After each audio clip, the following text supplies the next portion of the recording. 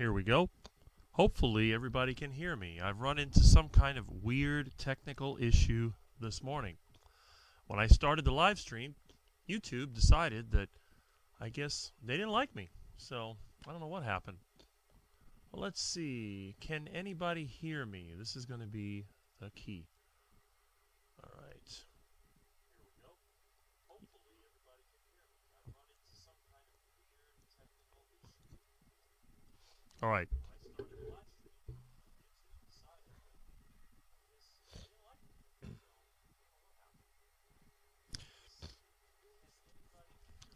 All right, I can definitely see that I am live. For some reason, the music did not come up.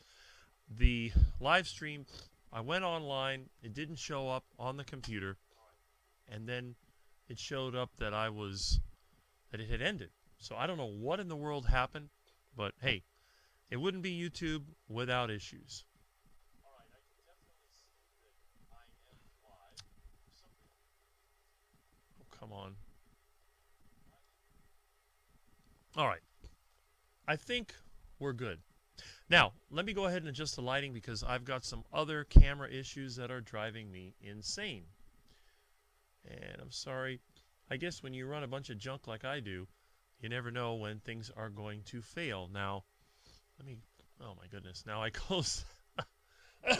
This is insane. All right. I'll get it eventually. Don't worry.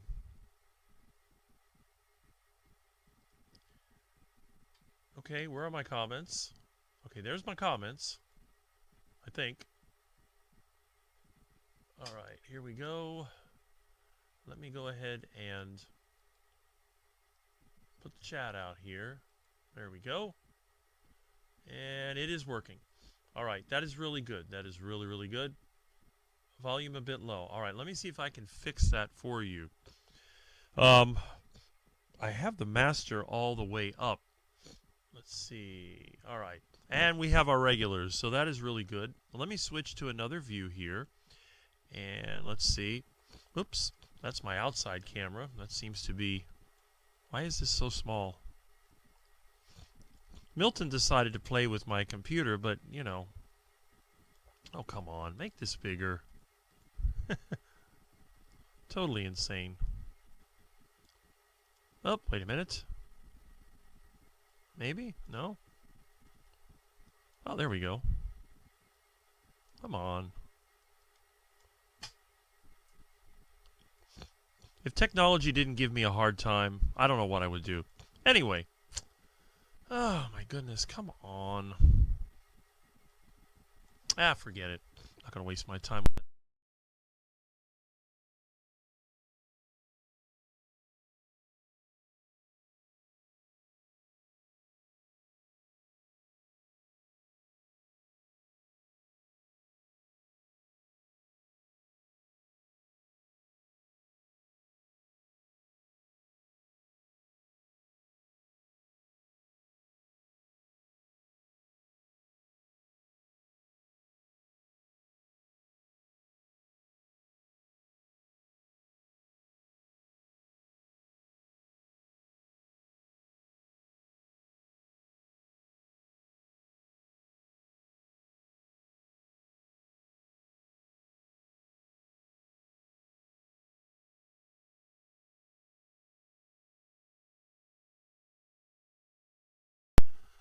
Now we should have sound, I hope.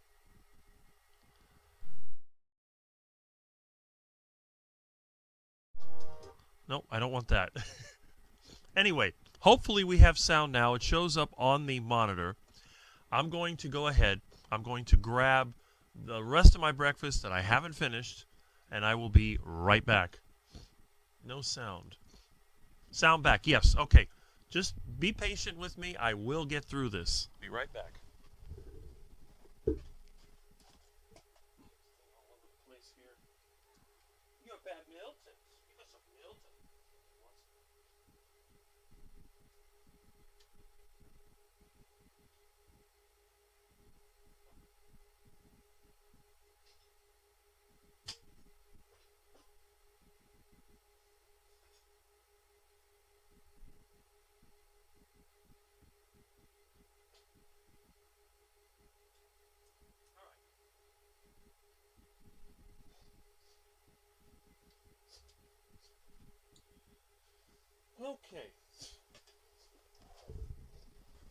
Here we go. It wouldn't be live at 8 with Rick without a few technical difficulties. I hope everybody can hear me. All right, now. Where'd the mouse go? Here it is. Found it. All right. So, here's what happened. I was trying to decide whether I was going to do the live from the bedroom or from the living room. Now, I've had a lot of people email me, and I've had a few people call me saying how much more they appreciated the living room. So I decided to do it in the living room. The problem is, if I leave all this equipment set up in the living room, in the morning it will be completely destroyed. In fact, the last time I tried to do it, which was last night, Milton decided that he knew better how to set up my computer and the microphone and everything, and it was all on the floor. So I woke up this morning, everything was on the floor, and I had to move it around, so that was just not fun. Anyway, I got it set up. It was about 7:55, and I was really happy. So I said, okay. When the time came, I clicked go live, and nothing happened. And it was like, all right, what is going on? Camera wasn't working, sound wasn't working, everything was a mess. Well, I guess when Milton decided to tip over the computer, he must have reset the OBS software, and nothing was working. So I had to scramble, set it up. Well, I got it working. Then I had no sound coming out of the morning introduction music, and that was not working. So it's been fun. Let's put it that way. It's been a lot of fun. All right. Excuse me because I was cooking my breakfast. I had my meat, but the eggs took forever to cook. I didn't preheat the pan. I had it on there. It's a mess. But anyway, we're here and everything is working. And let me see if this is the line working. Okay. That works. So I guess we're all set up. So what I'm going to do now, I'm going to go through the comments, and I'm going to speak a little bit about the different comments that I've had. I've had several phone calls, and I have to admit, I'm really, really impressed with all of you that have taken your time to contact me, to send me emails, to call me on the phone, and I actually feel like I'm part of a community, which is really good. You've got some great ideas here. And also, most of us wake up in the morning and we'll check out something like the Dr. Kilt's group. And all of us, as far as I know, at 8:30, we all look forward to morning coffee with Mitch. We'll talk a little bit about that too, because Mitch seems to be taking it to the next level. He has his new Chef with Mitch personality that he's putting out there, which I think is awesome. Don't you just love morning with Mitch? I've gotten to the point where I can't start my day without seeing Mitch. It's like, it's like the older friends. When I was younger, I had older friends. It's like the older friends I remember as a teenager. So much experience. He talks about the things that he's done. Really smart guy. And on the carnivore diet, the #1 stroke survivor that I've seen that's recovered that quickly, is a very inspirational person. And I'm very glad that I am one of the people that he has a sound effect for. In fact, I might be the only one that has a sound effect for, because I am a quack. So I thought about doing my own character. I was thinking about getting a lab coat and a stethoscope and putting that little reflector on my head and having a character called Dr. Rick. I thought that would be kind of funny. Everybody looks at like Dr. Baker and Dr. Chafee. Well, I'm not a doctor. I'm a doctor. And maybe make a little bit out of it. Anyway, let's hit these comments and let's see how many of the great people we have in the chat. And again, now you'll notice I look that way because that is where my big screen is. I wanted to set up a table with multiple monitors, but my little buddy over here decided that he didn't like my other monitors, so he broke it.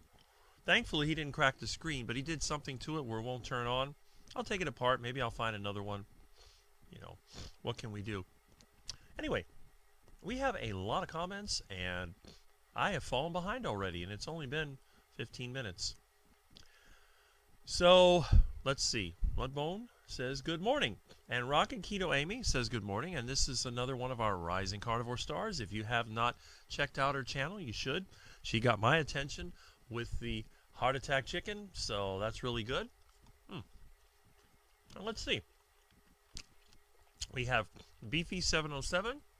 If you don't remember who that is, he is the one that orchestrated the Carrie parody, which we had a lot of fun with. And I think that whole thing has finally gotten to the point where we can enjoy it. And Gary No Slow says, are we doing this? I think we are, unless YouTube cuts me off. And the Feral Grandma says hello again. She was on Mitch's channel a couple of weeks ago. And by the way, I noticed that tomorrow on Mitch's channel will be one of those open panels. I am probably not going to pop in there because I don't want to hog up all the space. So I hope that anyone out there that hasn't been with Mitch will check it out. Because usually I think his channel, you know, it's like the private or the membership is where he does that. But now he does it on Sunday. So that's great. And Beefy707 also says good morning. Terry Sue says good morning. Why am I not seeing it? Okay. And Sandy Blight said there was no sound. And yes, I think I have fixed that problem. Thank you, Mr. Milton, for rearranging my computer. I really appreciate that. Hope I'm in the right one. The other said error. This was really weird. I don't know what happened to it. I don't know if YouTube is trying to do that. But anyway, let's see. Okay, can't weird. Can hear. Come on. There we go. Wait a minute. He's not Mitch. Nope. I am not Mitch. But Mitch always starts at 8:30. Just arrived. How long has this show been on? Well, at that time, only a few minutes. And I have, we hear you. Yes, hear you. We're 12 seconds late. Volume a bit low. All right. And Bacon Baby said hello to everyone. Josephine C. said howdy all. And the audio was very low. Hopefully it is better now. And Peter Papa Carnivore is here. Good morning, Quack Pack. Quack Jr. is here. And we have Smoothie 420. Good morning, Rick and the Quackers. And Rick says, good morning. And Greg says, morning, Rick. And I say good morning to Greg. Rick touchdown in 15 minutes. Talk soon. Yes.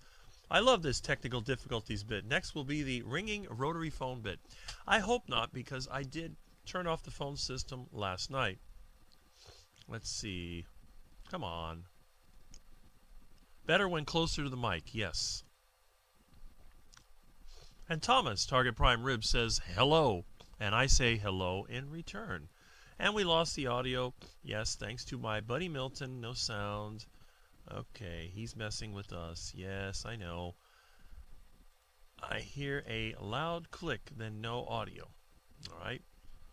How do you feel after eating? We're no sound, no sound, no sound. Okay. And let's see. All right, what do we have here? Somebody called on the line. That's interesting. All right. Come on. Yeah. Isn't that weird?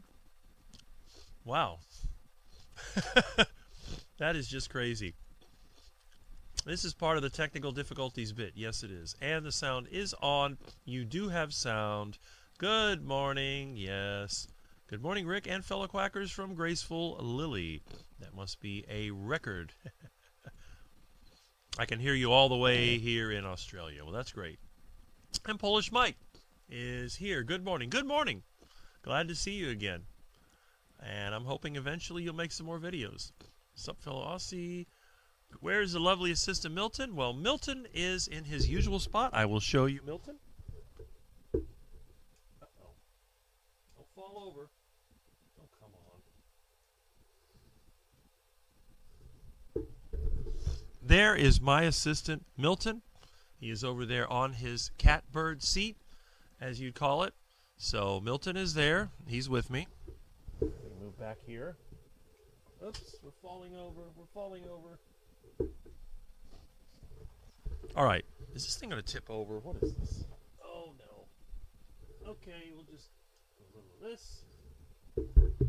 And there we go. All right. Now you have to look at me, which isn't great. Oh no. Time for Rick to be chewing fat. I've not caught up for my coffee yet. Well, make sure that you have your coffee brewing so that way you won't fall asleep. Look at all these comments. Wow. Big crowd. You know, last week we had a record, which I think is pretty good. So I have a feeling that everything here kind of works out. Okay, and Thomas says, I am having some bathroom issues this morning. I had my first meal of the day. 3 burger patties soaked in bison tallow. When you say bathroom issues, does that mean you're going too much or you can't go? If you can't go, extra fat will help. I'm still in bed for a little while, but listening. Okay, so we have to feel fast. All right.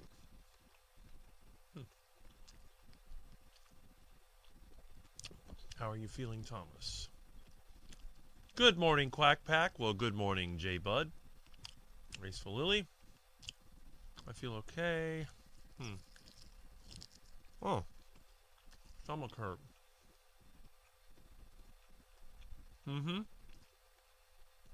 That might be a good idea. All right. I hope so too. Sorry about my eating my eggs. All right, eggs are done.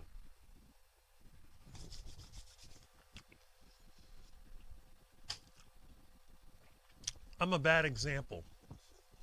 I never fast.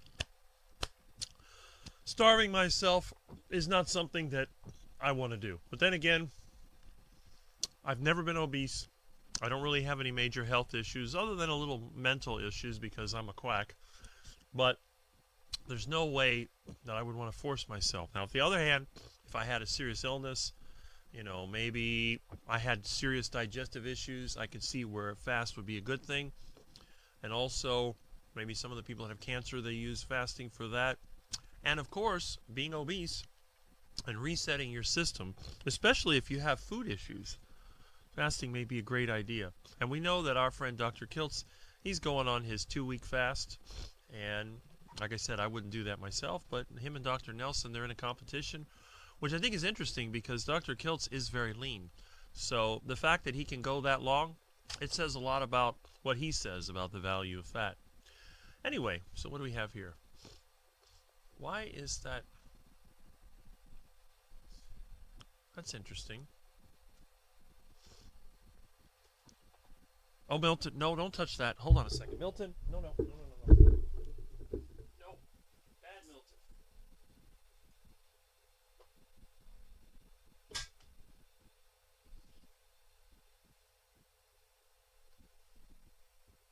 Oh. Hold on a second. Wait a minute.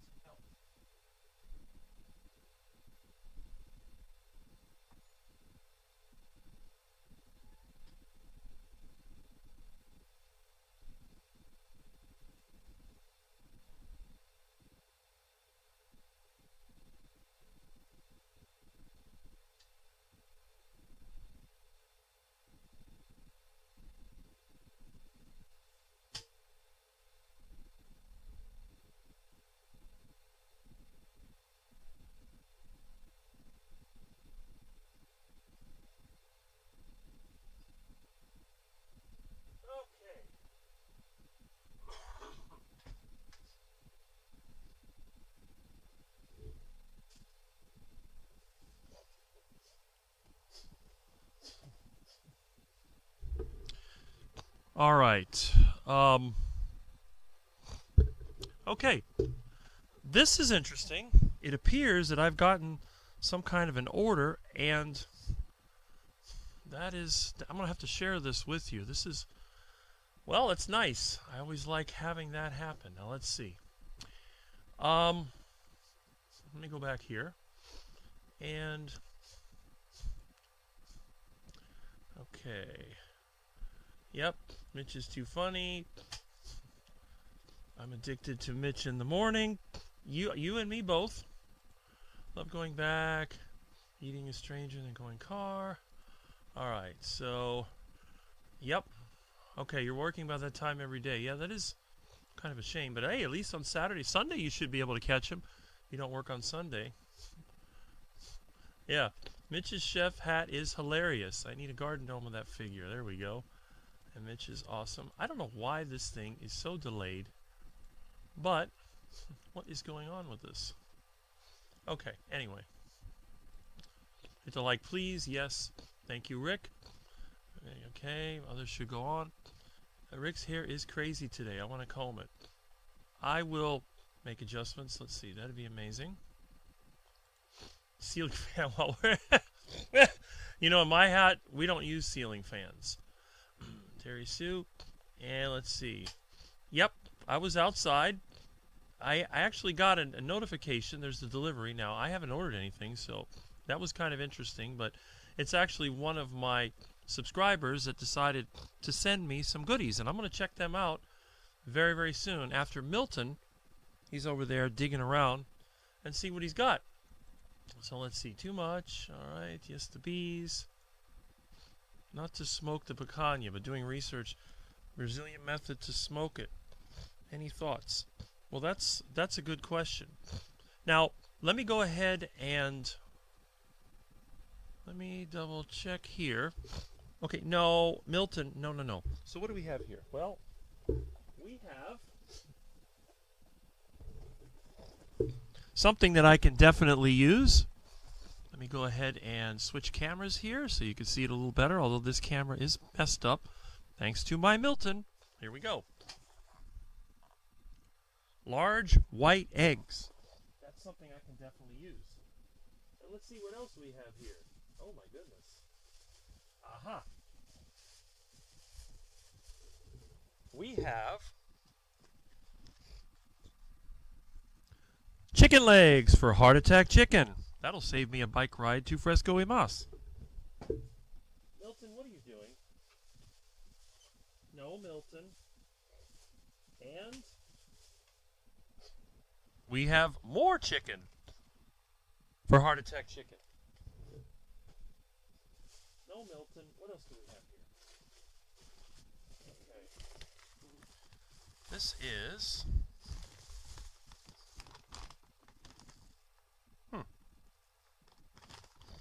This is unusual. Beyond steak? Must be for the ducks. No, Milton. Okay, let's see. What else do we have here? Aha. Now this looks really good. Look at this. Picanha. Look at that. Delicious. Very nice. Okay, what else we got here? Milton. Little monster. Oh, wow, look at this. Aha. Another thing that we can use. 5 pounds of ground beef. This is excellent. Okay, little monster, what are you doing? No, bad pussy. And, look at this. We have some center cut pork loin. Another delicious dish. All right.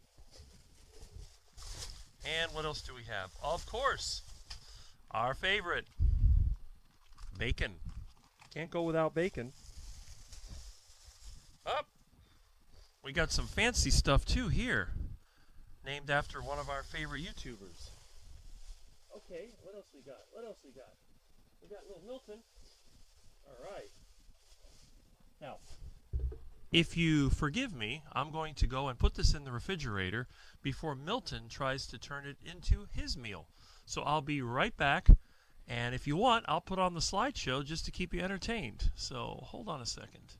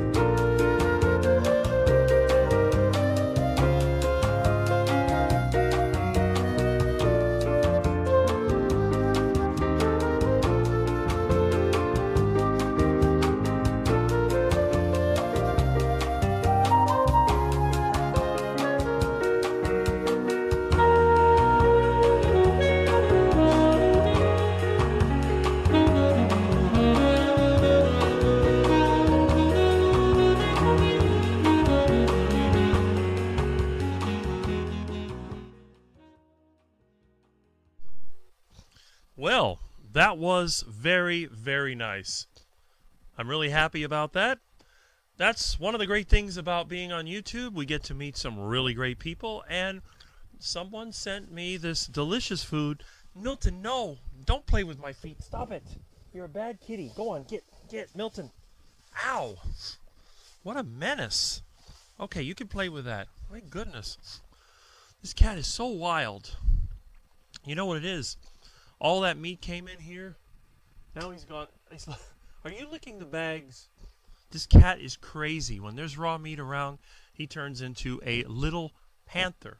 Let me go ahead and skip ahead in the comments to see if I've missed anyone. I'm sorry for the distraction, but I'm glad I put that outdoor camera in there because a lot of times I'll get people there. Okay. All right. There we go. Okay. So I am far behind, but that's a very good thing. Anyway, Rocket Keto Amy had said in this comment, someone told me not to smoke the picanha, but doing research, the Brazilian method is to smoke it. The Brazilian method can either be smoking it or roasting it. You don't have to smoke it. Now, I don't like anything smoked. I've never smoked in my life.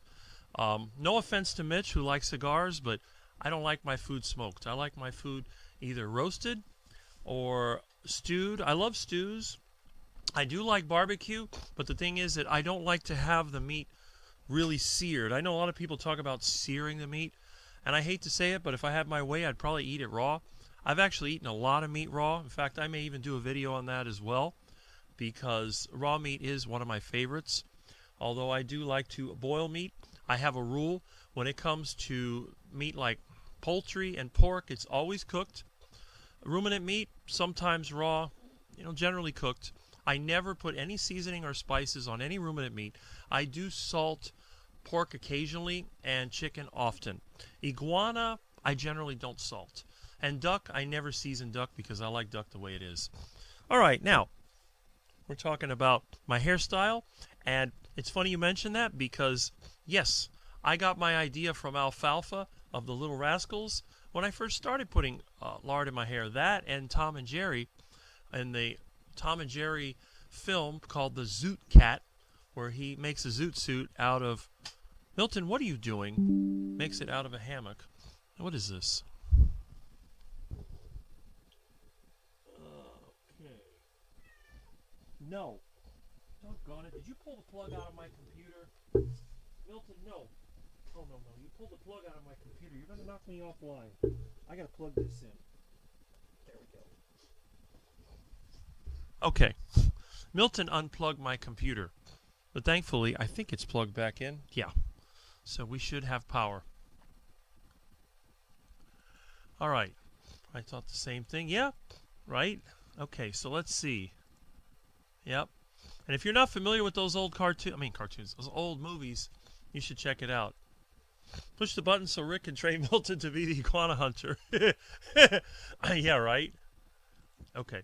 Haha, what in the world is happening? That's what I was wondering. Meow, meow, meow. I like the front camera, Rick. I put that in yesterday, but it's not working the way I wanted it to. The resolution is off. I had problems with the DVR, then I had interference, but I'll get it. It's like anything else. I got so much junk around here. I use what I got. Out chasing Milton. No, Milton did not run out, believe it or not. I don't have a smoker, so I don't know. Let's all give Rick some more. Yes, let's do that. Let's make sure that... What is it, Milton? Oh. Milton now is hungry. I fed him this morning. He smelled that raw meat. Now he's over at the refrigerator meowing. What? What's the matter? This is the bad thing about having a carnivore as a companion. Milton, you're a menace. I'll tell you. Yes, a surprise package. And I did show you. Let's see. All right. Okay. And DS111 says, I don't think going through every single comment should be the focus. I would rather hear you discuss whatever presents itself instead. I agree, but I'm gonna be dividing this show up into different sections. That's what I'm gonna talk about today. Mitch's tall-hatted chef coat was cool. Yeah, it was. I'm not sure what that is. It might be a mistake, but I'll have to check it out. And I got a picanha. Yes, I had one. Actually, one of my subscribers sent me a picanha a couple of weeks ago, and it was actually very, very good. Let's see. Well, a picanha. Who is trying to fatten Rick? Well, I'm sure whoever it is will mention it. Yes, such a thoughtful gift, and something that I can actually use. I like to say the word picanha and also eat it. You're a smart man. That's fantastic. Yes, it is. Well, I don't think it's for Milton. Maybe for the ducks. I would say the ducks. But you know what? The fake meat might be fun. I might do an experiment. You know how these vegans always have their silly fake meat? Well, I'm going to do an experiment on that too. Yeah. Oh, I guess the music did work. Rick won't cook that Beyond Meat. No, I'll quack it. Picanha is so good. Kind of expensive. Well, that's true. $10 Rick. Now super chat to warm up and eat that Beyond Meat. Well, again, it might make a funny video. I'll tell you that. Plus, the ingredients. Still waiting for Rick to start. Nope. I'm here. I'm here. You got to look at what happened. Milton, what are you doing? No, don't chew on that cord. Milton, get away. Go. That's my microphone cord. That's not a cat toy. I'm tired of seeing teeth marks in my XLR cable. You're going to ruin this one like you did the other one. I can't even use it. But then again, there's a good thing about that. I'm going to make a mic mute button. So whenever I have to blow my nose or sniffle, I'll just step on it with my foot. Now, where did I put that button? What? I was riding my bike, and somebody, I guess, they threw out some stuff. I guess they were fixing the crosswalk, and the little button that goes on there, they threw it in a garbage can. So I grabbed that, and I'm going to turn that into a mic mute button, because they want $60 for those things, and I can make one for 0. Okay, older man hit up my buddy in a bar. So, do you go both ways as he leaned in? That's not good. What is it with these old people, you know? It's never the good-looking ones that want to go out with you. It's always some creep.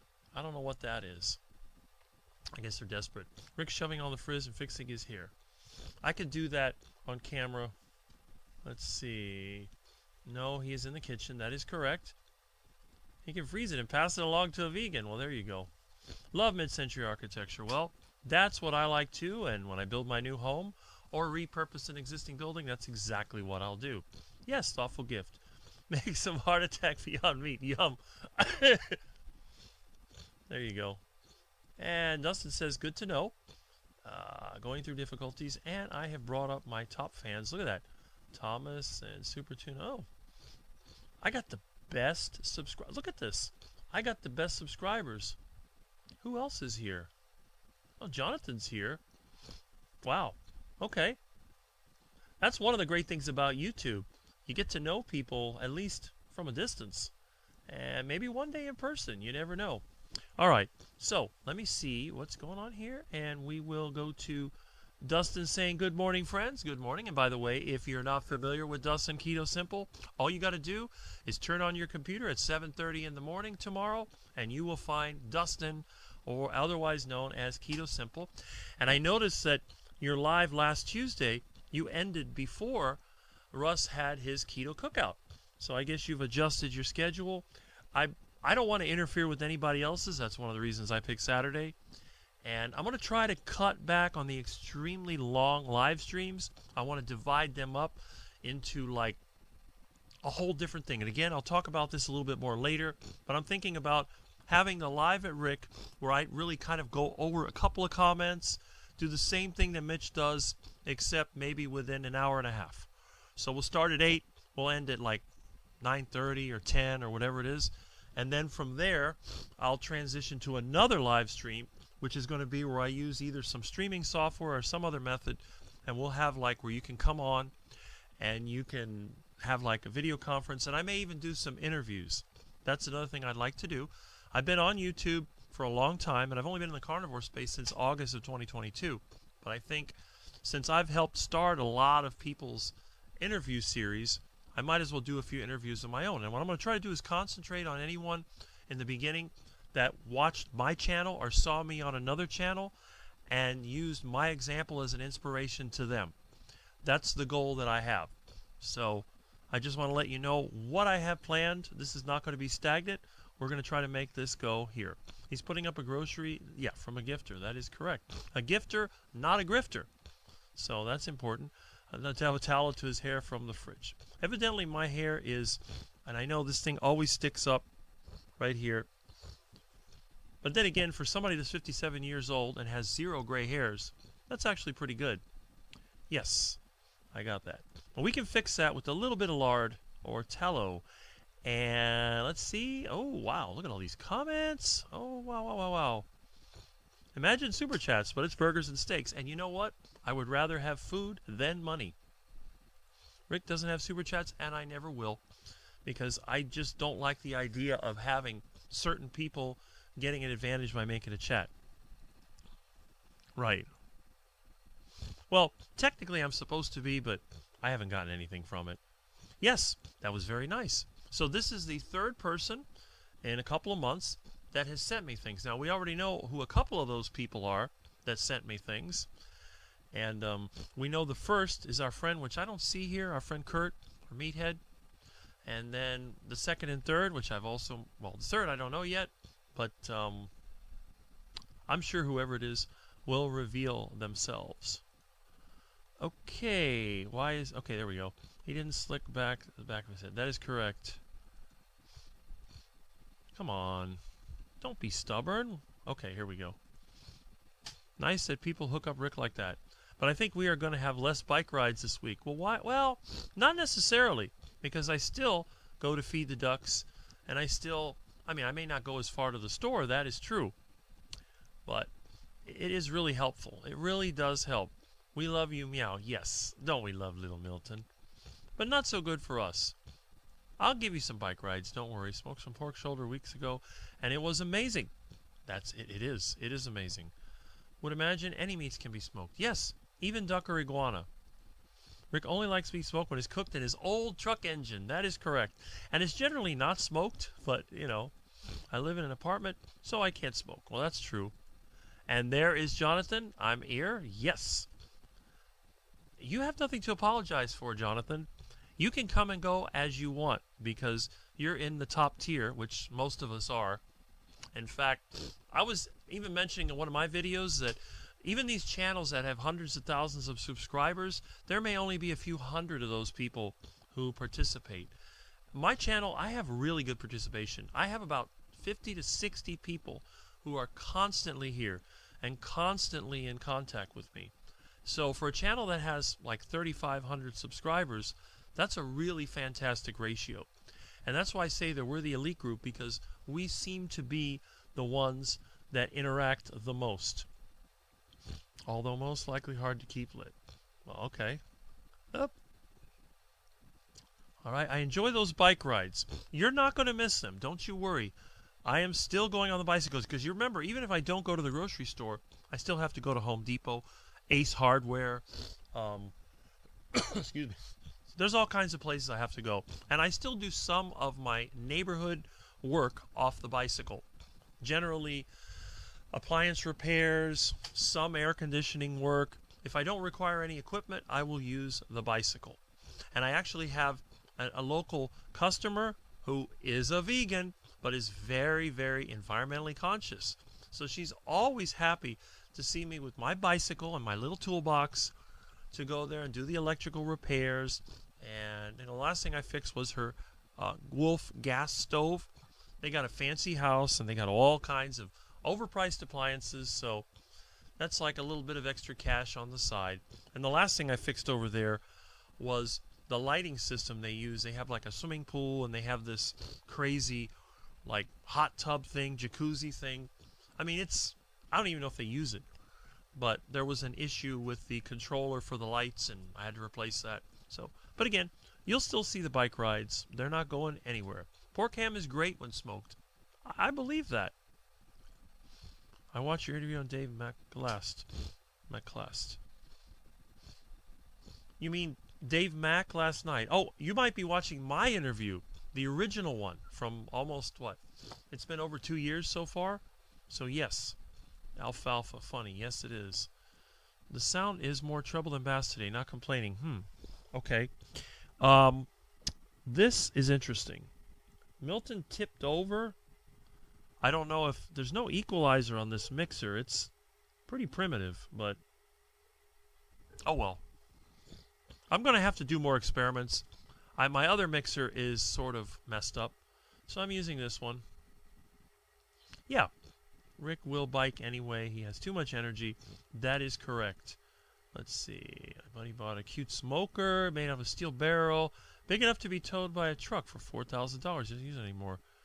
Takes too long, he said. There we go. All right. Oops. Okay. I'm doing my morning walk and it's hot. What else is new down here? Or neighborhood? Yeah, exactly. I got all kinds of bike videos I can do. Can you mention who sent you the care package of meat? Well, I'm going to let the person that sent me the care package of meat express themselves because, honestly, I don't really... Oops.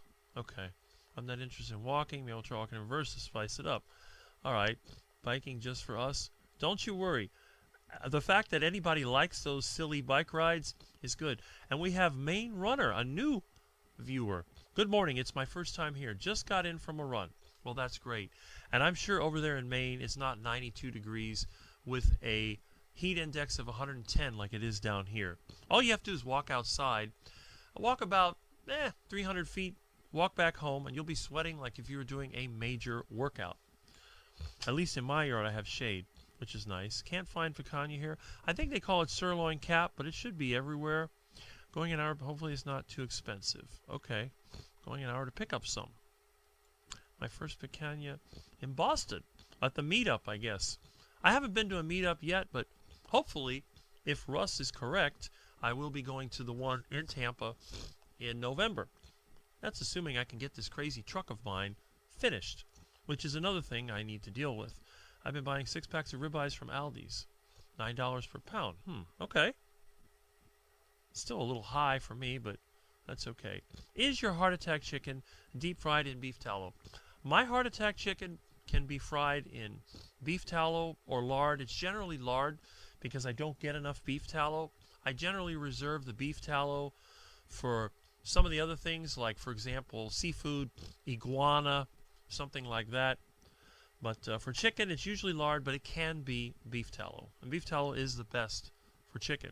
Beef tallow is also good when you buy those cheaper cuts of meat that are kind of lean. You can put them in the crock pot, and it'll soften it up and make them fattier. Going through some video issues. Okay. I made heart attack. Oh, come on. Chicken thighs the other day. Tallow cooked chicken thighs, though they are boneless and skinless. That's what the wife wanted. I always thought the bone was definitely one of the highlights of heart attack chicken. A Homestead Rick Live, a Carnivore Rick Live, and a Q&A conference live would work well. And that's exactly what I'm thinking about. You know, it's something that we can kind of liven this up. Now, obviously, I could talk forever, but the thing is that not too many people want to listen to me talking all the time. But that's okay. We can do it. Sounds like a plan, Rick. I think it is a plan. An older gay teacher tickled my same buddy on the side while he was using the urinal in a small college bathroom. Oh, boy. I'm surprised your buddy just didn't... BAM! I don't know what's wrong with these funny people, you know. I get very frustrated with these old, funny, fruity, whatever. I don't know. I shouldn't say it because I don't want to get in trouble. I'm going to offend some people. But I don't think that people should be behaving that way. You know, if you like, you know, if you're a guy who likes guys, okay, I don't have a problem with that. But you need to do it in a way that you don't, like, make people uncomfortable, because only 2% of the population is this way.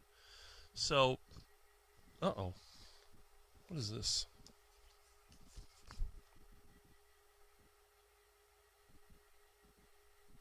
This is weird. Hello? Hey. Yes. Why? Yeah, I am. This is not working, though. What the heck? Oh. Well, that's funny. Hello? Uh-oh. Why is this not working? Anyway. Sorry about that. Something went wrong. I don't know. Technical issues. Whatever. Tom, if you called, call back. I think what happened was Milton must have reset the phone system. So call me back if you like, and I'll keep an eye on it because my lights are not showing up on the phone. Anyway, let me hit the comments again. Yeah, Golden Gate teacher tickled my same buddy on the side. All right, well, anyway, I'm not going to say. Now, I have a long-time gay friend who is a really good person. I really like him. We're really good friends, although he hasn't lived here in like 20 years. And, you know, there's a certain whatever. Okay, here we go. Hello? Hey, can you hear me now? Yes, it is working. Okay. Hopefully everybody else can hear you. Oh, I don't know. Figure I'd say hello and see how, you know, before I'm going to that party at 2 o'clock today, so I figure. Excellent. So I guess you're all charged up with food, so you're not tempted by the duck food. I had the burgers, and at around 11 o'clock, I'm going to have the steak. So Excellent. That should be more than enough, you know. Yeah. So, you know. I mean, I hope nothing you know, I did have some stomach issues earlier that I mentioned, and but they're starting to taper off now. So That's I think good. what it was from me not eating for so long, all of a sudden putting food in my stomach. I think it just kind of triggered a little bit. And I probably had too much. I probably had too much fat too, because I had I broke it with 6 eggs and soaked them in ghee. Mm-hmm. So I think that might have been part of the reason. That might be it. Too much fat overload. Yeah. So I think maybe what I'll do is I'll change my plan a little bit. And Bacon Baby was saying something about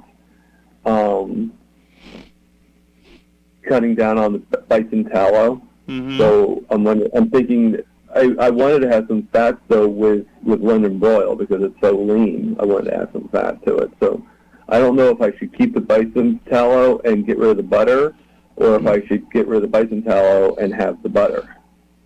I would go for the butter. You know, the tallow is going to be more of a load if you're sensitive to fat.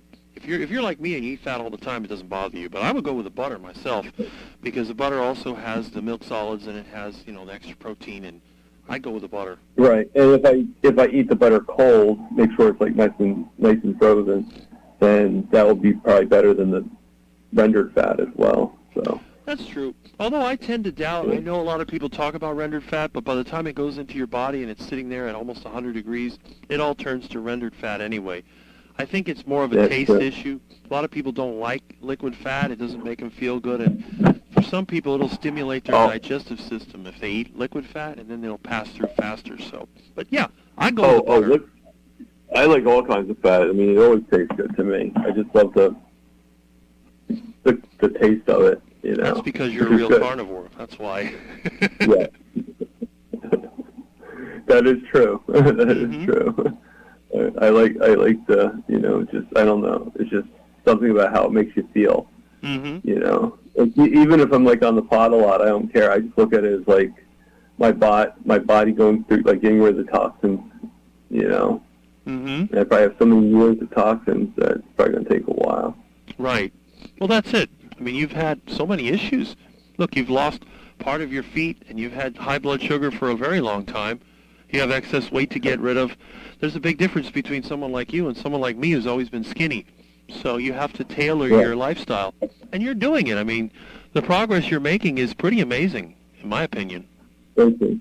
Thank you. You know, I mean, I still see, like, you know, like where it's like, oh, you know, I wish it could be a little bit better, but then at the same time, like, you know, but it's better than it was, and it will get even better than this, you know. So it's always going to be, you know, and we can tell Peter right now that I'm at 79 on my blood sugar. Well, there you go, 79. That's awesome. Is that with insulin or without? Unfortunately, it is with insulin, because it was about 140 this morning, and I know I'm going to be eating quite a lot, and I don't want to have a high blood sugar when I go to the party. Right. So, you know, I did take some insulin. That's good. And Peter, still haven't had the party yet. It's not until 2 o'clock today. So I see you posted a comment about finding a way to keep your shoe on. You know? Yeah. What was that? I'm sorry? I see you posted a comment about finding a way to keep your shoe on in a bike ride. Yeah. Yeah. I know this guy that worked at a bike shop, and I didn't realize he worked at a bike shop until like the other day. So I asked him. I said, "Do you have any method that I could to prevent my foot from falling off the pedal? You know, and my shoe falling off?" And he knows about my diabetic, you know, the toes and all that stuff. And he goes, yeah, there's a special pedal that actually has a cup that you slip your foot in, almost like it's like kind of like fits onto the pedal itself, so it's a little bit longer, and it rests right onto the thing, and you can just strap. But it's easy to take your foot in and out. Like you don't, you know, it's not like you're strapped in and you have to like kind of like fiddle yourself. You have to you know, you can actually just flip it right in and out. But it's like kind of like a dome cup that goes over the pedal, and you know, it looks almost like a sandal, I guess you could say. So it's big enough that you can fit the foot in, and it doesn't fall off. Milton, no. Get off the phone. Crazy Milton. Go up there. What? There he goes. Yeah. He's Papa behaving. just said about 79 being amazing. So, yeah, I mean, I just use a minimal amount. Actually, I use a little bit less because normally my minimum amount on my short acting is 7. I actually use just 5 on the thing. I took it down a couple notches. I see a lot of people who come in. Cindy DeManchi, Kitchen Witch, and I see also the main runner. It was like 60-something degrees. Lucky him. Yeah, It's like and Erin came in too. I don't know if you saw her before too. Erin came in? I didn't see her. Yeah, Ruby Ghost is here. Let me see. He's saying hello to Cindy and Tanya. Okay. Tanya I saw, Kitchen Witch. I don't see Erin. Who the woman is paddleboarding on a lake. There's a lot of comments. I just try to go through them, you know. Oh, Cindy has a large slab of brisket on the smoker. That's great. I need a basket. Yep. I'm not taking Milton on the bicycle. I don't need to have a giant cat fight out in the street. Okay. Thomas, yeah. It's okay. He's start wearing a CGM just for the hell of it. Oh, that's good. That's good. Yeah. Keep an eye on it. Yeah. Avoid the thing about having people call in. You get people in noisy environments with terrible quality audio. Okay. I'm happy to just listen to it. Oh, there you go. It's true. It sounds good, though, now, I think. Although my phone is a little bit scratchy because it's super old. But I'm going to change that. Right. They're asking about the weighted vest. I saw that with Nick Norwitz about losing weight with weighted vests. Huh. Catching up with the comments. It's a good thing. Slipped in. Whoops. Okay. Oh, I thought I was catching up. Okay, there's Erin. I see her popped in. I was way behind. That's what it is. Well, it's a good thing. I mean, you're getting so many people that it's getting harder and harder to keep up.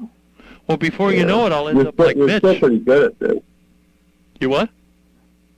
I think you're still pretty good at this, following through and stuff. I think so. I think I try to manage it pretty well. Although I do have technical issues, my equipment is old, and I have my four-legged assistant, which, you know, he's worse than Barkay's teddy bear. Up a little bit there. Yeah. You know, Barkay has his teddy bear, but at least the teddy bear doesn't move.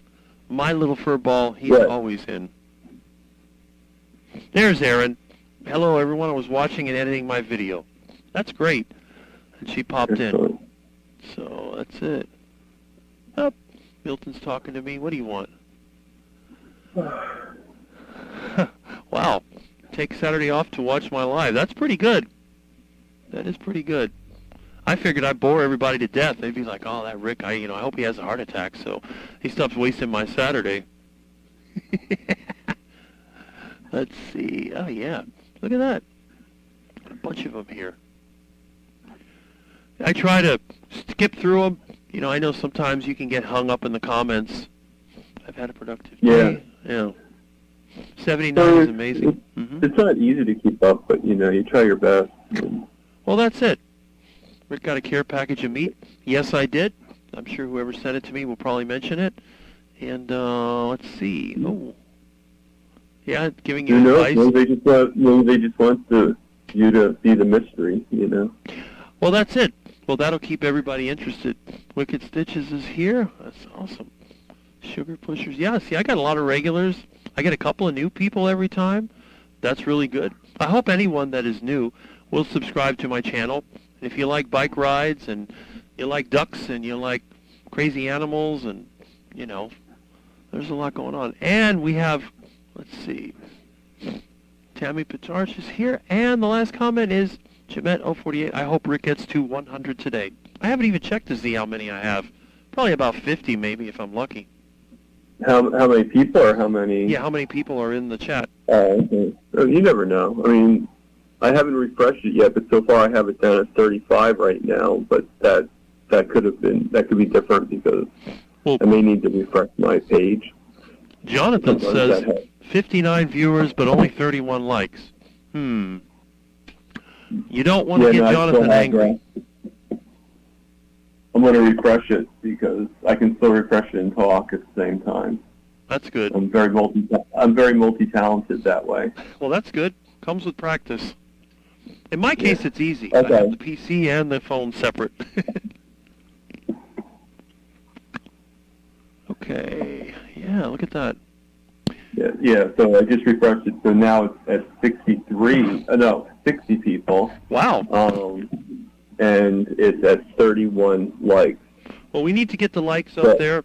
I would encourage that. Yeah. Now, honestly, it doesn't matter to me because I don't make any money off of it, but if you click more likes, YouTube will recommend it to more people. So if you want to help me out, click the likes, and let's see if we can get it up to the number of people that are here. That would be great. Yeah. I mean, it takes likes and money to train Milton to be that iguana hunter. So that's right. Yeah. It does. Let me see if I can get a I light just on. imagine Milton making some kind of like hunting outfit, you know. There we go. I'll put on a light. Maybe I'll look a little bit better. If I scare people away, they say, "Oh, this guy looks like a vampire. You know, he must have crawled out from under a rock. What's wrong with this carnivore diet?" Well, you know, it's bad for there's you. a carnivore vampire. Yeah. There you go. I'll comb my hair. Where'd I put that comb? Oh, I need an extra shot of lard to make it stick down. My hair likes to stick up. You know, I always tell people for a 57-year-old, I have a lot of hair. And I know you're getting some more hair too, which is good. I am. I mean, it's still not where, you know, I still wear the hat, but, you know, it's all good. Well, that's good. At least, you know, as your health gets better, that's the thing.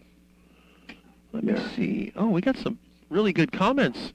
I'm telling you. Likes, please. Yes. Okay.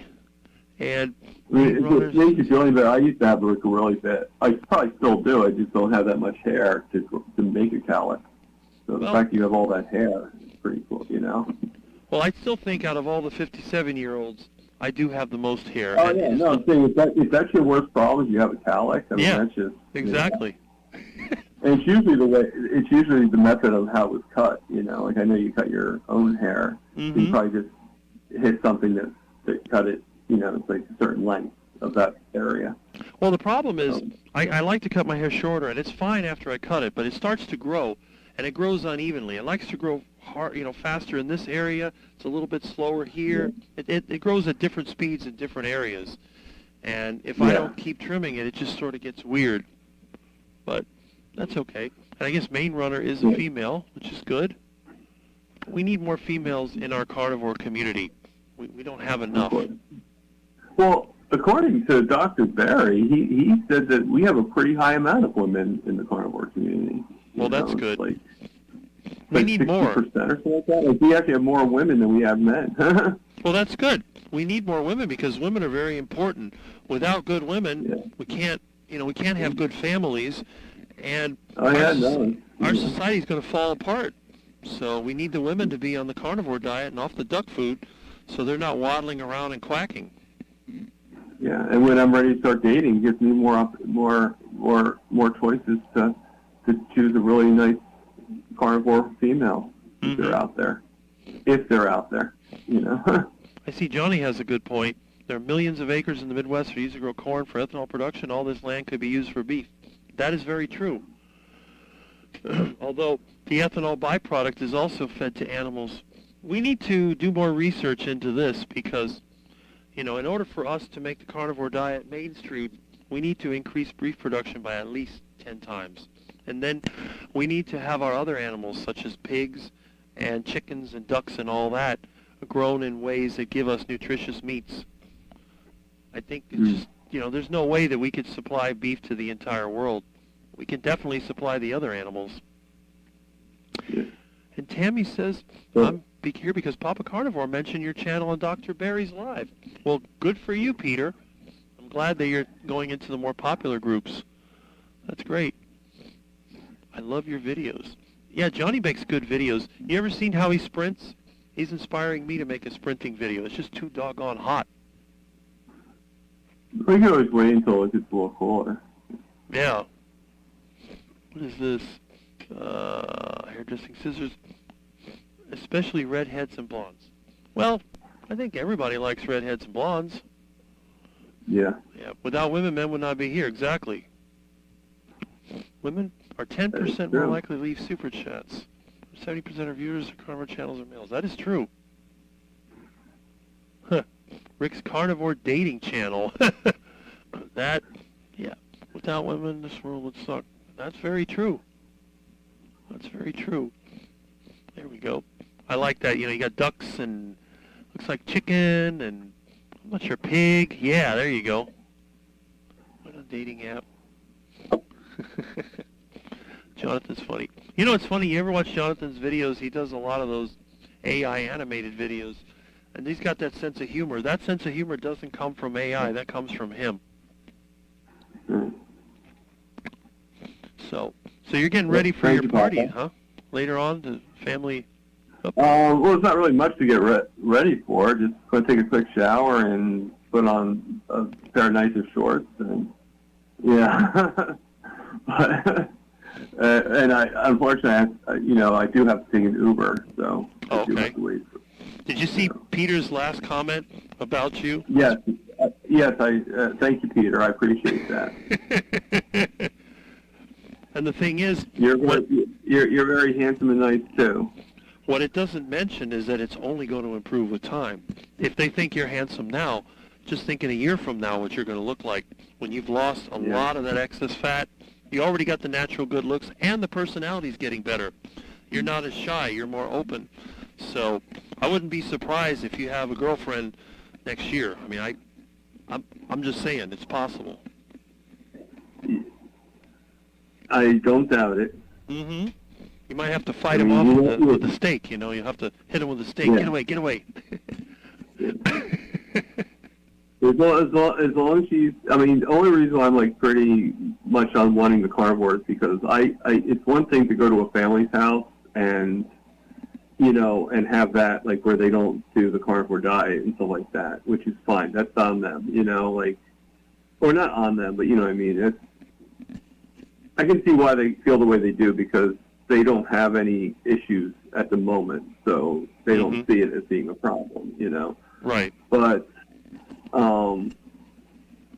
if I'm, if I'm going to live with somebody in that capacity, I don't want to be arguing about getting all these foods and arguing and going back and forth. I know that must be really tough on some of the carnivores that do have spouses that are still, or family members. And I don't want to have that. I just would rather it's I mean, I do have it here in a way, but it's still not as bad, Mm-hmm. That's right. I would just like that somebody that's the same mentality as I am, and they would want to go to the meetups and stuff like that. Like anything that I do, I want them to be able to come with me, and have a good time. Right. No, that's it. You don't want to have to battle it out. I mean, you wouldn't want some gal that's a vegan, for example. That would be a total disaster. Exactly. Yeah. Plus, the vegan gals, they don't look that healthy. The older they get, it seems like the worse they look.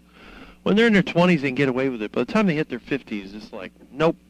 Nobody wants to date a prune, which is vegan, by the way. So, I'd rather have a steak. Then again, I shouldn't say that because that might imply the wrong thing. But anyway, you know what I mean. It's just you gotta be. Yeah. You gotta find somebody compatible, and the way you eat is very critical because can you imagine you get a vegan and you're cooking a steak? Oh, I don't want to be around that steak. Oh, that's terrible. Right. And then you feel guilty, and guilt is like one of the worst things, Right. I mean, I would have to say it's probably the only reason why I would actually cheat at my family's house is if they actually made me feel guilty, which I'm hoping they don't. I'm hoping they just let me be and let me do and let me eat the foods that are, and not be like, oh, I worked so hard on this cake. Can you, have a piece? Can you have a, like, oh my God. And can you imagine somebody like me takes a bite of the cake and spits it out and throws up? They'll take offense to that. Oh, you don't like my food. I'm like, I don't like cake. If I gave you food out of the dumpster, would you eat it? Yeah. I mean, yeah. I mean, exactly. I mean, in my case, I do like cake cake. I just know it doesn't like me, you know? Right. Yeah. You know, it's deadly. I mean, cake will destroy you. I mean, the only thing I can hope is that I've lost enough weight that they notice, you know? Right. That's true. Let's see. I mean, some people you could hit them over the head with a rubber mallet, and they still wouldn't notice that they have a bump on their head, you know? Mm-hmm. Or in our case, him with a cast iron skillet, you know? Well, that's true. That's like a weapon right there. Yeah. Well, I told you a story about my aunt, right? My aunt and uncle. My aunt used to hit my uncle with a cast iron skillet. Oh, man. And like all the time. And he was a big guy. He was like about your height, but like about 300 pounds. You know, like he was a big guy. And you know, and one day, this is actually a horror story. One day he got so tired of it, and he was like in that realm of like you never leave your wife, you never complain, you know, you just kind of take it or whatever, you know, yell at her, whatever, but not hit her, not do. He was like very honorable in that particular respect, but too honorable. And one day he had enough of it, and he picked up his gun and shot her. That's not good. No. Should have just taken the cast iron pan and broke it. Yeah, or taking it away. Never mind break it, but just take it away, like, like, you know, just grabbed it from her. Mm-hmm. You know? Well, that's the problem. People may take something for a while, and then one day they just blow up, and you have a bad day, and can't turn that back. Yeah, and Meathead says that if they try to make you feel guilty, that says that they don't respect you. Well, I think they love me, Meathead. I mean, it's my sister after all, and her family. But sometimes I don't feel I do get that much respect. So it's like Rodney Dangerfield, no respect, you know. That's it. That's it. I see Meathead's here. I wanted to say hello, but I'm just stepping through the comments as I'm on the phone, so it doesn't like really back up, you know. But yeah, I see the advice here is pretty good. The carnivore dating game. I can just see that now. Dun dun dun dun dun dun dun dun dun, with the Tijuana Brass playing carnivore dating game. Small town. Oh boy. Butter girl. Jonathan, yeah. Hope very much your pain levels will improve. I hope so too. Jonathan's been struggling, but he does the best he can. Yeah, there's a comment from Meathead, Kurt. Okay, so carnivore dating app. Well, I was even thinking about setting up a carnivore pricing app for meats in different stores. I'm not sure how someone would go about doing that, but that's it. It was a sad day for carnivore women when Dr. Anthony Chafee got engaged. That's probably true. But then again, you know, Dr. Anthony Chafee's got money and he's popular and he's good looking, so the women are circulating around. He has his choice of gals. And Chafee's girlfriend is hot. I think that's what you mean. Yeah, Ella, I think her name is, right? Yeah. What is it, her name? It starts with an E, I know that. It's either Ellie. Ella or Ellie. Ellie. I think it's Ellie. Okay. That's correct. Yeah, Ellie. Yeah. No, she's very attractive, very pretty.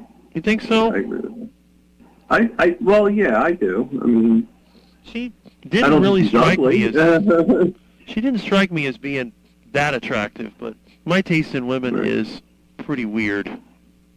I mean, she has two eyes and you know, and everything seems to be in the right place, so that's always a good thing. My friends joke. I say, you know, Rick, what's Rick's type of woman? Oh, that's very simple. All you do, you take Rick, put some blonde hair on it, female parts, and there's his girlfriend. Like, yeah, that's about right. That's about right. I like gals that are super tall and thin. And you don't see too many of them. They're weird. No. Most of the tall guys like short gals. She's about 5'10", I think. Oh, yeah? Yeah, she's I never actually seen her. she's always sitting when I see her, but or standing behind a counter. But yeah, from my hair, she's like 5'10".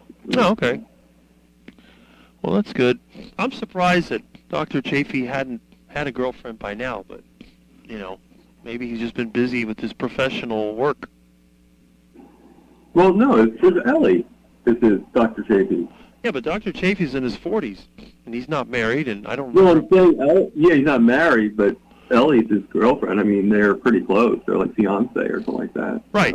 So they've gotten married yet. But they haven't been together for like 20 years. I mean, it's only been a couple of years. So that's yeah. Yeah, he just met her. Oh, yeah, I get what you're saying. Well, I mean, look at me. I've never had a relationship, and I'm 52. Mm-hmm. So. Jonathan's funny. I think Rick is a more beautiful lady, LOL. My taste in women is female similar age and good at cleaning clothes, tidying. Traditional man. See, I don't have to worry. I don't care about cleaning. I wash my own clothes. I clean my own stuff. My house is a dump. I don't care. Doesn't bother me. When my bathroom gets bad, I get the pressure washer. I open the window, bring the hose in there, hose it down with a pressure washer, pour some bleach in there. Kitchen, I clean that every day. I got cockroaches in the kitchen. I drown them in the sink every day and used to give them to the ducks. When I had ducks, I never had any cockroaches. Every time they tried to get in the house, the ducks would intercept them. But, now it's like, okay, I get called by bacon and eggs. Some of these comments are quite funny. What do you think about it? Here's a good one.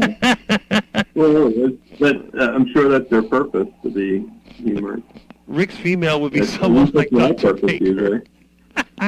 Just try to get people to laugh, That's probably true. Rick's female would be someone like Dr. Baker. That would be a good girlfriend because then... yeah. What, so then his girlfriend could, carry him across the... Well, the thing is, if you had a girlfriend that was like Dr. Baker, nobody would ever hit on your girlfriend. You wouldn't have to go somewhere, all these sleazy guys, hey, they're whistling at you, whatever. And they see that and they're like, they run, it's like a cartoon when Yosemite Sam comes in the bar and everybody runs away because they don't want to get into a gun battle with him. It's like, here's Rick's girlfriend or wife. Boom, everybody's gone, Maybe you got one gay guy over there that says... Now imagine Dr. Baker with a blonde wig. Yeah.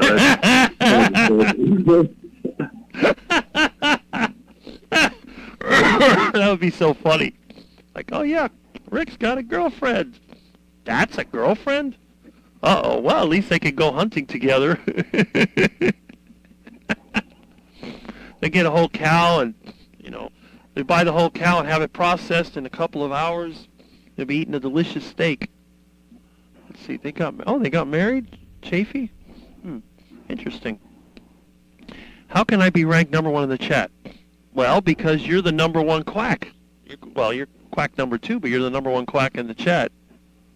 Yeah, I'm sure Chafee had plenty of girlfriends we don't know about. I'm sure about that. I mean, seriously. Very beautiful. Ellie, I looked at her, let's see, Ellie has 2 kids. She does. She has an older, actually they're both, I think, older. Not older, but I don't know. I don't know how old they are, but they're at least in their teens.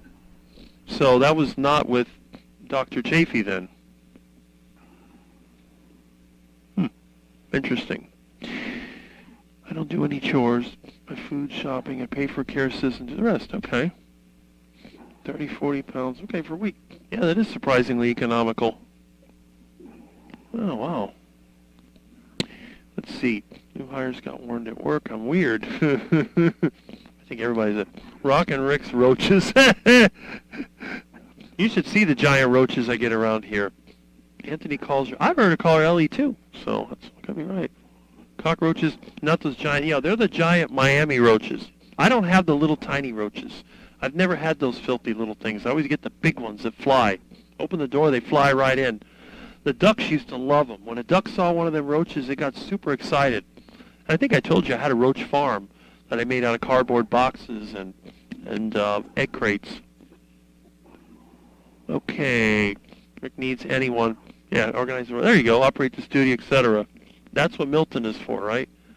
I got to go to work. Okay, Johnny. Well, good. Check out his channel if you get a chance. Okay. Yeah, look at that. So yeah, Rocket Keto, Amy, I'm tall. My husband. These comments are good.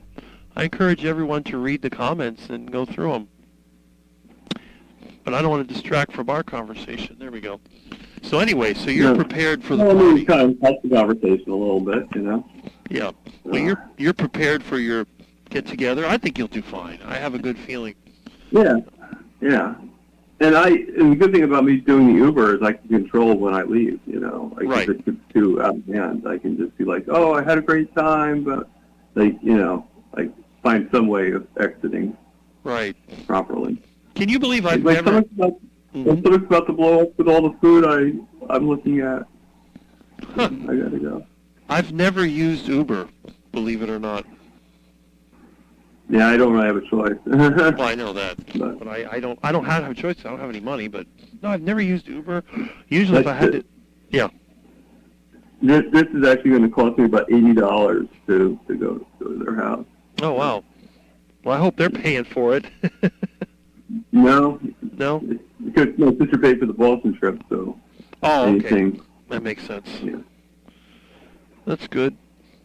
Well, at least, you know, She paid for the Boston trip, but she gave me quite a bit of money to help me guarantee it. Let's put it that way. Right. You know, I still put some money into it. Right. She had to, like, it was a birthday gift, birthday and Christmas, so. Right. Well, that's good.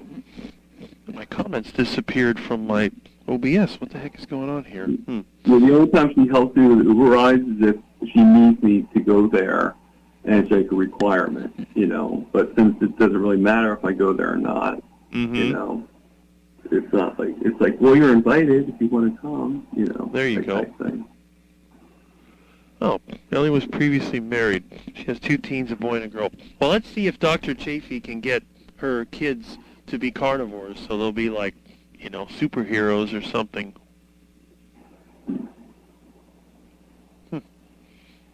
That's good.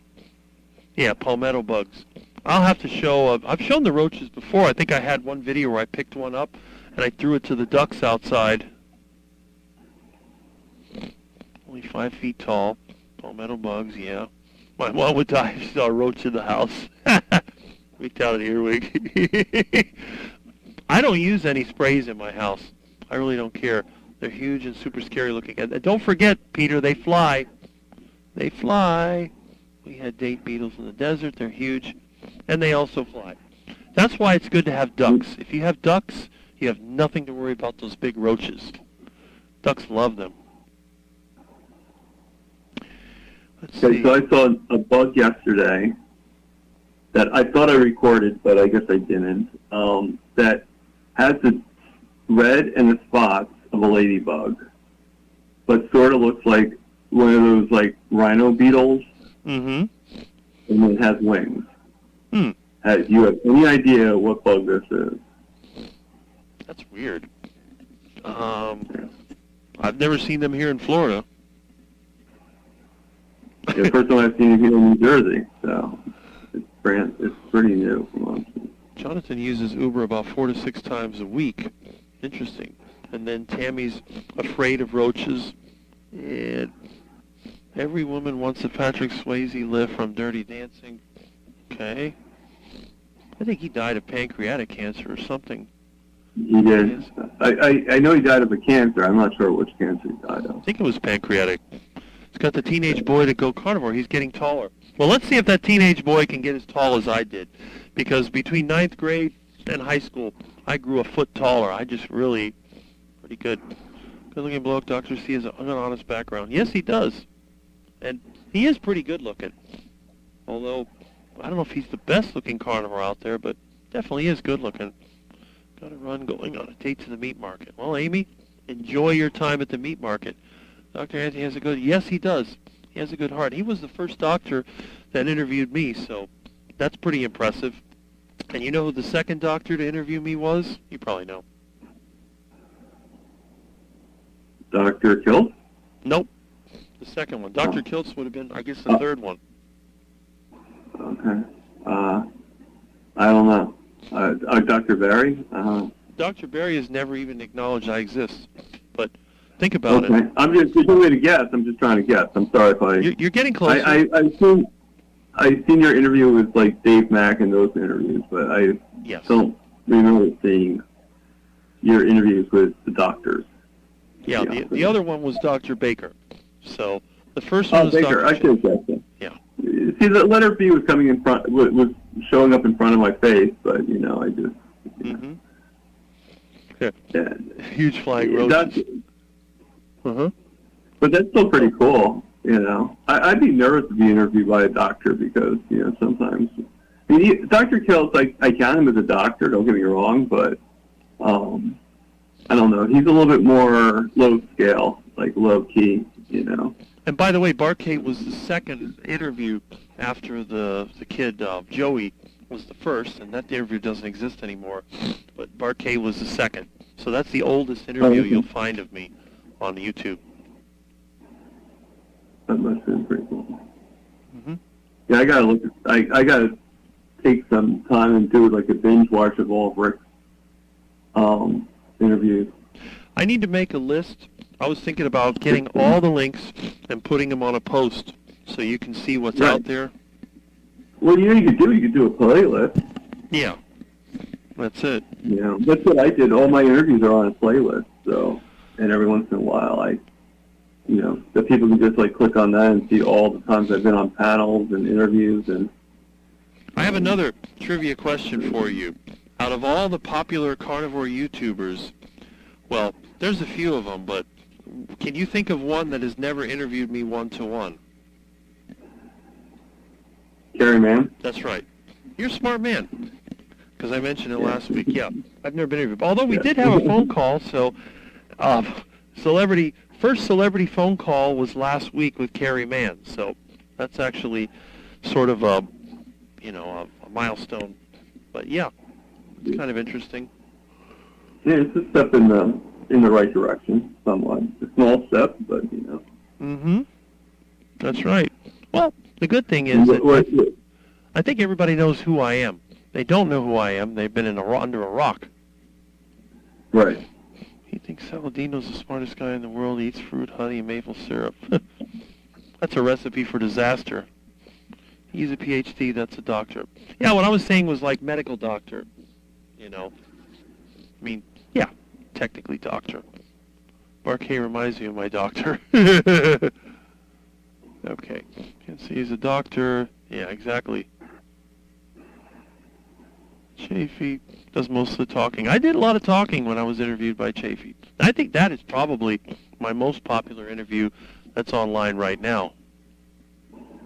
I mean, one thing I do love about Chafee is I think I mentioned it to you once before. He was on like one of the Zoom calls, like kind of like a guest on one of the Zoom calls with Bella.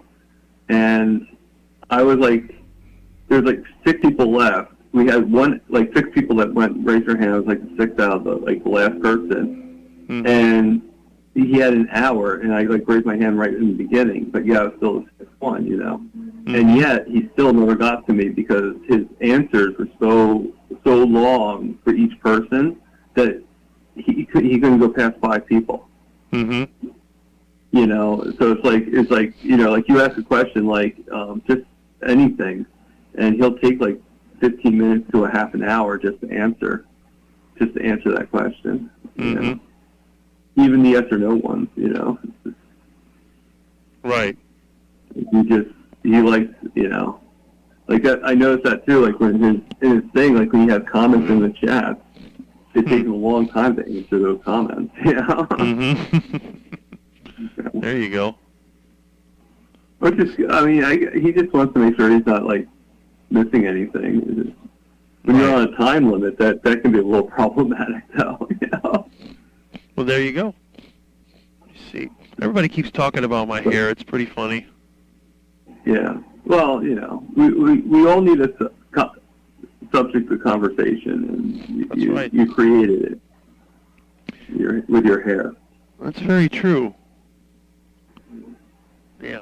Yeah, Barkay's still with the mess, with the flood they had over there.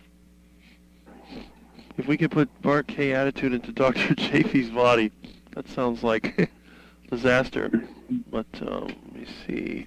It is a Milton. Milton's been behaving so nicely. You know, you could see over here. Let me put this over there. Let's look at that beautiful Milton. Look at that cute little Milton. He's a sweetheart. Sleeping nicely. He behaves nicely, you know, when I'm here. If I'm in my room, he's over there banging on the door, trying to open the door. He wants to sit with me. But over here, he's up there on the junk stereo and sleeping. And, you know, he wrecked my Venetian blind, but I glued it back together. I used epoxy. In fact, I need to put the slat back in it. This is one of the slats that my wonderful Milton broke. It's a little crooked, but, you know, I'll put it on the bottom. You can see he just snapped it. It's wood, that's the problem. It's not plastic. Yeah.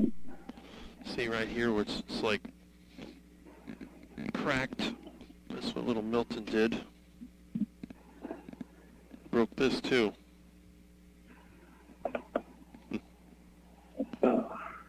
Yeah, it glued kind of crooked. Oh, well, yeah, I guess it's okay. And didn't hold. So the fact that you have a cow lick, does that mean that you're definitely carnivore because the cow lick? I would think so. That's a good point. Yeah. I like that. That's a good point. So, yeah, you know, even though it's been a while since we had any cows over here. You can't see Milton. Hold on, let me put Milton over here. Get Milton right there. There's my little Milton. Look at that beautiful beast. I will actually see Milton in a couple of minutes because right now I'm just seeing the wood that you're talking about. Oh, okay, That yeah. you were just talking about a few seconds, you know. Delay. Oh, So Milton will come around soon. Mm-hmm. I don't know why my outdoor camera's so small. Something weird.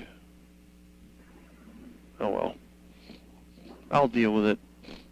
It's just these technical issues, they can be kind of interesting in my opinion. Actually, I know what it might be. Oh, that's what it is. Resolution. Oh, Lexus just joined in. Oh, okay.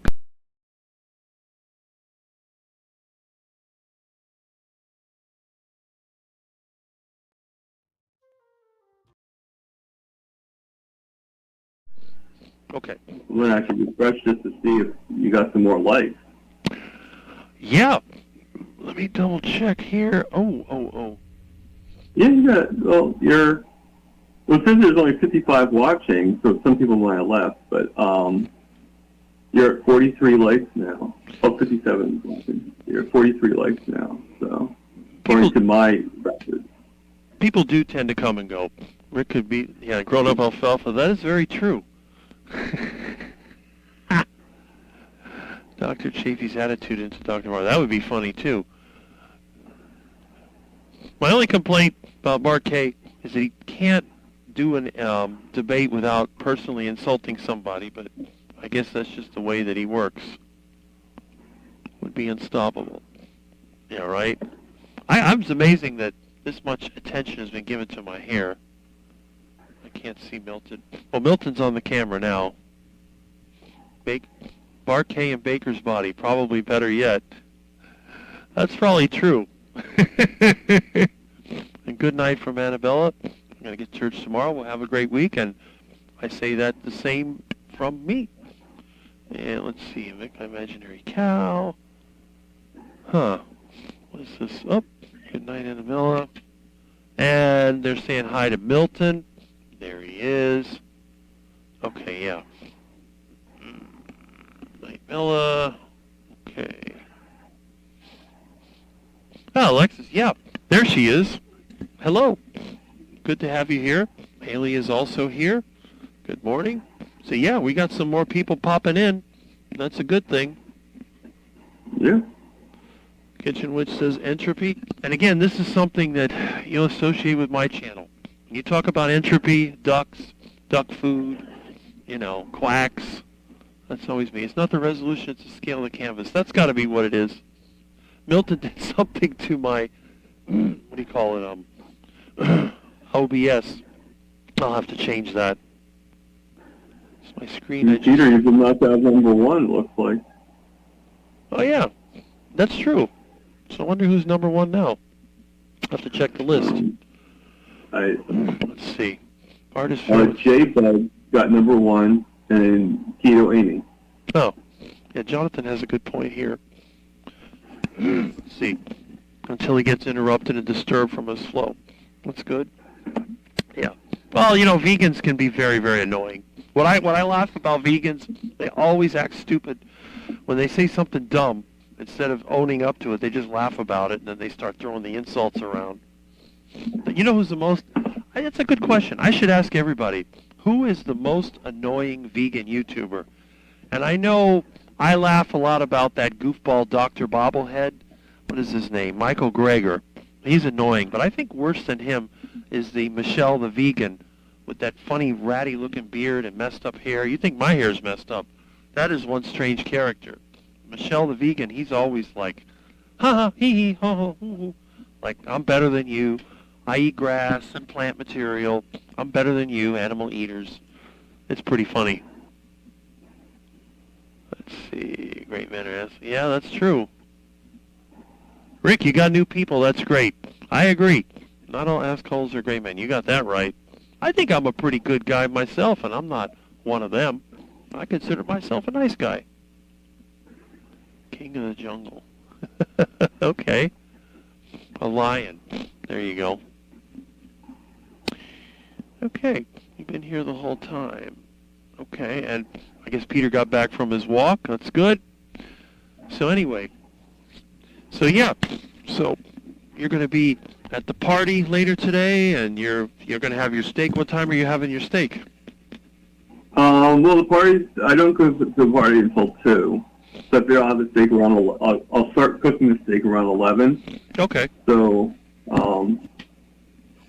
because I'm invited to go to the party at 2, but I'm not going to plan on, I'm not going to try my best to be there at 2. I'll try to be there after 2. Mm-hmm. But 2:15 or something like that. So maybe I'll leave it around, quarter of or something. It probably takes me about 15 minutes to half an hour to wait for the Uber, and then probably about 20 minutes to the drive. So. Right. 46 likes from my end. Okay. I lost all my comments in the OBS for some reason. I don't know what happened. I must have closed the window. I don't see it. Yeah, I mean, just hope and pray that, I am full enough, and that, and if I'm not, that there's food there that they definitely have some food there. Right. Where's my chat window? I mean, I really don't go there. I mean, I go there maybe every 3 months, basically. So it's not Uh-huh. But, which is probably why it's hard, because it's so just often that I go. So, right. But I can't help but wonder if part of the reason is that they know now what I'm doing. They know now how, but it's hard for them to break away from it. So, because they probably don't want to. If you don't want to do something that's going to be hard for you, Right. Oh, there I go. I got my chat back. I can have... Okay, that's working now. That's good. I had a little OBS funny thing going on here. Anyway, let's see. All right. What else do we have here? Oh, they're talking about hats. Okay. White patch on the front. Gold embroidered lion's face. There you go. Fashionably late. That's fine. And I am tall. Okay. 11 hours. Wow, Lexi. Yeah. Oh. I don't think I can sleep 11 hours. I automatically wake up at 6 hours. I'm lucky if I get 6 or 7. 7 would be an extension for me. I can't sleep longer than that. Well, when people are healing, a lot of times they will sleep longer, and I think eventually when you get better, you might sleep less. You got to sleep what you have to. That's the main thing. The ones I buy are Aaron's asking how much you made on your last live stream. We ought to check it out and see. I'm curious about that.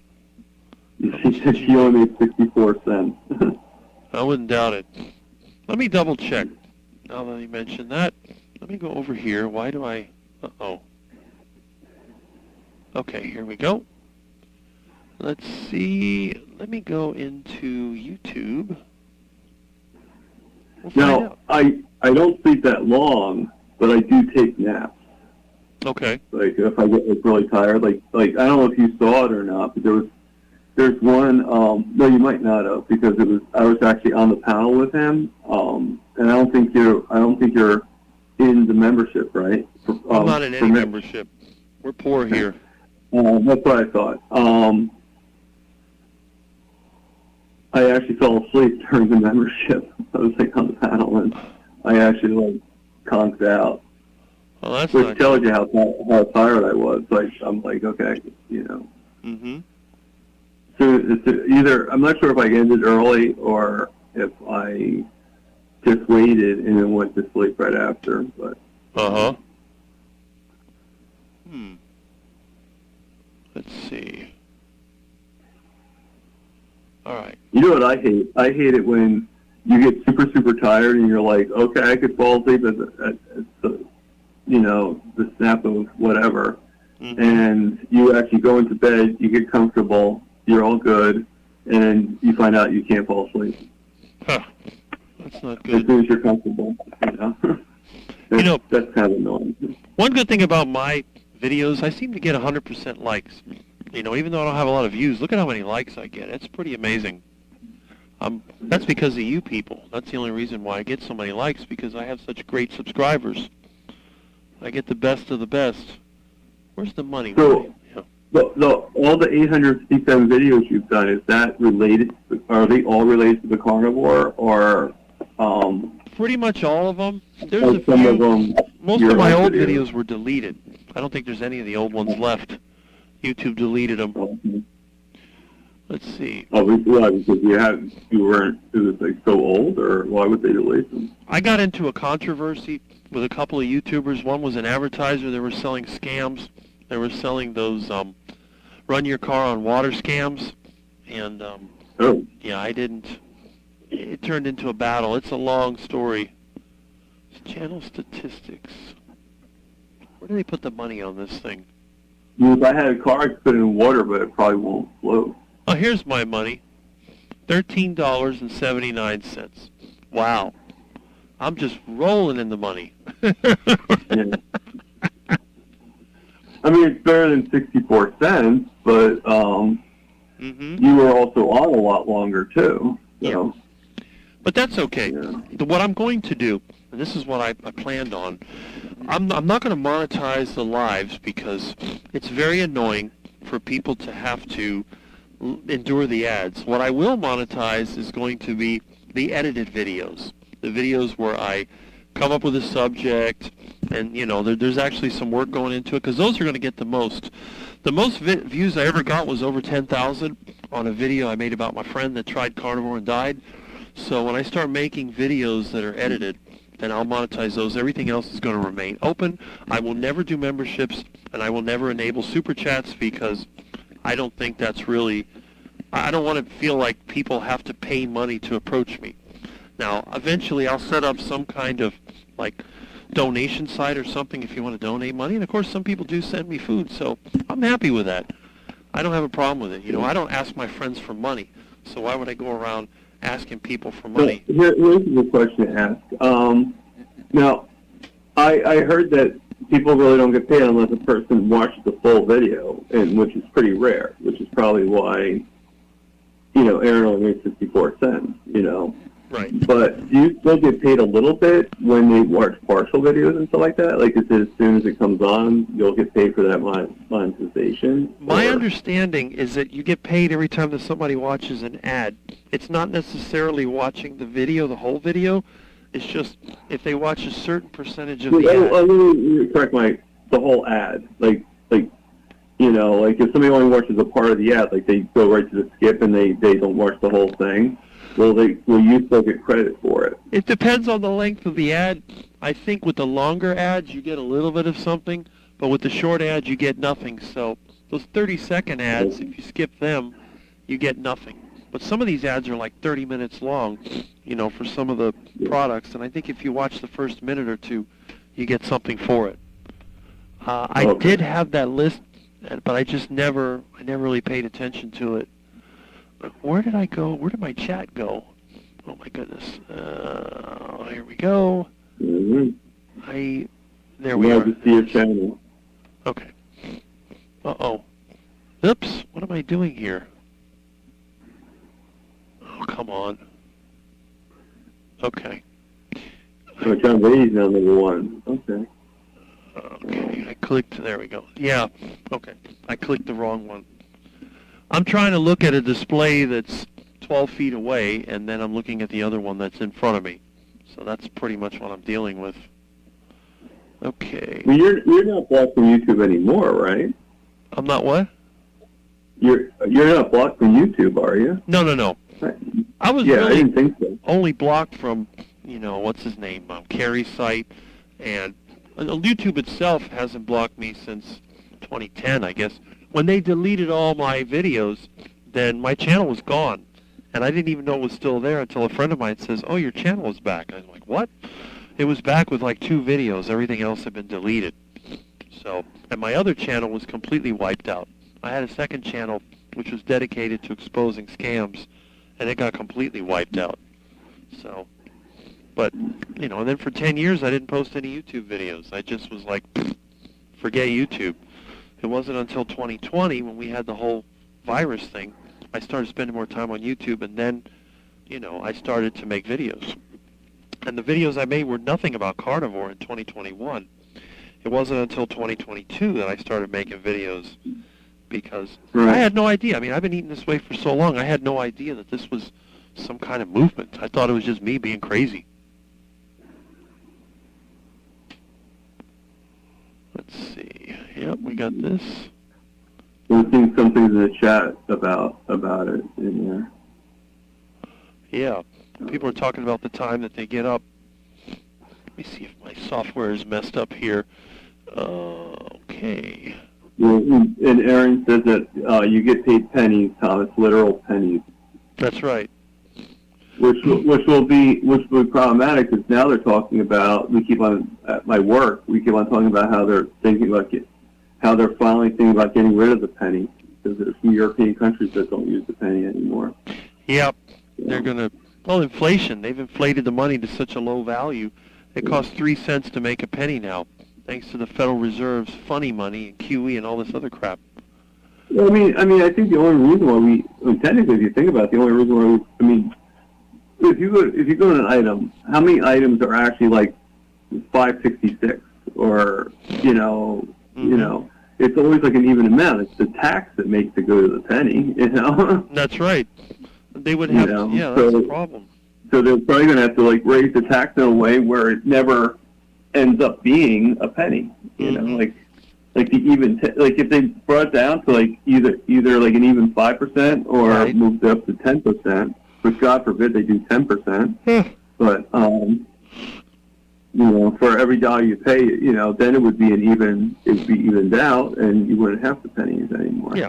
Well, that would eliminate all the $9.99 specials that they always try to push. Instead of $10, it was $9.99. Yeah, John that's true too. John Beatty, he had a comment earlier about how to send me bacon, but now said I'd love to gift you a year to Mitch's membership community. Yeah, I'm sure. It's just that YouTube, when you try to make these gift memberships, they only give it to random people, and YouTube seems to have blocked me from receiving any membership. I have no idea why that happened. I don't think I'm that bad of a person on YouTube, but, because I used to get memberships from different communities, and then they just stopped allowing it to happen. Weird, huh? Yeah, it's too bad there isn't a way that they could pinpoint, especially if you want to do it for just one person, that you can pinpoint it and give them be able to give somebody else the access, I guess. Right. I know Jeanette likes my garden. A lot of people like my garden. That's a good thing. My mornings are on time. I love it. It really ends too soon. Yeah, it does, doesn't it? Yeah, see, you aren't able to pick. Rick is blocked by YouTube. Yeah, for some strange reason. I have no idea why YouTube did that. I got memberships from all different finance channels and, carnivore channels. I was getting a membership almost every month from Homestead How. People there were sending memberships, and then all of a sudden it went boop, and it stopped. Really weird. I tried to email YouTube about it, but unless you're a big provider, YouTube never answers you. It's just AI nonsense. Rolling in the dough. Yeah, right? Yeah, I give the dollar. That's true. I mean, I have to admit, I am pretty grateful for all the buy me a coffees that people have given me. So, very. Well, it goes to show grateful. that the carnivore community is very much wanting to help. They want to help people out, and that's very good. That's one of the reasons why we're different than a lot of the other online communities. We're not trying to tear each other apart. That's good. Let's see. I think it would be great. Rick would be great, and it helps Mitch. Oh, okay. Good point. I'm glad that Mitch likes me. Of course, Mitch is very intelligent. Mitch has a lot of experience. So it's no wonder that Mitch, wouldn't like somebody like me that's an oddball. Because, look at what he's doing. He's trying to make his channel more interesting by adding a little comedy to it. That's the kind of stuff that I would do.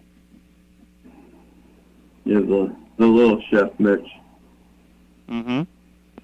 That's right. That Chef Mitch, that's funny. The chef's hat. He's got the coat. Like I said, I want to do a duck tour instead of Dr. Rick, and then do some silly things like a mad scientist. Because I've had a lot of people call me a mad scientist. I'll mess up my hair, do some experiments. I'll go in the kitchen. Oh, we're gonna make a carnivore bread, and then the whole thing blows up, and come up black face with dough all over you, and it's some pretty funny stuff. Okay. Man, we got a lot of comments here. They're picking up. Sorry about that. Huh. Not bad. What the heck? Yeah. YouTube blocked him. He couldn't stream. That's true. Sorry about that. Oh. I was just clicking a button. My volume was all the way down. Mm-hmm. On my phone. For some reason, I can't get it to go all the way down. Oh, because I'm talking. Like that's the stupid thing I just said. Okay. Don't mind me. Mm-hmm. Okay. Somebody just did a thing on TikTok saying that I forgot all about you. And I was like, who the hell is that that's saying that they forgot about me? Huh. Because I'm unforgettable. So how can you forget about me? There you go. Huh. This is interesting. Okay. My sugars are going up a little bit. I'm at 79 now. Mm-hmm. Yeah, somebody asked about the shorts. Unless you're monetized for shorts, you don't make any money, and I don't get enough viewers on the shorts to make any money, but some people do. 5 cents every 1,000 views. Okay. And who would want to you're watching a short because it's short. Who would want to have it interrupted by a commercial? That's a good point. That is a good point. I could see a long video, like, okay, especially if you've already agreed to doing this, Mm-hmm. like not paying extra to have no commercials.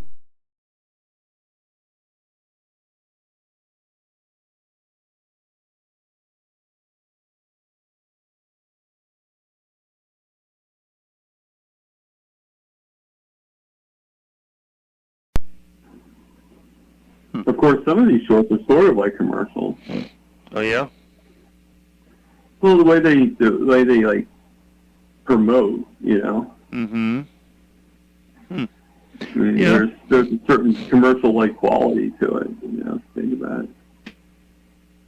So you just went black. Okay. Hello? Yeah. For a second there, I thought you went more than black. I thought you went, like, silent. Oh, you're back outside? No, I had a little mix-up here in the software. I don't know, this thing's starting to act weird. Okay. Yeah, this thing is kind of flaky. Let's see here. Oh, boy. I guess it's fixed. Mm-hmm. And now it's back to you. You and your chair. Huh. All right. Point. There we go. I do get paid. Well, you're making more money than I have in 18 years. I'll send you dollars so you can join Mitch's channel. Yeah, okay. You're terrible of a person. That's why we like you. Okay. I get paid $3 a day. Well, dude, that's more than I get. Let's see.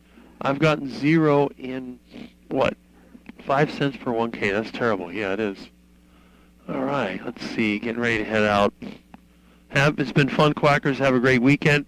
You have a great weekend, too. And I'm falling behind in the comments again. Huh. Okay. Yeah, I'm going to actually get going so you can catch up on the comments. All right. Well, I appreciate you calling in. And you're not doing your live. Are you going to do a long live today, or are you going into that method of? Well, I'm going to continue with the regular live today, but maybe next week I'll change the method. But for now, I'm just going to go as long as everyone keeps participating.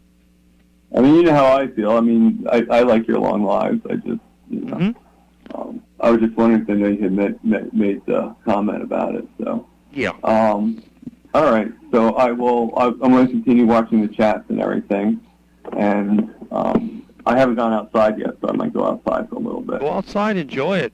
You know, you'll be inside when you have the party, so, you know, enjoy what you can, and I'm glad to have you here. I'm glad that you called in, and, thank you. You know, I'll be seeing you soon. Somebody else again, call in, people. Yeah, there you go. Don't have it be the same quacks. You know? Right? All right. Yeah. Okay. All right. All right. I'll see you later. All right, thanks, Thomas. Bye.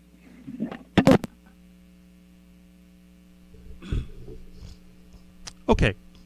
So, we had our good caller, Thomas, who likes to call in and keep up, and that's what we're here for.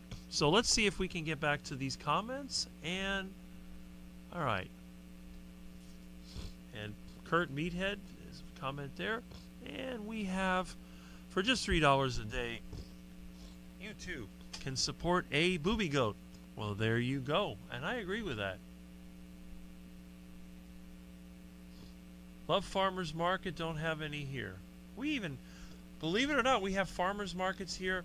Maybe I'll make a video from a farmers market. That might be an idea. Mitch's hat is taller than Mitch. In fact, once I get my truck running, I make a video from that farmers market that Saladino went to up in Broward, the one that he was bragging about. Got some peaches for my mom. Sure, I'll bite one before it's all said and done. And Deborah Wisegal says, Grand Rising, everyone. And again, I hope everybody can hear me. I think you can. Let me double check. I don't hear anybody saying that you can't hear me. Okay. My most popular shorts with 128,000 views only yielded $20. Gotta love farmers market, even if carnivore. Yeah, it's true. My daughter asked if I wanted any of them from farmers market. I said no. I'll just bite one of hers. Blackout, yeah, I know. What did Milton do? Milton didn't do anything. That was my computer. My channel is highly specialized, so my CPM is about 50% higher than most channels in this space. The issue is, of course, getting the views. Yes, it is. Then again, some of your animations are quite funny. I get a big laugh out of the vegan repair kit with the angry vegetables. That's like something I would have as a nightmare, you know, being chased by angry vegetables. Rick's intermission. Thank you for no live ads today. Well, I had made sure that the monetization was turned off because I don't make enough money from this to make it worthwhile torturing you with this nonsense. Too many ad rolls was crazy. And I wonder if it was because they knew that we would have a celebrity guest. Good morning.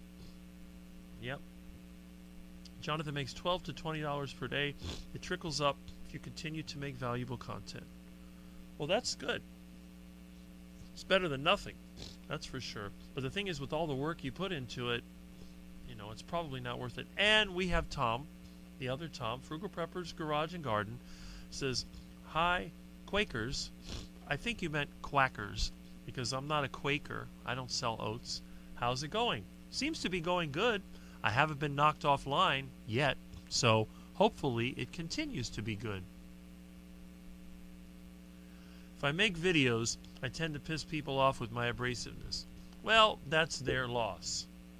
So you probably make zero if I made videos. Some people like that. I mean, they watch Barkay's channel. Yes, they do. And not in a good way. Now, that's one thing I don't do. I don't really use street language unless I'm in extreme distress or very upset.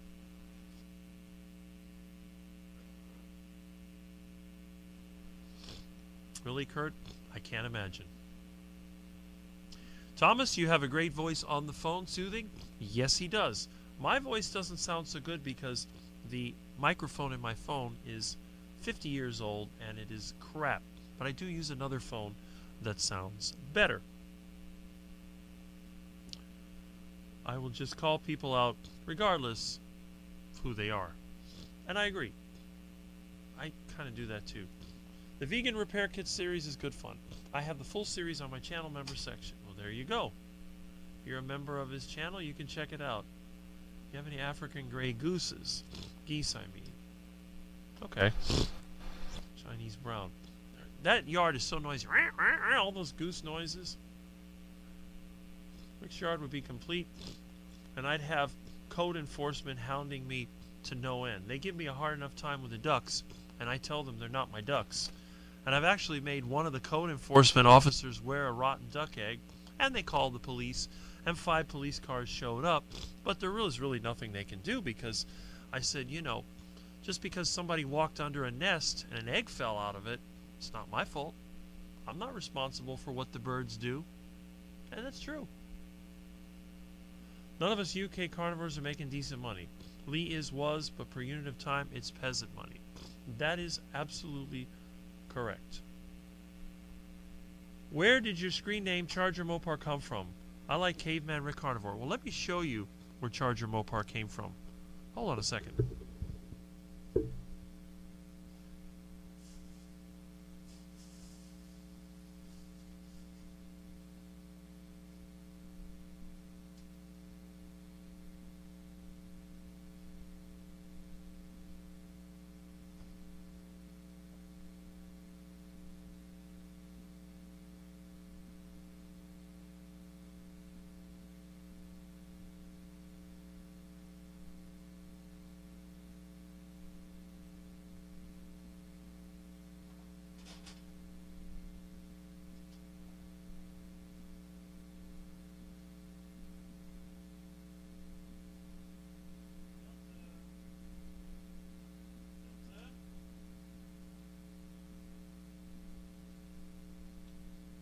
Oh boy, where did I put that stupid photo album? Okay. Ah. Milton, what did you do? Bad Milton.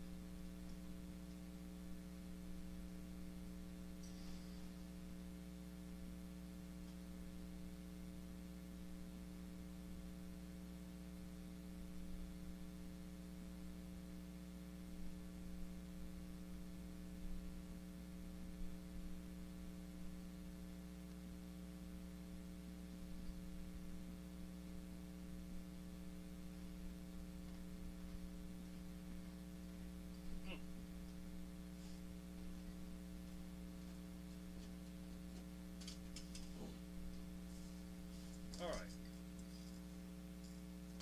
Whoops. That's not good.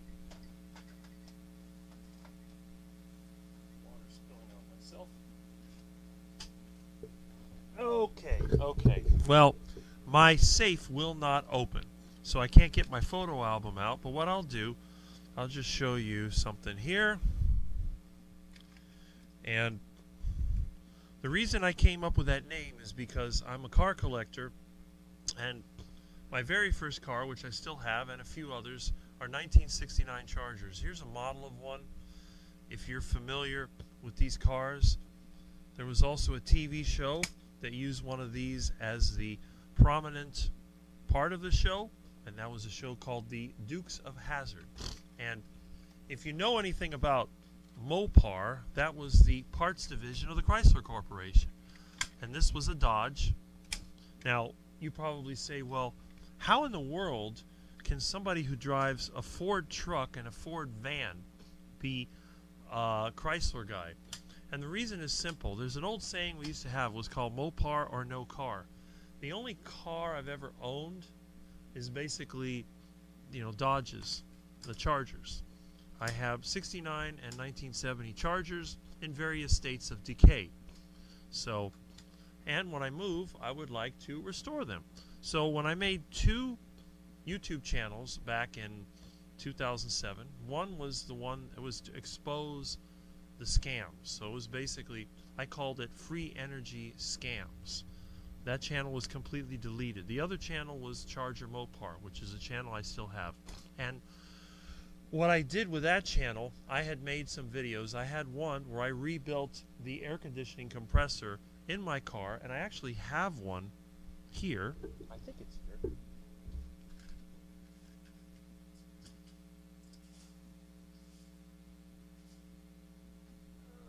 Here it is. Still here. Yeah. Doggone it.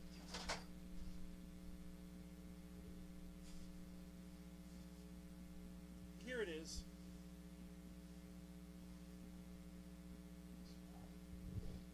Of course it's dirty like everything else, but this is the air conditioning compressor out of one of my Chargers. It's a Chrysler RV2 compressor. And I actually made a video back in 2007 about rebuilding one of these things. That was one of the first videos I uploaded. Oh. And like everything else, it's dirty and heavy. So we're going to wash my hands off with some lard-based soap. And I'll be back. I'll tell you what. Let me hit the slideshow, and I'll get back.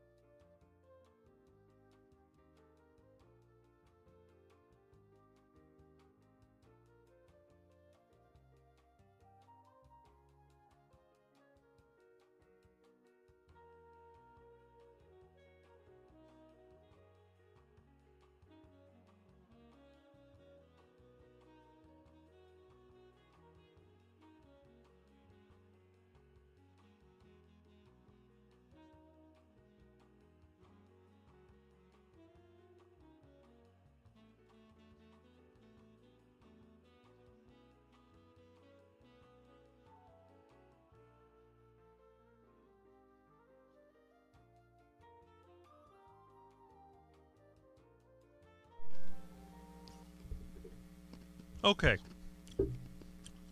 I got myself a little bit of water while I'm at it. But why is this microphone in a weird position? Oh. Okay. There we go. Anyway.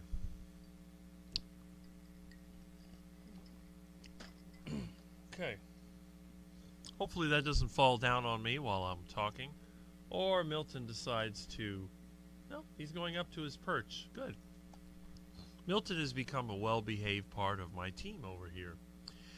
Anyway, so that is the story behind the Charger Mopar. Caveman Rick Carnivore. Well, sometimes I feel like Captain Caveman, but nope. Alright, so let me get back to these comments. We have lots of comments, and they are coming in strong, strong, strong. You can always click the button that says not for children. That is very true. I always click that button. I'm sure this is a bus of medication. Okay, so we have that going on here. Let me click through some of these, see if I can catch the ones that are directly there. He's bringing in a 426 Hemi block. I wish. No, it was just a compressor. And that one is actually from my mom's old station wagon. If you've watched my videos, you see that I basically parted out my mom's station wagon with a Sawzall. And it was basically a rust bucket. I gave the scrap to a friend of mine to take to the scrap yard. And I kept all the good parts, which were not very many. That air conditioning compressor is actually seized.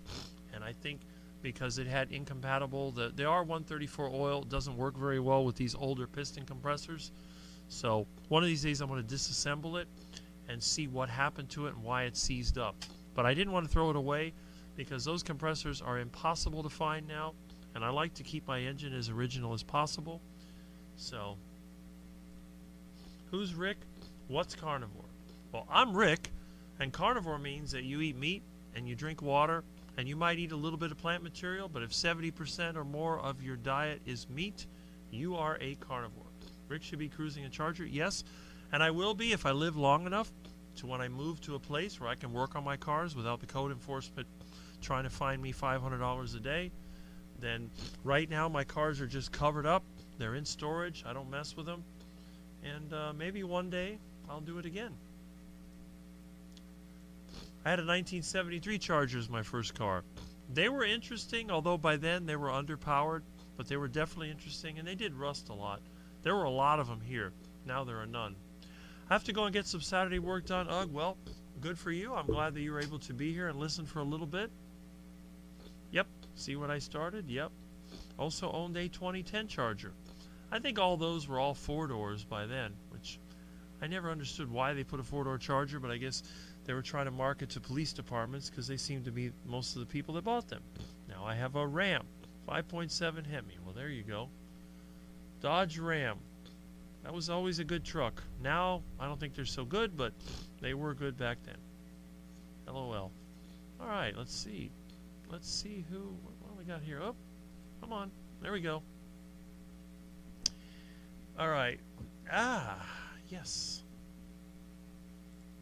And yes, Dukes of Hazzard. That is correct. The 69 Charger is worth a bunch of bucks. It is now.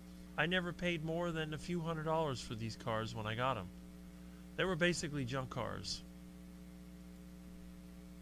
It's not good your safe won't open. Well, there's no money in that safe. It's nothing but photo albums and papers.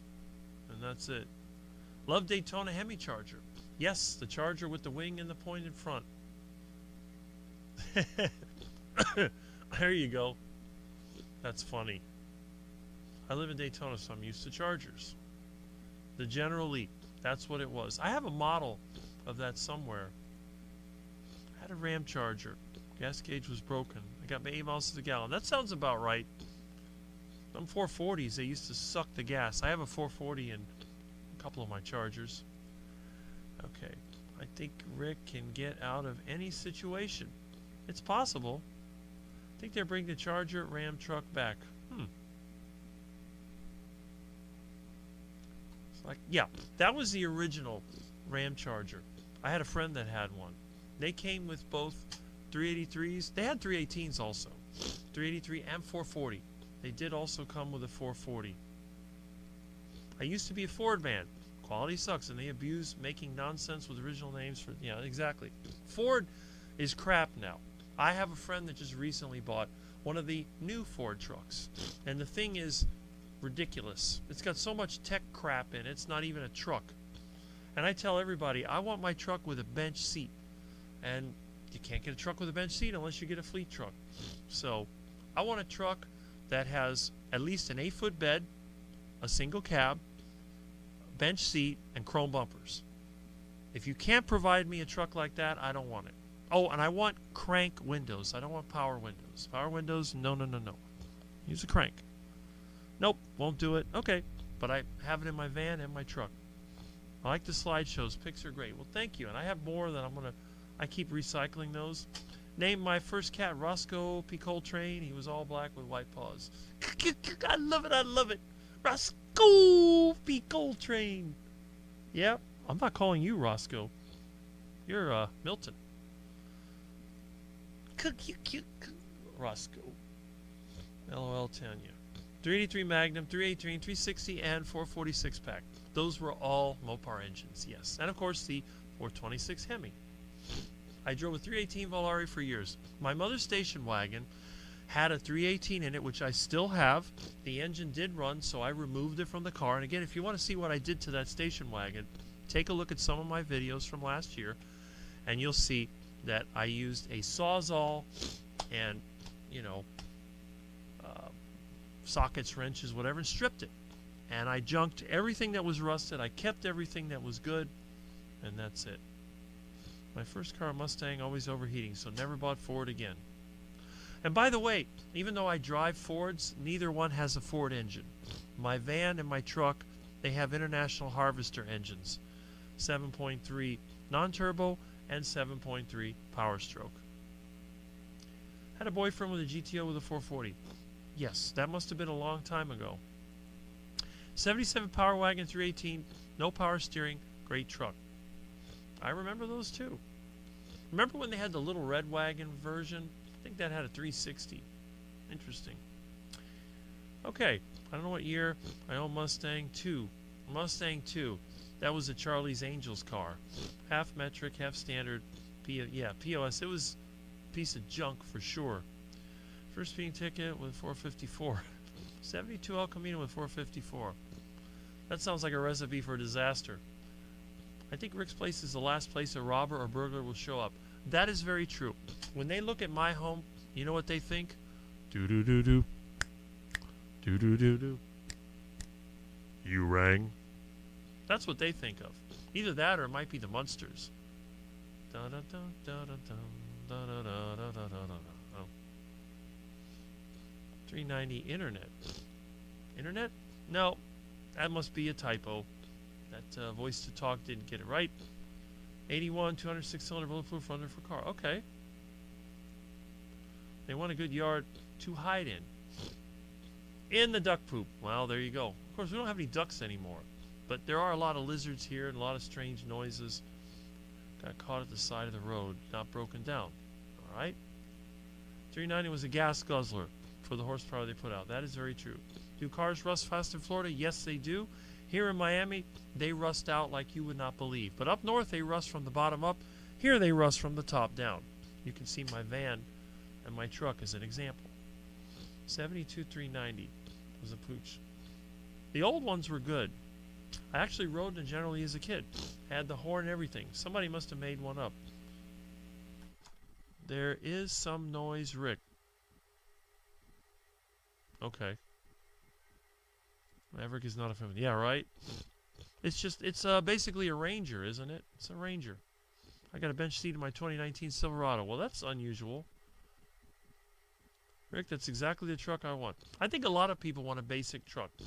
If you can build a truck for less than $30,000, you can make it basic, you know, with what a truck is supposed to be, you know. And I know a lot of people today, they want to use a truck as a station wagon.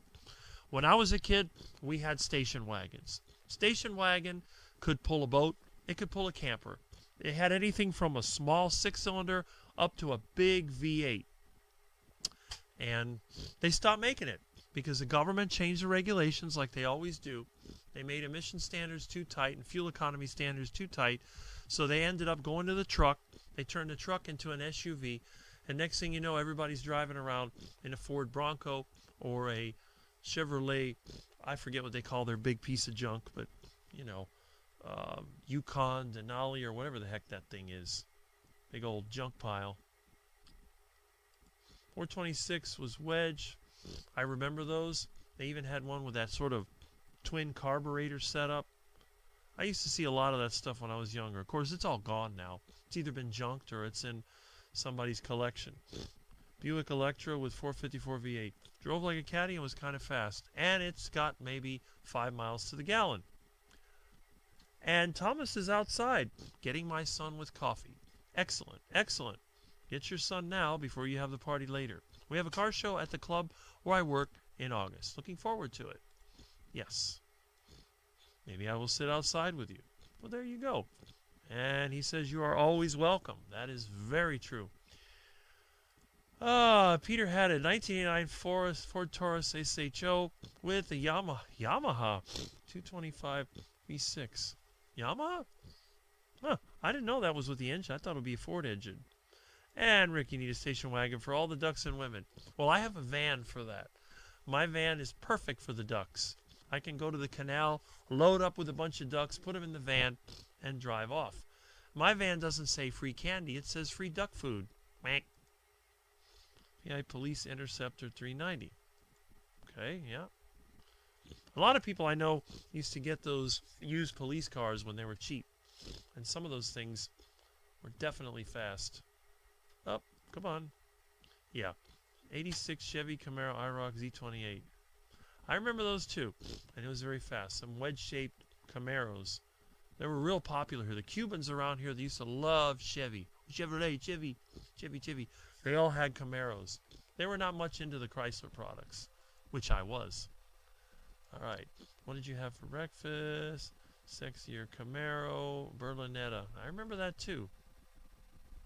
Let's see. When I buy a truck, 4-wheel drive, be able to lock all 4 in. My truck's 1-wheel drive. Technically it's 2-wheel drive, but you get stuck and you're stuck. My truck gets stuck so easy. A lot of times, if I was moving the Bobcat around, I would have to take the Bobcat off the trailer to get my truck out of the mud hole every time I got stuck. So, that's a good thing. 2 kids could lay comfortably in a bench seat. Yes. 68 was sexier. Yeah. I had a beer brought with mustard and a couple tablespoons of grass-fed butter. Excellent. Excellent. Sounds like a good breakfast. Thank you, Jem, for the phone compliment. Yes. Likes your voice. My favorite Camaro was the RS with the fold-away headlights. I remember those too. And look who else is here. It is our friend Bob, semi-retired Bob, off-grid carnivore, the one of the best friends of Dave Mack. Those guys are together as friends, and Bob is going to be off-grid in Texas this winter. I think so. He's getting his Ford Escape ready so that he can go and camp there while he works on his property. And I'm looking forward to see what Bob can do. Now, I too have a lot. I have a 5-acre lot near Lake Okeechobee, which I've had for 30 years. I was going to build a house on it and never did that. So when I move, if I cannot figure out where I'm going to move to, I may actually go over there and finish my house, get rid of all this, and then wait and maybe move again. So that is a possibility. So I might be the other off-grid carnivore. But unlike Bob, who is willing to go into a desert, I hate deserts. I hate any place that doesn't have a lot of water. I'd rather live in a swamp than a desert. You know. You remember that movie they had? It was a James Bond movie. What was it called? I think it was called Live and Let Die. They were in the swamp in Louisiana. And someone said, oh, that looks like the kind of place Rick would live in. Where he's over there climbing over alligators and stuff. It was pretty funny. But anyway, yeah. I'd rather be in the swamp than be in the desert. Okay, let's see. You see my video recommendations. And Chrysler, Plymouth, Dodge. Yes. I don't even know. I mean, Plymouth is gone. Dodge is still around. I don't even know if they still use the Chrysler name anymore. Remember the Chrysler New Yorker? Or what was that Ricardo Montalban commercial where he talked about Corinthian leather, which is basically just vinyl. But hey, it's Corinthian leather. Okay. I didn't, Tanya. There we go.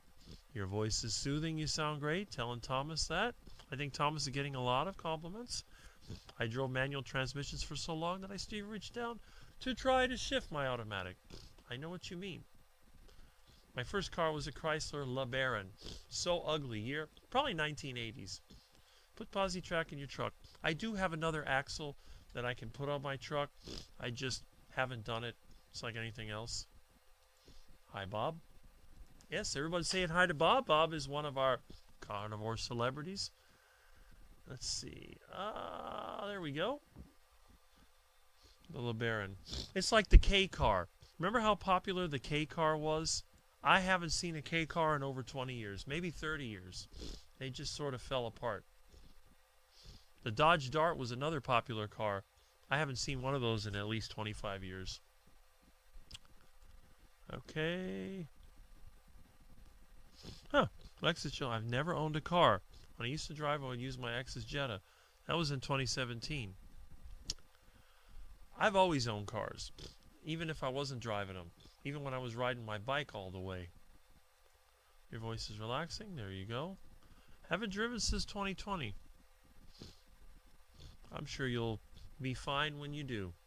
That was my dog's name. Okay. And let's see. I heard you talking about cars. I'm not lying when I said my first car was a 77 Vet. The Chevette. Not a Corvette. A Chevette. Which was a piece of junk. The only thing worse than that would be a Vega. Or, if you're Spanish speaking, you wouldn't want to have a Nova. Because what does Nova mean in Spanish? Nova. Doesn't run. Doesn't go. What kind of car do you have? Nova? Okay. The velour interior was so comfy. Oh, I remember that. I've seen that in trucks. Old trucks, believe it or not. And Meathead says, Yugo. Rick needs a Yugo. I had a friend that had a Yugo. I'll never forget. He was kind of a spoiled family. Family had money. So he wanted to get a new car. His dad told him, get a used car. No, I want a new car. So his parents got even with him. They bought him a new car. And guess what car they bought him? The Yugo for $49.95. The cheapest car you could ever get. The car that fell apart when you drove it. I was driving around in my '69 Charger I bought for $300. Yeah, it was kind of beat up. And I still have it. One of these days I'll get that thing going. But anyway, I'm driving my Charger. I come home and I see a Yugo. It's my friend over here. He brought his Yugo over. I'm like, what's that? My parents bought me a car. They bought you a Yugo? Really? But funny thing about Yugos, another friend of mine down in Homestead got a hold of a junk Yugo. And he says, I'm going to make this Yugo much better. You know what he did? Took the engine out of it, put in a small block Chevy. I don't remember what kind of drivetrain he put in this thing. He put a small block Chevy in the Yugo. And the thing turned out into a maniac on the road. He had to change everything. The car basically would fall apart otherwise. So it was basically, it might have been a Camaro. I don't know what it was. But it was some little car. He put the Yugo body on it, fixed it up, and turned this thing into, I guess nowadays it'd be more of a drift car than a drag car because it wouldn't even go straight. It'd go sideways and all over the place and burnouts all the time. And I'll never forget, one time I was driving along with him on the highway and there were a bunch of cops. And, he went past me, was speeding. They stopped everybody except him. And I thought it was really funny because they probably figured out there's no way that a Yugo could exceed the speed limit. Back then, they used to have an airplane flying over, and they painted lines on the road. And then they would try to estimate someone's speed by how fast they crossed over the line. Well, when I saw the airplane flying around, I was going probably 70, 80. Back then, 55 was the speed limit. And we were on the turnpike. I slowed down, and he went past me. And when I saw all the cars being stopped, I got, he probably got stopped in the Yugo. Nope. When I got down to the US 1 at the end of the turnpike going to the Keys, he was there. So, and I believe he stopped at the Long John Silver's. It was either there. No, it might have been the Mutineer. One of those restaurants. I forget. No, it was the Long John Silver's because they had the gas station there. So he stopped over there, and I stopped, and I said, would you get the speed trap? He says, no, they didn't stop me. I'm like, okay. So I guess, Yugo was sort of like, you don't have to worry about getting a speeding ticket.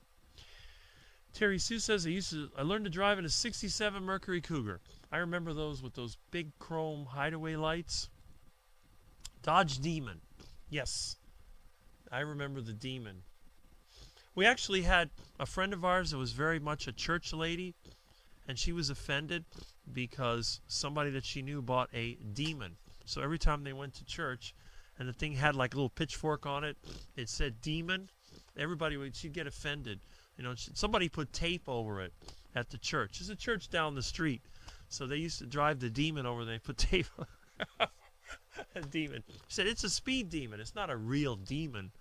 But, Dodge Demon, whatever. Okay. Let's see. I love the car talk. My first car was a 78 Chevette. That's embarrassing. My first was a VW. Oh, didn't know engine was in the trunk. Auto stick shift. Auto stick shift? No. All Volkswagens I know were stick shifts. They had an air-cooled, 1600. I forget how many cc's the engine was.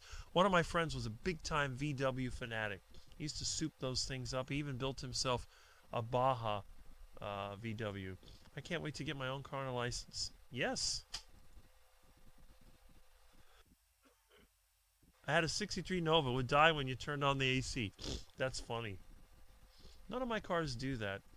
My car in high school was a 74 Dodge Swinger.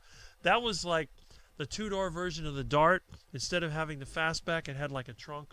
There was a lot of them around here. Right now I just have a permit. Okay. Yeah, the Dart Swinger. That was sort of like, it was like the Dart, but instead it had the flat trunk. You know, the other Dart, it tended to have like a more of a rounded back window. Dart Swinger. It was definitely a 60s inspired name. It's a swinger. I have to admit, I judge a person by their car. Never date a man that has a yellow Hummer.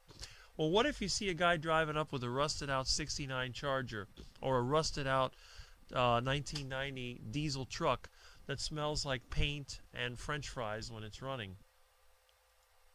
My dream car is a 64.5 Fairlane Thunderbolt. I never knew anybody that liked the Ford Fairlane, but must be a special model with rust dashed throughout. That's the way all these cars were. A Yugo transmission was glued in. The shifter in the Yugo was a joke. I remember trying to fix one of those. It was like a rod with the rubber thing in it. It was like a Volkswagen Beetle, but half the quality. Absolutely terrible. Volkswagen Beetles weren't bad for what they were, but they were German engineered. And you know a secret a lot of people don't know? Who do you think inspired Volkswagen to make the Beetle? It was a certain man with a funny mustache and hair across his face. We know exactly who that is. 70, yep, GT350. We got a lot of car people here. That's a good thing about being us, 50-somethings. We all remember the cool cars, not like the crap they have now. 68 Nova, Slova, my friends called it. Yeah, had the little 250 straight. Well, that's it. But if it was Spanish, they would go Nova. It doesn't go. It doesn't run. In Indiana, the junk was on the junk on was the Tahoe. That's it. The Tahoe, piece of garbage. 6-cylinder was bulletproof. Yeah, but very slow. And Graceful Lily says, I learned to drive a tractor at 8. Learned to drive a 1973 Chrysler Newport Custom sitting on 4 telephone books. And by the way, I have a telephone book over there. I haven't seen one of those in at least 10 years. I don't know what people would do now with no telephone books. Want some candy, little girl? Yep. Little GTO. I remember that too. Dodge Dart Swinger. Love the look. Yes. Beach Boys promoted a lot of cars. Little Deuce Coupe. Oh. Jan and Dean were the ones with the little old lady from Pasadena. Drove all day back then. Gasoline was affordable. Driving around was something cheap to do. Well, believe it or not, in my truck, gasoline, it's also cheap to drive around because it runs on used seed oils. So that's good. 500 with a 352 was a beast. My friend ran diesel one time. I can't imagine running diesel in a gas engine. It would quit. Carburetor.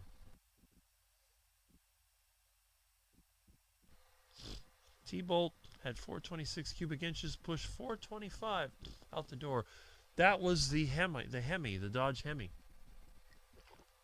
Dual carburetor, 426 Hemi. All right.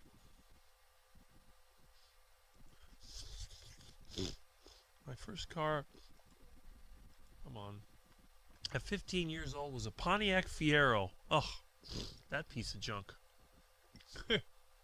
I called it the broke man's Ferrari. Well, at least it wasn't a Mazda Miata, which was the girls' or gays' car. I was always fascinated with pink Cadillac. Now I'm sure I couldn't park one very easily. Parking spots are way too small. I have that problem with my truck and van. It's Chrysler, Dodge, Jeep, Ram now. Okay, they don't call it Dodge Ram anymore. They call it Ram. I don't remember the year, but one of my best friends had a Superbird. Man, that car was screaming fast. The Superbird was only made in 1970. The Dodge Daytona was 1969. The Plymouth Superbird was 1970. And it was basically the Roadrunner modified like a Daytona. Yes, they were fast. And, of course, extremely rare and expensive.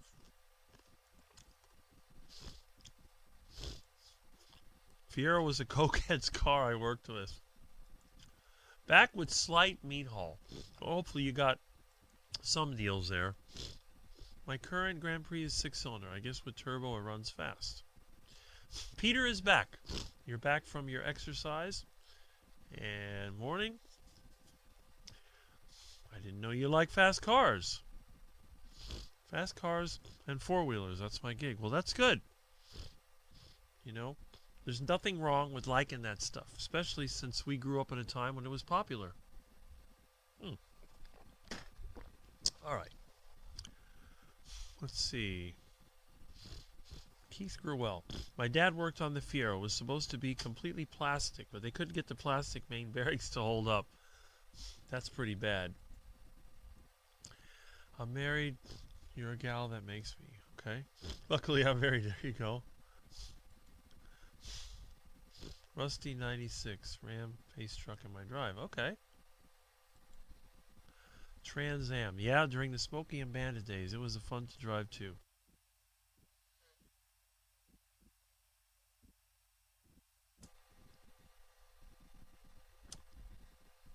Okay. Still run well. Yeah, the dual cross ram. That was the 426 wedge. They had like 65 or 64 to 66. 66 they came up with the 426 Hemi, which was totally different manifold. Reliance Slant 6 engine. Just started up, couldn't kill it. Well, there you go. The K car, I thought they were all 4 cylinders. I drive a yellow Hummer. Just kidding. If I had one of those old Humvees, I would do it, but I would use vegetable oil as a fuel because they have the old GM diesel. But I didn't drive it long. Trade in for Chevy Blazer with 4.3 V6 engine. One of the best engines ever made. Really dangerous car. Toyota MR2. I remember those things. I sold it because I would die of that car if I kept it. I haven't seen one of those in a long time. Love a gal who knows cars. Yes, I agree. I mean, I don't care if the women know cars as long as they're not against us car guys, because I'm a car guy through and through. I mean, how many people have an engine block in their living room, bedroom, and dining room? And got a diesel engine in the library. I got engines and parts all over the house. You come here, it's like a horror story for most women. 5.9Z code motor in it. That's not the Cummins, is it? No. Agreed. I drove my grandmother's 72 Plymouth Valiant that also had a slant 6. It started up first time even in the snow and ice in Philly. And you like the wedges better than the Hemi. Alright. I prefer the 426 Hemi, but the wedge engines, I mean 440 technically is a wedge engine and I have 2 of them. They're pretty good. And Dodge Ram also sells Fix-It-Again Tonys now too. Yes. That Fiat 500, I actually know somebody that has one. I can't believe it's still running. It's a big piece of junk, but they still have it. It's quite funny. My generation grew up watching our boyfriends work on their cars all the time. It was the good old days. And in this neighborhood, back before all the Cubans moved in, all these houses had really big trees, oak trees, ficus trees, and whatever. And you would often see a tree with a seat belt wrapped around a branch or a chain, and they were using a chain hoist to pull an engine out.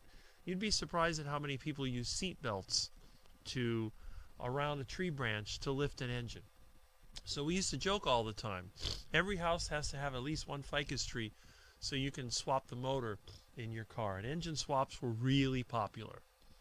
So many people did big block Camaro swaps, big block Chevelle swaps, And there was a few of us crazy Mopar guys out there. My dad's favorite car he ever owned was an Edsel. They didn't make many. Edsel had a bad reputation, but I actually knew somebody that had one, and it was actually pretty good. So I can't say that the Edsel was as big as a lemon as they thought. But it's like anything else. You make something new, you run into a few problems, and then it gets a bad reputation, and that's it. 350 fuel injected, 350 horsepower, 360, oh, okay. I learned to drive on a Fury station wagon. That thing was a beast. I learned to drive in a 69 Charger, which I still have. Yes, it was a beast. The Plymouth Fury, that was very, very popular.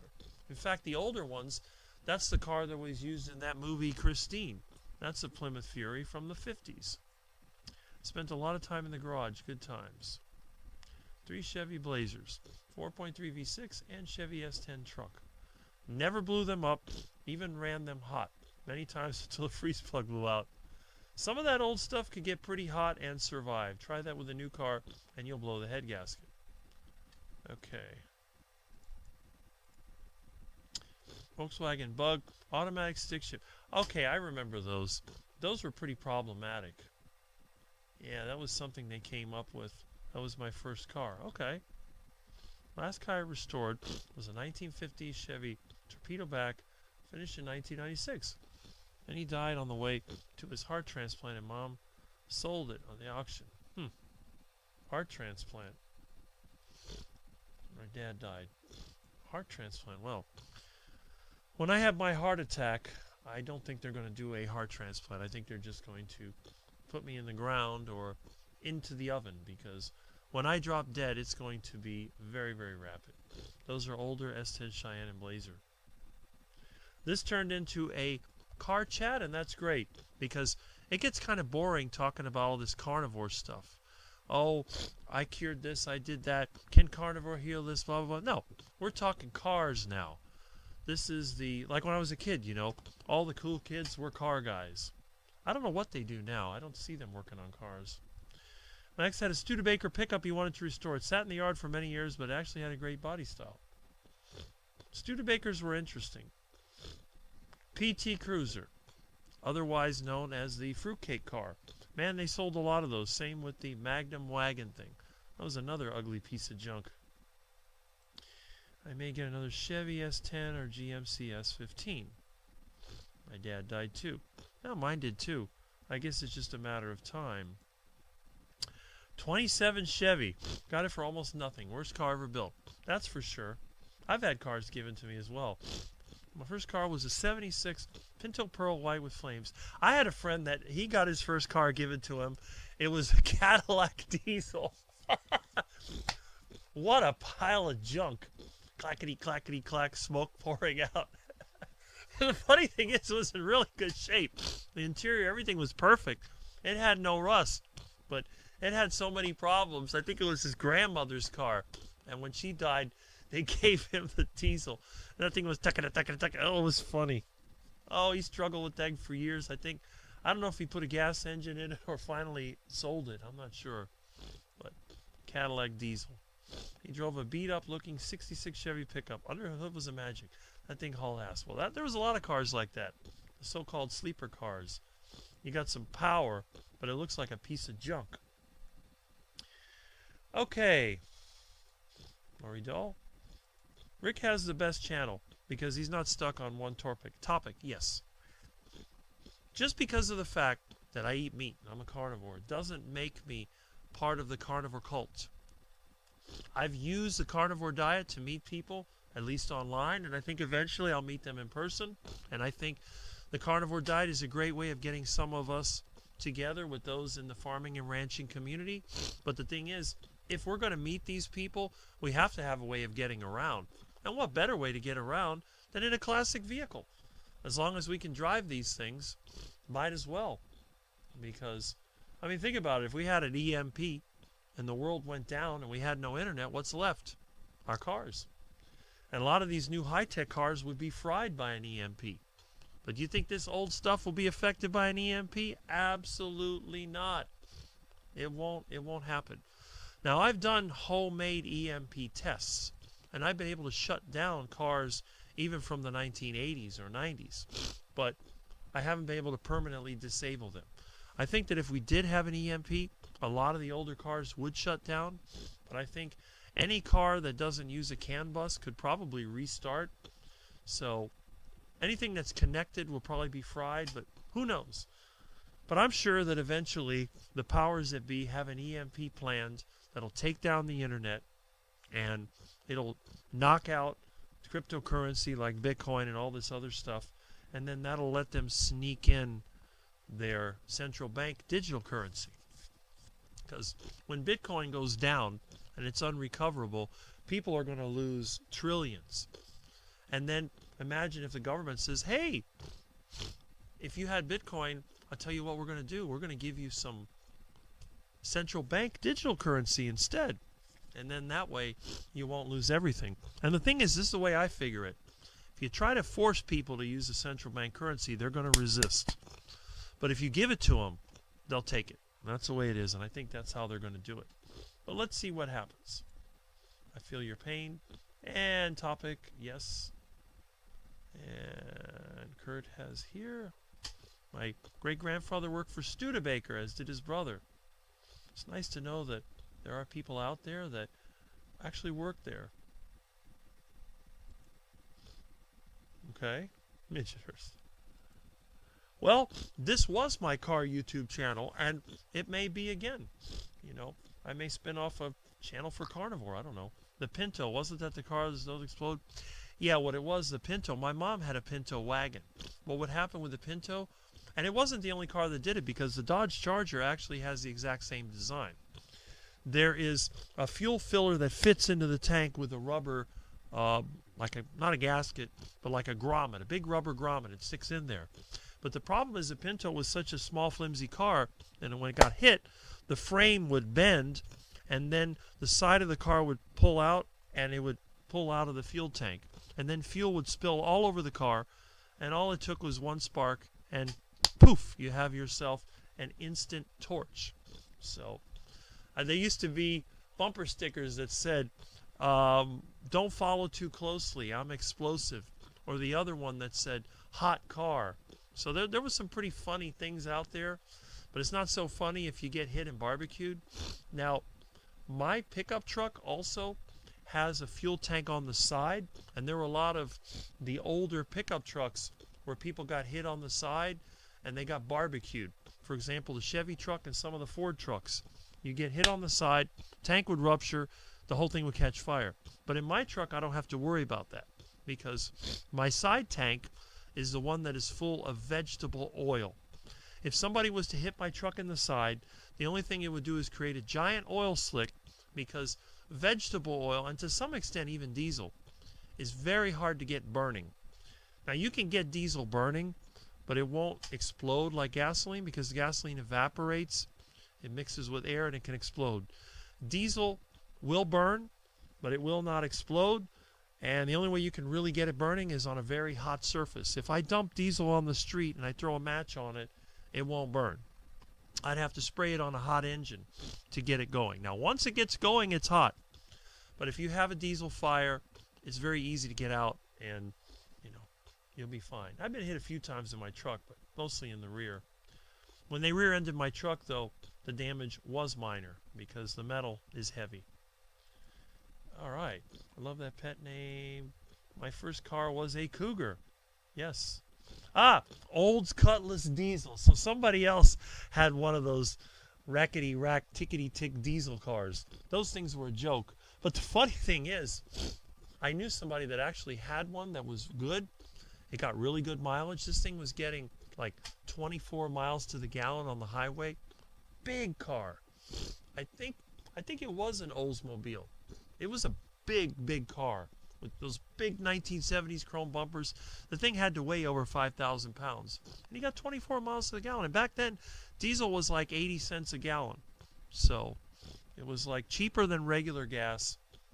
It smoked a little bit, but the thing ran pretty good. So the concept was good. It's just General Motors has a way of screwing everything up because they're good at that. I remember T-Tops. I thought they were so cool. Yeah, that Smokey and the Bandit movie did make them pretty popular. We're talking cars. First one owned. Yes. This is the car channel. We're going back to the roots of Charger Mopar. And let's see. 81 Mustang. 351 Windsor. Yeah, that's true. And those 81 Fox body Mustangs have had sort of a following. I'm back from the meat shop. What did I miss? Well, you missed Car Talk with Rick and Friends. Diesel took a crap. We dropped a 455 Rocket in. Wish I still had it. Well, there you go. You fixed the Oldsmobile. You got rid of the diesel, and that was it. 74 Cutlass. Okay. Bucket car is 65442. 65442, you mean. My grandpa was a Lincoln Continental man. He would get a new one every few years. Always had to ride us around in it. I remember the old ones with the suicide doors. Those were interesting. Olds Rocket. Yep. Are you Cougar? Cougar, great car. Yes. Old men in the 80s loved big boat cars, and so did old women. You always had the old Cadillac, gigantic Cadillac Eldorado, with two little hands up on the steering wheel and the little blue hair. You know, lady sitting so far in the seat, couldn't see nothing. Always made me think of that commercial. Where's the beef? You know, with the old lady. And again, if you want to see that lady in a really funny movie, look for a movie called Moving Violations. I was in high school when this thing came out. That was the last movie I watched at the Tropicare Drive-In, the last time I ever went to a movie theater. And I was laughing like crazy. It was really funny. And on the drive home, I was thinking about how much fun that whole movie was. Okay, cars, yes. Was quite fast. Are we talking cars? Yes, we are. Remember the Plymouth Satellite? Yes, I do. I remember the Satellite Sebring. They even had a Satellite station wagon. I'm a Honda girl. I'm in South Bend where Studebaker is. Honda keeps its value. I love Honda motorcycles. I used to have Honda ATCs when I was a kid. A couple of them got stolen, but I think I still have my 185 taken apart. I used to ride that thing all over.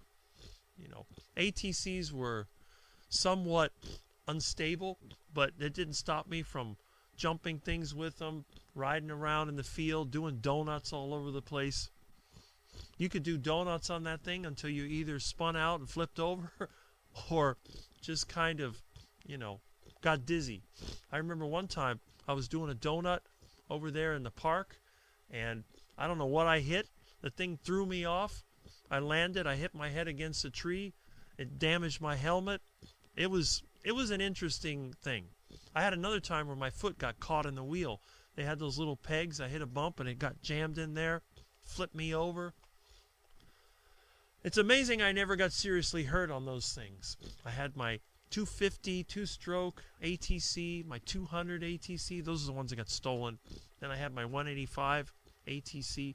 I had a little 90 ATC. That was the ones they had in one of those James Bond movies. I don't remember if it was Moonraker or what it was, but they were riding around on those things. Lots of fun. And I still have my six-wheel ATEX six-wheeler. You know how Carrie has a Max, I think it's a Max 4. I don't know, it has a Max ATV. I have the old version of it, the ATEX. It's in the backyard, probably totally shot, covered up with a piece of metal. One of these days I need to go back there and see if it's still good. I haven't touched that thing in 20 years. Wrecked my Honda last year. Okay. Grand Prix. Carnivore car Rick. A car that runs on natural fats. Yeah, and, you know, that's what diesels do. I drive a Volvo because I used to work for them. Don't judge like me. All right. Is Volvo Swedish? I think it was, although it may have been bought by another company. Very economical and practical, but not very attractive and not exciting. AMX, AMC, remember those? I had a friend that had a Gremlin. The Gremlin had some kind of small block in it. It was pretty powerful. 401 4-speed. Nice. German Terry. The Javelin was the one that was really the hot car for AMX. German, okay. Saw a Volvo motorhome on YouTube yesterday. Looks like an alien vehicle. One of the old Ford. Yeah, that was also in some of the Chevy trucks.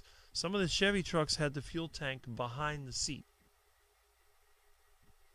It's a tank, very safe. Volvo was always known for safety. Yes.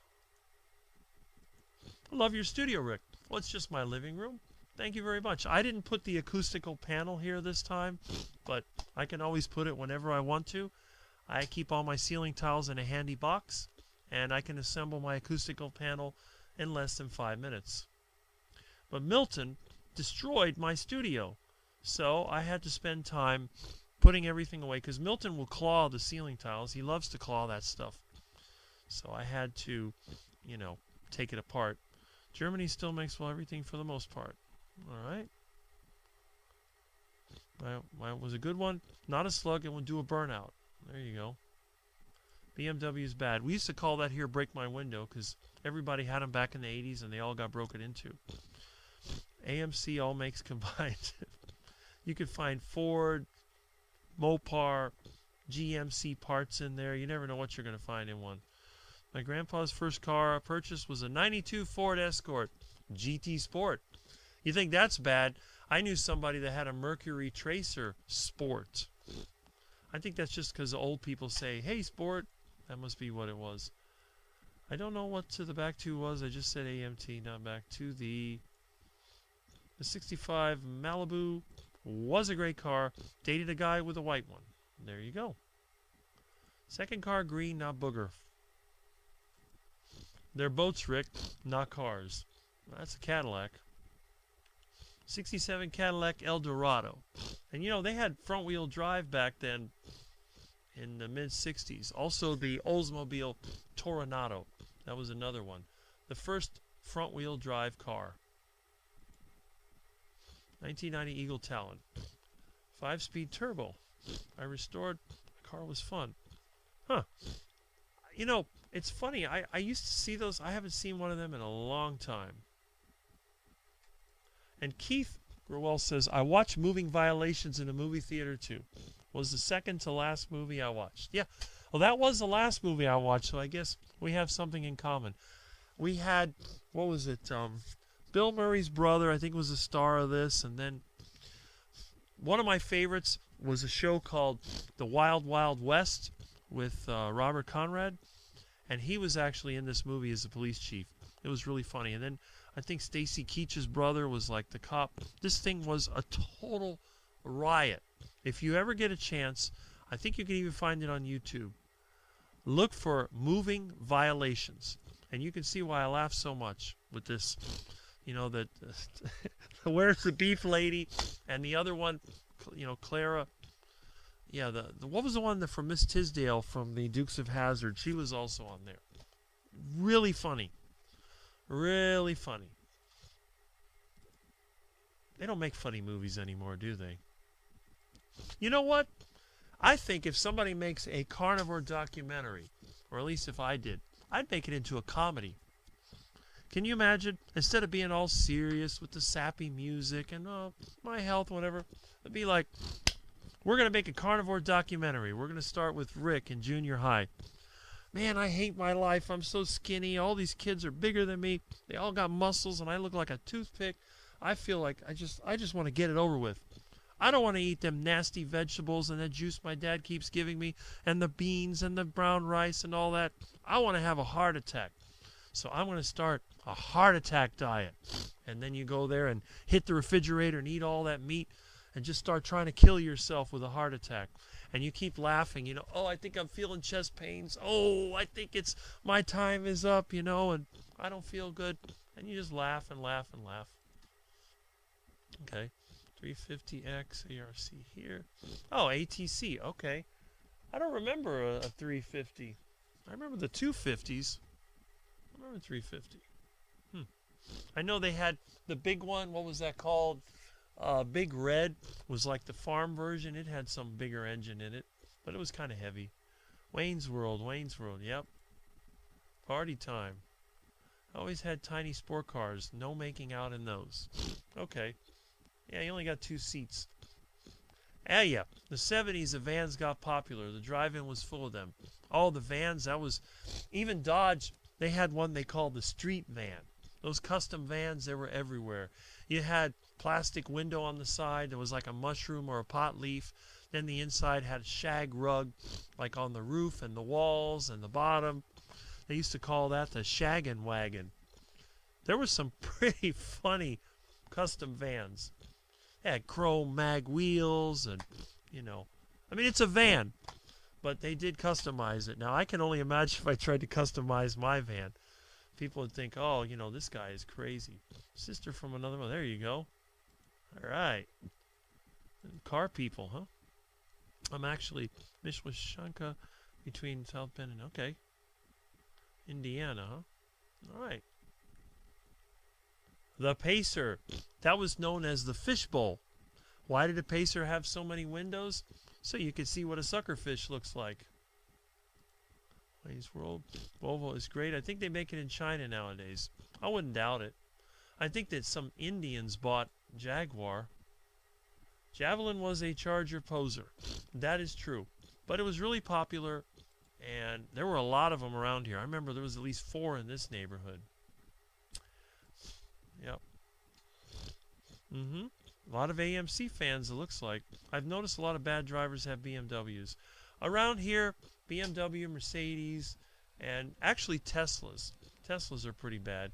El Dorado ugly. In the 80s, they were really ugly. The early ones weren't too bad. 65 Malibu. Oliver gives heebie-jeebies. Okay. Honorable mention of the Torino, which was in Starsky and Hutch. Yes, they had their custom painted Ford Torino. And I saw a few of them around here too. It's just a shame there are no antique cars left anywhere around here. And Terry Sue, who is #1 in the chat, the Christine car always scares me now. Wasn't it an old Fury? Yes, I think it was 57 or 58. And every time I hear that song At the Hop, I think about that, The car, you'd crash the car and it'd straighten itself out. If I could just make a car that would de-rust. Can you imagine? I got my rusted out Charger. You play some 1960s music. Maybe you'll play like Sunday Will Never Be the Same. You put that on the radio, and all of a sudden, all the rust starts to come back to metal. The paint comes back. The whole car is totally restored to brand new. It's like, what do you know? Rick finally has a nice Charger. Problem is the car has a mind of its own. Then again, that might be good, because if it's Rick's car, it would be a carnivore car. So it'd be out there hunting down vegans or central bankers. That would be kind of interesting. Some rich parasites driving around, and Rick's 69 Charger destroys their Lamborghini, flattens it, wrecks it, and they're over there on Brickell Avenue in the canal, wiped out. Then the Charger comes back home, it renews itself, sits out there in my driveway next to my ducks, and that's it. Well, then again, if a duck climbed up on my car and pooped on it, it would probably kill it, and it'd be there simmering on the engine. I walk out to my car, I'm like, something smells good. And I look under the hood, and there's a fully cooked duck. So, I don't know. That would be interesting. Carnivore cartoons would be fun. Can you imagine that? You'd have, like, the Dr. Baker, Dr. Chafee, and then you have, like, Michael Greger. You imagine Michael Greger? He's already a cartoon character. So he'd be talking funny and bobbling his head, and it'd be like super skinny. And then, Dr. Chafee grabs him. He falls apart like a bunch of bones. That would be kind of funny. And I know Tom is kind of into that animation. But these are things that we might be able to do over time. If we can build this carnivore community, might be a lot of interesting things to do. When I lived in New Jersey, my dad bought a used 1970s Chevy custom conversion van. He bought from a guy named Rupert Murdoch. Some guy that owned a lot of magazine newspapers. Is that the same one? Well, that's interesting. Huh. That would be quite an interesting story right there. Me Too was scary. They don't make comedy movies anymore. They make raunchy movies that they think are funny. Yes. And that's probably one of the reasons I don't watch movies. I haven't been in a movie theater in ages. The last indoor theater I went to was the Womeco Twin Theater by Dadeland Mall. And I forget what we watched. That was the last indoor theater I've ever been in. 1958 Plymouth Fury. That's correct. 4-stroke ATC. Oh, that's a great idea. The carnivore comedy documentary. That's exactly what we need. Yes, I think, like Mitch says, we can't be serious all the time. And we could have Mitch in there too, because Mitch would be Chef Mitch. The only thing is, Chef Rick would be a little scary, because Chef Rick comes in there. I put a chef hat on. It's probably with an iguana in one hand and a duck in the other hand.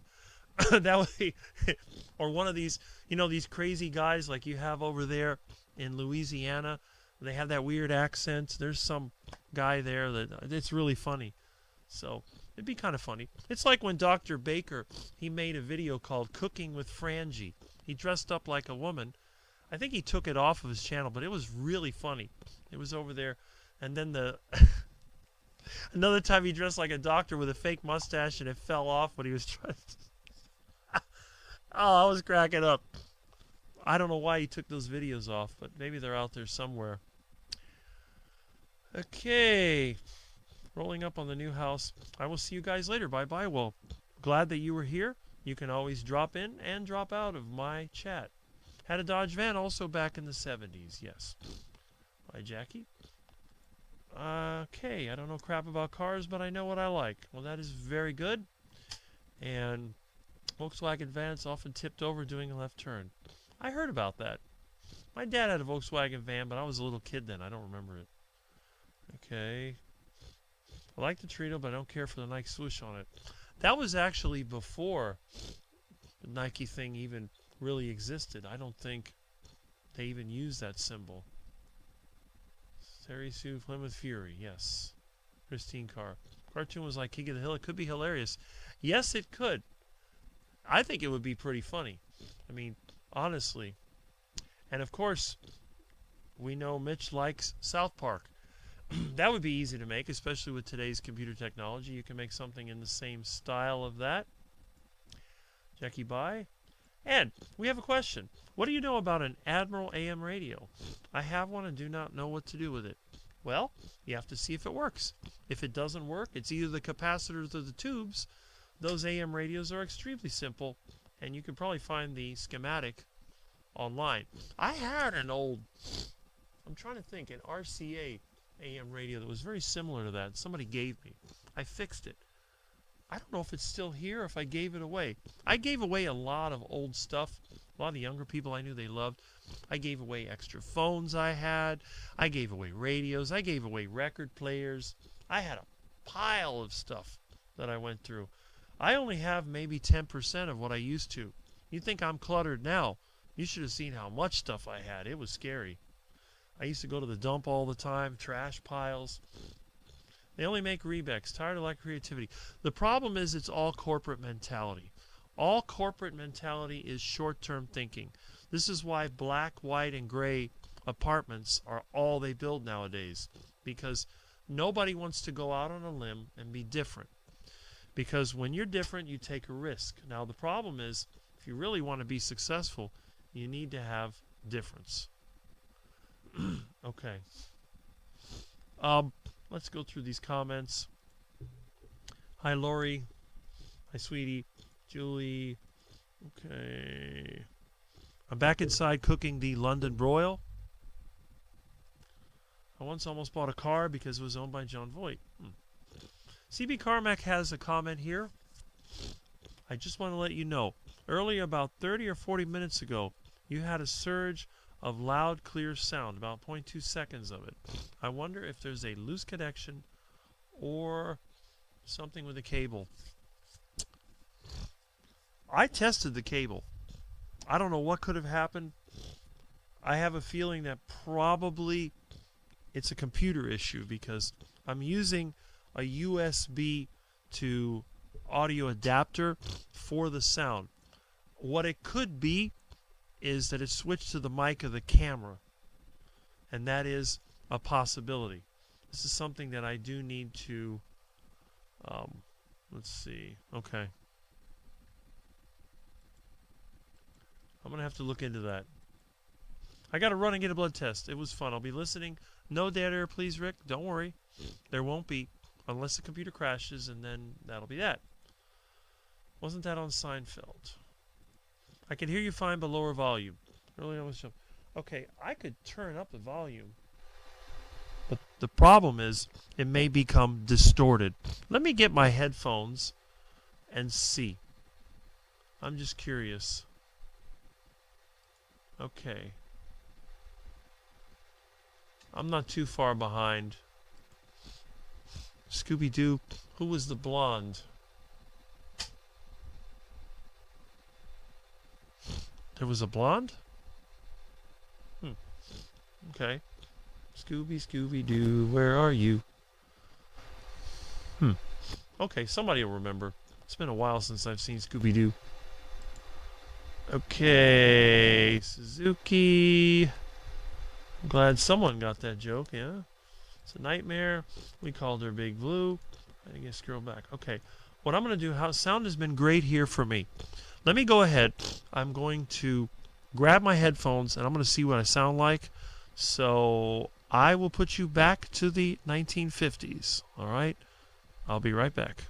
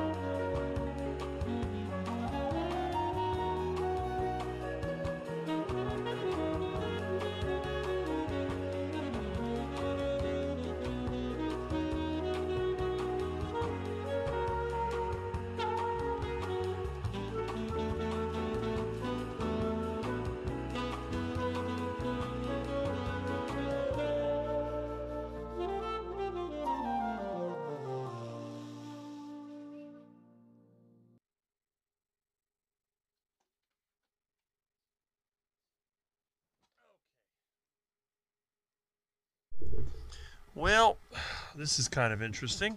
I have lost my other headphones, but I do have these, which aren't that great. So let me see what it sounds like. Okay. All right. I don't know. It sounds pretty good on my end. Okay, not too bad. Testing. 1, 2, 3. Sounds good. If I turn this up, I could turn it up. Let's see. That would be louder. Am I distorted? I don't know. Might be a little distorted. Who knows? Okay, so I hope everybody can hear me. Let me scroll down on the comments. Seems like I am actually up to date on the comments. Let me go back here. Okay. Oh, come on. Feed the squirrel on your PC. Alright. Daphne. Okay, I thought Daphne was red-haired. I could be wrong. Was shaggy blonde. All remembers a redhead. Yeah, brunette with glasses. That was Elma. What was her? Thelma? I don't remember now. Wow, big sounds now. Okay. Shaggy was ginger. I know Freddie was the one that was blonde, I think. Mitch ought to grab that pic of Mitch's steakhouse for when he does cook videos. You know what? You're welcome to it. That would be kind of funny. That was an actual place, believe it or not. I love this video. On the brunette, yes. False memory. Daphne was a redhead. Yes, that's what I thought. I could be wrong. False memory, yeah. I've been listening, not watching chat. About to go. See, the good thing is, about to go walk to community pool. You notice that I always read through as many chats as I can. And the thing is, with a regular live stream, you're going to have the person talking. And then you're going to have basically someone, trying to look at the computer and whatever. And you can't really listen to everything. But with mine, you can listen to everyone. You get as many chats as possible. Freddie with the ascot was blonde. There we go. Okay. Yes, Thomas, you were correct. But I don't think that's the kind of blonde that most people would like, although I'm sure some people would. And again, I'm not trying to put down anybody that may prefer their blondes a little more on the, let's say, meatier side than the other types of blondes. And that is fine. I don't have a problem with that. It doesn't bother me. But, everybody has their little thing. This is so soothing. Yes, I'm glad it is. I love these old school pictures. I love old movies too. Audrey Hepburn, Carrie Bond, James Bond. I always loved James Bond films myself. I always saw myself as one of the villains. Okay. All right. CB. And it says that it's loud and slightly overmodulated. That's what I'm thinking. But I can't get a real-time monitor. What I'm getting is what comes out of the mixer. I'm not getting something very accurate, and my good headphones are missing. I have no idea where they went. I know that nobody took them. Nobody would steal any of the junk I have around here. I looked everywhere. These are, not that great, but they do kind of work. We'll take these off. Where are my headphones? Oh, well, I have my 8-track adapter, as you can see. Where'd the lid go? Oh, here it is. And it's falling apart. I saw one of these one time in a thrift store, and I didn't have any money. I didn't get it because mine is kind of broken. Let's see here. Yeah. You probably remember these. The Radio Shack. You put it in your 8-track, and then you can play your cassette. See? It uses the power from the 8-track to drive the motor, which then allows you to play your cassette. And now it doesn't want to close. Oh, come on. There it goes. So, I always keep this here near my stereo, although I do have dedicated cassette players. And as you know, I'm one of the very few people that still uses cassettes, and although I did digitize my music, I do sometimes re-record cassettes, because I do have a cassette player in my truck and I have a cassette player in my van.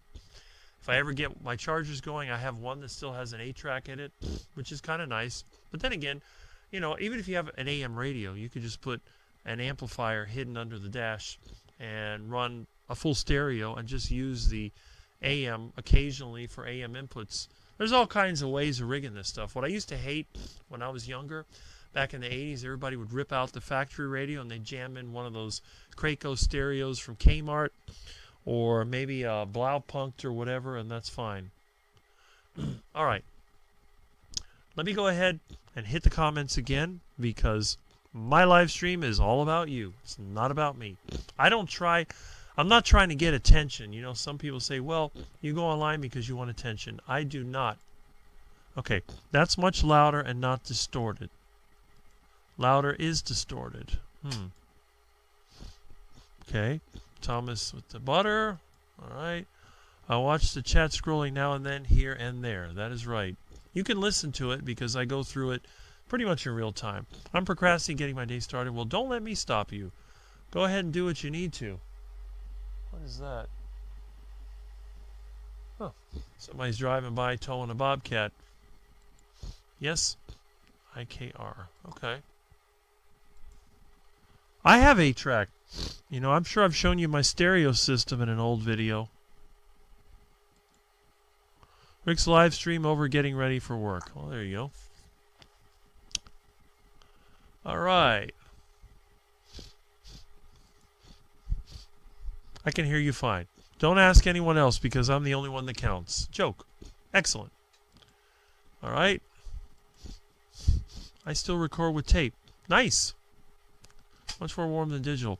The thing about tape is that tape is actually the full range, whatever the frequency response is. And digital is sampled. So digital will have somewhat clearer sound, and that's just the nature of digital. So if you want a more smooth sound, you'll go with analog. The problem with tape, of course, is the noise that is introduced by the motor and the electronics. But my tape recorder is actually pretty good. I have an Akai, which is AKAI. I have Akai 8-track, reel-to-reel, and cassette. And I also have, I think I have a Yamaha cassette in my other stereo setup. I have 2 stereo setups in the house, one in the living room and one in the bedroom. The heart of my stereo setup is actually this Denon receiver, which I used to have a Yamaha stereo, and it had some problems. So I found this Denon in the garbage when I was doing a clean out, and I fixed it. It just had some corrosion and some bad wires. And the great thing about it is it allows me to have HDMI inputs, so the sound comes straight from the computer via HDMI, and I can also have multiple inputs. I have, I think, 6 inputs to choose from. So, and it's about maybe 400 watts. It's not a blasting stereo, but this is a small house. I don't need to. This is not a disco. This is not a bar. It's just a house. And once in a while, when my room is clean enough, people would bring over these DVDs to watch. We actually watched a DVD that a friend of mine had of Dr. No, the first James Bond movie, and we were watching that.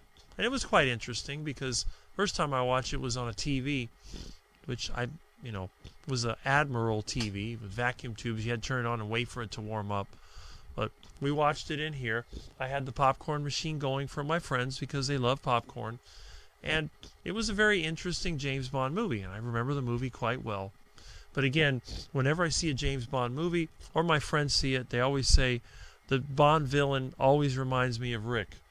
Obviously, I am not James Bond, because I'm not a ladies' man. But usually the villain, that would be me. So the mad scientist, that's Rick. So if there was a carnivore movie, I'd probably be the villain, or then again, I could dress like a vegan. I'm skinny enough. I could pose for a vegan. Just get some shorts and a tank top, and I'm so skinny that, I'd put some messy hair, grow a nasty looking beard, and I'd be Rick the vegan. And that's it. Okay? Yeah, Kraco. Remember the Kraco stereo? They used to have a Kmart. We used to joke about that. We have the Kraco stereo. All stores and the auto parts, they used to have those displays. They had speakers in there and they had the stereos, and you could go and test it, listen to music or whatever. It was pretty funny. And they were very popular. When they used to advertise cars, I have a couple of old Auto Traders. It always used to say AM/FM/CASS. That means that the car had AM/FM with cassette. And that was a big deal. So when you're selling your 1970 Charger for $300, it had whatever engine, 383, 440, they put AM/FM CAS. That was like really popular.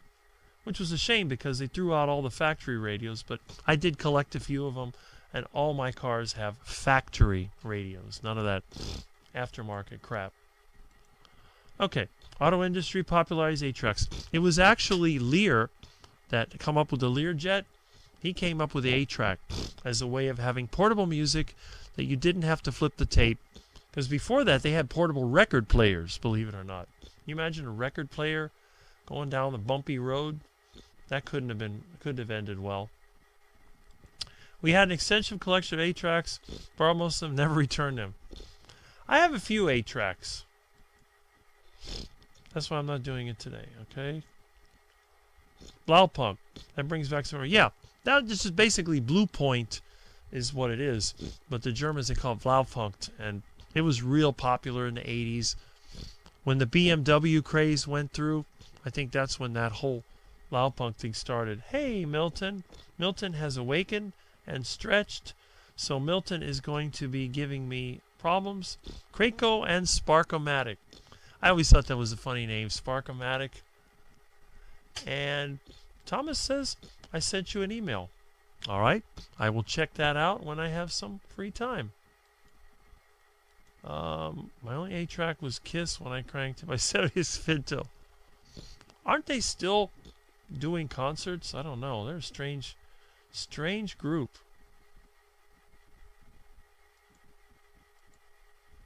You're my excuse for accomplishing nothing today. Well, I don't want to do that. I got a lot to do myself. So maybe we'll cut this off after lunch or something. Seemed like a lot to me, but I've never tried it. In fact, what I should do is start the heart attack chicken cooking, especially since one of my subscribers was nice enough to send me additional chicken. So I have some chicken that I already got there from Fresco y Mas, and now there's more chicken. That's good. Here are all my grandma's old 8-track tapes. I played them. They were all Tom Jones. It's not unusual to be... Yep, I remember Tom Jones. Whole Denon set up in the 80s. It was good stuff. And I have another one that Milton's sitting on. And that's also from the 80s. This one over here is from the early 2000s. But yeah, Denon setup. That's good. Denon old school, great stuff. Everything here is old school stuff. And you are better than me. Pioneer stuff. I actually had a Pioneer at one time. I don't know whatever happened. And the Serwin Vega speakers. I remember those. These are just Fisher speakers that I got from the side of the road. Sad that I sold my Akai stereo tape deck and Akai turntable. I still have my Yamaha stereo and Bosch wired speaker. At least you sold it and didn't throw it away. Remember the stereos with detachable speakers? Yes. I had several of those. Gave away a bunch too. All these names bring... Yeah, growing up. Well, around here, those memories are still reality. Still have the receiver 8-track and the cassette, but not the speakers. Yep, well punked. Sparkomatic, I'm about to cry. Okay. And Aaron is here. I guess you're back, or you've been here the whole time. The kids keep calling the puppy Shobble, and I keep calling him Trouble. Oh, we got a phone call. Hello.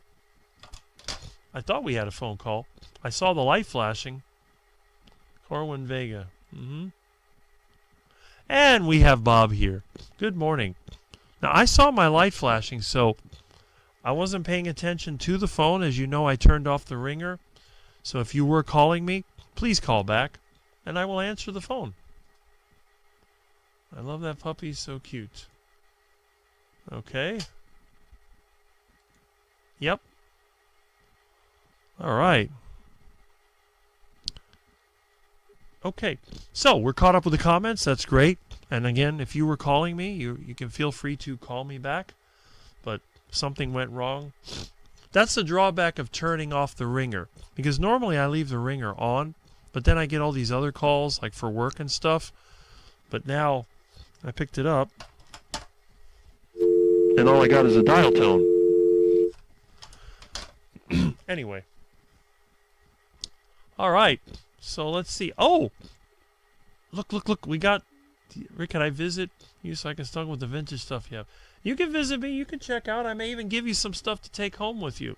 I got all kinds of junk laying around. And let's see who we have. We have the other Bob, yes. And let's see.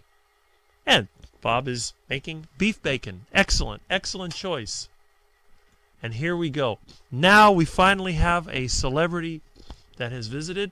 And there is our friend, Old Guy Carnivore. And we're sort of filling in for him today. I hope, Mitch, that you are taking the day off. But knowing you, you're not taking the day off. You're probably working on another video. Maybe one of those Chef Mitch videos, which I'm getting a really good laugh out of. I think it's really funny. like I said, you're inspiring me. You were the one that inspired me to start a morning live, and now you're inspiring me to do a parody video. I want to do Ductor Rick. So I'm going to do a Ductor Rick with a lab coat and a stethoscope, and I'm going to put like a duck head. I got a couple of ideas for that. I think it would be pretty funny. I did make a parody video a long time ago, Rick the Vegan, where I was grinding up garbage plant material from the yard to make a juice, and I actually did take a taste of it, and it was so nasty I didn't have to act. I was spitting it out. But anyway, we're glad to have Mitch with us, and I hope that some of the other people that haven't been commenting, they may be in the background, maybe from some of the more popular channels. Hey, maybe one day Carrie Mann will drop back in and say hi. We appreciated his phone call last week. It was really a treat, you know. It was nice, so I'm glad that you're here. And of course we're saying hello to Mitch because everyone here loves Mitch, including me, especially me, because again, I like people that are real. I don't want to see just the same old, you know, mutual admiration society of people telling each other how great they are and how many things they've cured on the carnivore diet and whatever. But we have reality, and he's a Floridian, so got to go for that too. And Mitch, biggest carnivore star. Yes, absolutely. And Smoothie says good morning. And Rocky Keto Enemy. Rocky Keto Amy, not enemy. And Thomas says, hey, Mitch. And Mitch is here. Bob Carnivore talks. So everyone's saying kind of hi. And Mitch says, a quack for you, Rick. I need to come up with a way. I couldn't find a good sound effect, but I will put one in my computer. Maybe I need to have one. I need to make a sound effect for Mitch. Maybe something chef-related. Maybe like pots and pans clanking or meat sizzling, because I know Mitch uses the meat sizzling when he plays the book bag music, which is kind of his trademark. And yeah, what a welcome. Thanks. Well, you deserve it. You deserve it. I'm very happy that you're here. And again, everybody here is welcome, and I say hi to everyone. So it's just kind of thing there. Let's see. I think there is a character on DuckTales called Professor Quack. Well, maybe that would work too, because I am the biggest quack in the carnivore community. And Mitch is here. All right. Oh, we got a call. Hello. Yes, hello. Yes. How you doing? I'm good. How are you? Great. I just wanted to call for a quick call. That's great. Say hi. I haven't talked to you in a while. I haven't seen a video from you in a really long time, so I'm glad that you've taken the time to call in. I hope you're having a great day. At the very least, I can do that. I mean, I'm slacking on the videos. Well, I'm sure you've been But I busy. don't have any excuse, so that's the worst part. That's true. I'm sure you've been busy, but, you know, if Well, who isn't busy? Like, you're busy. yeah, it's true. But, you know, you can tell everybody, if you want, who you are, and, you know, you're one of the hardcore... My name is Polish Mike. You can see me sometimes on the chats. Mm-hmm. I'm a carnivore. I've been doing it for like 2 years now, over 2 years. And I've been pretty strict the whole time because, you know, I just realized if I want to do something, I'm going to do it. Just do it well. Just don't take any shortcuts. Right. So, and you know, sometimes I'm a little looser on what I do. But even recently I was laughing because I went to my mother's birthday party. Mm-hmm. And like I had some salmon, and I call it like a cheat day because I usually eat like meat and eggs, steak and eggs, burgers, whatever, beef, and I had a piece of salmon, and I call it like a cheat day. Where for most people, eating salmon is more than, it's stricter than whatever else they're eating. So.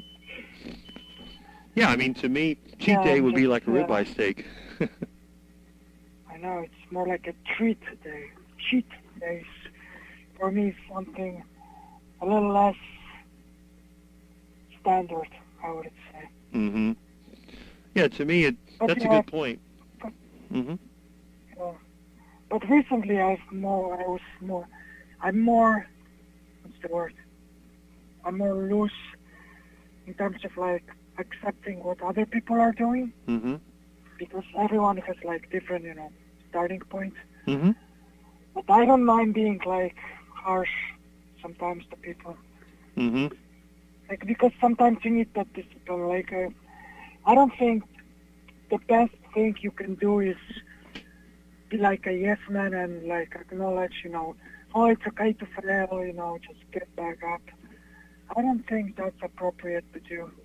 And if sometimes, yes, but not all times.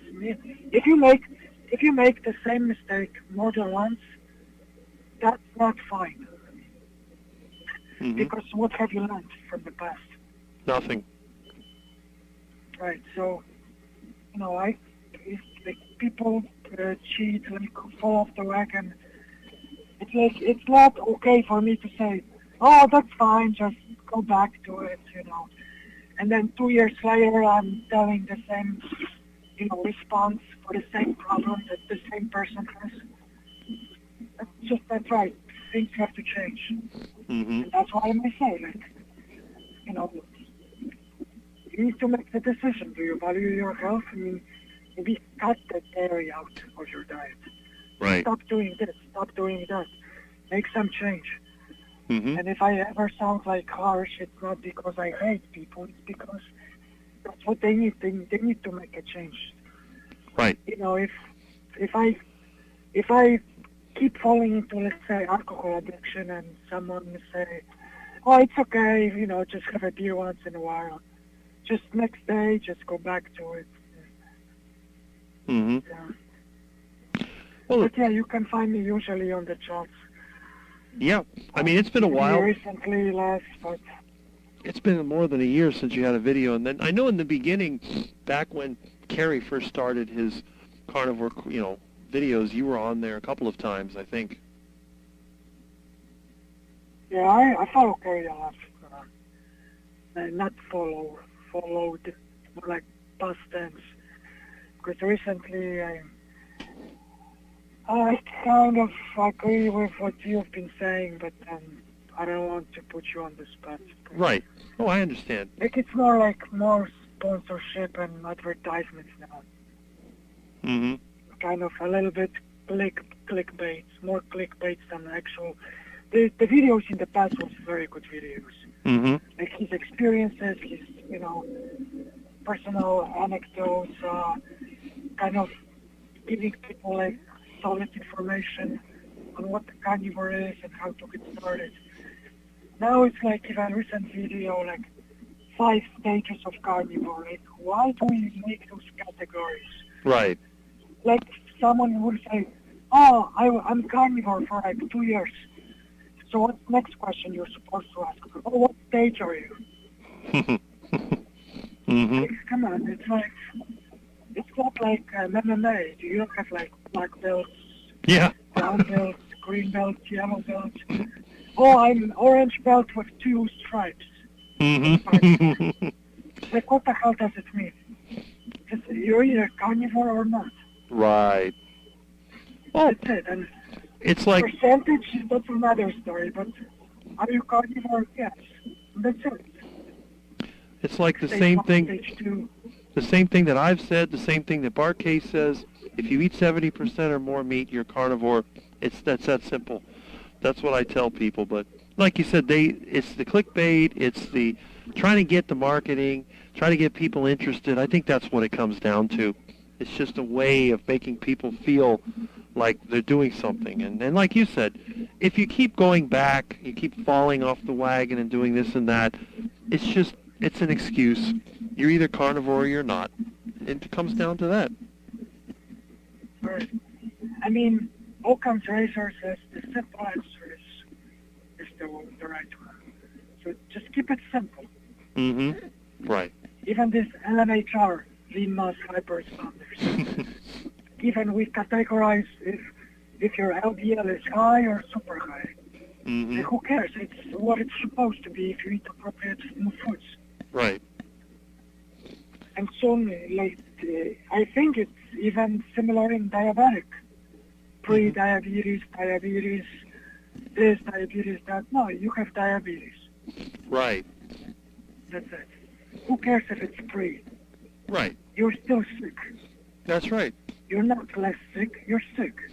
It's like I tell people, if you fall off a 20-story building and you're heading towards the ground, you're still falling. It doesn't matter if you just stepped out of the window or if you hit the ground. You know, either way, you're still going down. I know. It's just different speed. Right, different speed, exactly. If the goal is move forward and you're going backwards a few miles an hour or 10 miles an hour, you're still not meeting the goal. That's right. You're still going to be there. It's simple. Right. You're moving in different direction. Doesn't matter how fast or how slow. And the thing is that what amazes me, and I never could understand, is how people let themselves get so bad. I would see people that are obese. I see people that are diabetic. I see all these problems. How did they let themselves get so bad? Well, a lot of it, you have the medical system that's not giving them the proper information. You have people giving them improper information. And they tell themselves, oh, everything's okay. It's not bad yet. They don't realize that, you know, it's like the person sitting on the railroad track, the train, you can see the light 5-6 miles away, then you feel the rumbling on the track, and then you hear the horn, and then at the last minute they try to get away, and it's too late. If they would just see the signs and say, okay, I'm getting away from here, then there wouldn't be a crisis. They wouldn't have to be, oh, you know, my blood sugar's high, and now I'm having all these problems. And it's really because it's the system and then themselves. And it's like you said, they don't use their own ability to figure it out. And that's frustrating to me in a way.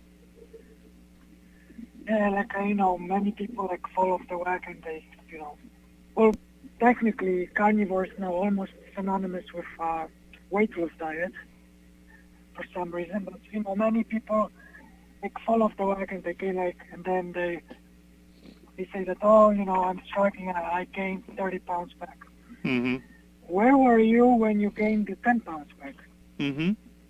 Right. It's like, you know, it's kind of too late to figure things out. I mean, not too late, but it will be harder for you to go back to where you were. And just think. So sometimes those small changes in negative direction, you have to just don't ignore them. Do you and I have trouble with weight gain? Well, I wouldn't say like trouble. It's more like it's not for us to say it's a weight loss diet because nothing to lose. And that's another funny thing is many people, whenever a person gets introduced to carnivore, you know, the interviewee, they ask, also, what was your starting weight and how much weight do you have to lose? Why do you assume the person is doing it for weight loss? Right. That's another thing, which I think many people will agree with me. And I have to finish soon, but I'm one of those people that don't even want to hear about weight loss stall or weight gain stall. Because precisely of that reason, that it's not weight optimization. Well, it's weight optimization diet, but it's via health improvement first. And when I hear people saying, oh, I'm stalled on the weight, that's a wrong conclusion that you should be making on that, whether the carnivore is working or not. What we should be talking is, do you have a health improvement stall? Right. That should be, that's a problem that we may need to figure out. And I shouldn't maybe saying this, but who cares about your weight? What are your, do you have health improvement stalls? For example, you had issues with like, you know, joint pain, and for the past 2 months nothing changed. Okay, maybe we need to make some dietary changes. Maybe less dairy, because it's often inflammatory, or maybe change this or change that, or maybe your blood sugar is no longer going down and it's kind of stabilized around 100 in the fasted state. Okay, we should be talking about things like that. Mm-hmm. Because so many people, maybe 9 out of 10, they say, oh, I'm stalled on weight loss. Mm-hmm. And then you ask supplementary questions. So none of your health markers are improving? Oh, no. Oh, it's cumbersome now. Oh, my acne disappeared. For the past few weeks, my joints are no longer in pain. Mm-hmm. I'm like, okay, so you are making improvements. Don't talk about weight. Mm-hmm. Focus on health first. Because if health is improving and weight is stalled, that should not be a concern, Mm-hmm. at least in the near future. Right. So that's why maybe I should like to see more of mindset change. Never talk weight loss stall, but health improvement stalls. Right. Because that's what people should be doing it for, primarily. Weight is a side effect. And I always say, I don't know anyone who's healthy and obese or severely underweight. Mm-hmm. I'm trying to find a thing of any person that's healthy and it's morbidly overweight or skinny. Mm-hmm. That doesn't happen. Well, I mean... So what does it tell you? Focus on the weight. Right. If you don't see any more health improvements, then that's a problem. If your health is improving, just the fact that there's barely anyone with good health and being at if they're left or side of the bell-shaped curve on the weight, that should be already an indication to you. Hey, my health is improving. Weight will go in the direction it needs, and it will be what it should be. Mm-hmm. Unless I'm genetic outlier where, with perfect health and I'm skin and bones, or fat pig, like Cole Robinson would say. Fat pig. Well, how many fat pigs are healthy? None Every that I fat know. pig has some health issues. Exactly. Mm-hmm. Right. Well, the other thing, too, I try to explain, sometimes people talk about weight. You don't know what that weight is. I mean, you could be obese or you could be like Sean Baker and weigh the exact same, and you're going to perform different. So I tend to think of it as a performance issue. You may be overweight, but if you can work all day, you don't have any joint pain, as you said, you're otherwise healthy, then it's not an issue. It comes down to cosmetics, to looking a certain way. And the other thing, too, when people are unhealthy, they don't move very much. And I much. understand this aspect, too. I was never, overweight, so I can speak from experience that when you have, loose skin, maybe it's a problem cosmetically for people, so I kind of understand that, and I was never in their shoes, so... Yeah, exactly. So maybe let's shift focus to, and really, if you change your mindset to don't really focus on stalls, don't speak on stalls on the weight, before you tell us if you have stalls on health improvements. Mm-hmm. Right. And trust me, so many people would suddenly stop or not mention weight. Mm-hmm. Right. It would be because they see, hey, maybe I shouldn't talk about weight because, this is improving, just give it time. Health improvement stall, then let's talk. Mm-hmm. Exactly. And also give it time. Right. A lot of people want shortcuts. Well, it took them a long time to become unhealthy. Dr. Chafee put it perfectly. I don't know what exact number he used and how he phrased it exactly, but if you walk into the woods for 2 hours, it's going to take you at least 2 hours to get out of the woods. Mm-hmm.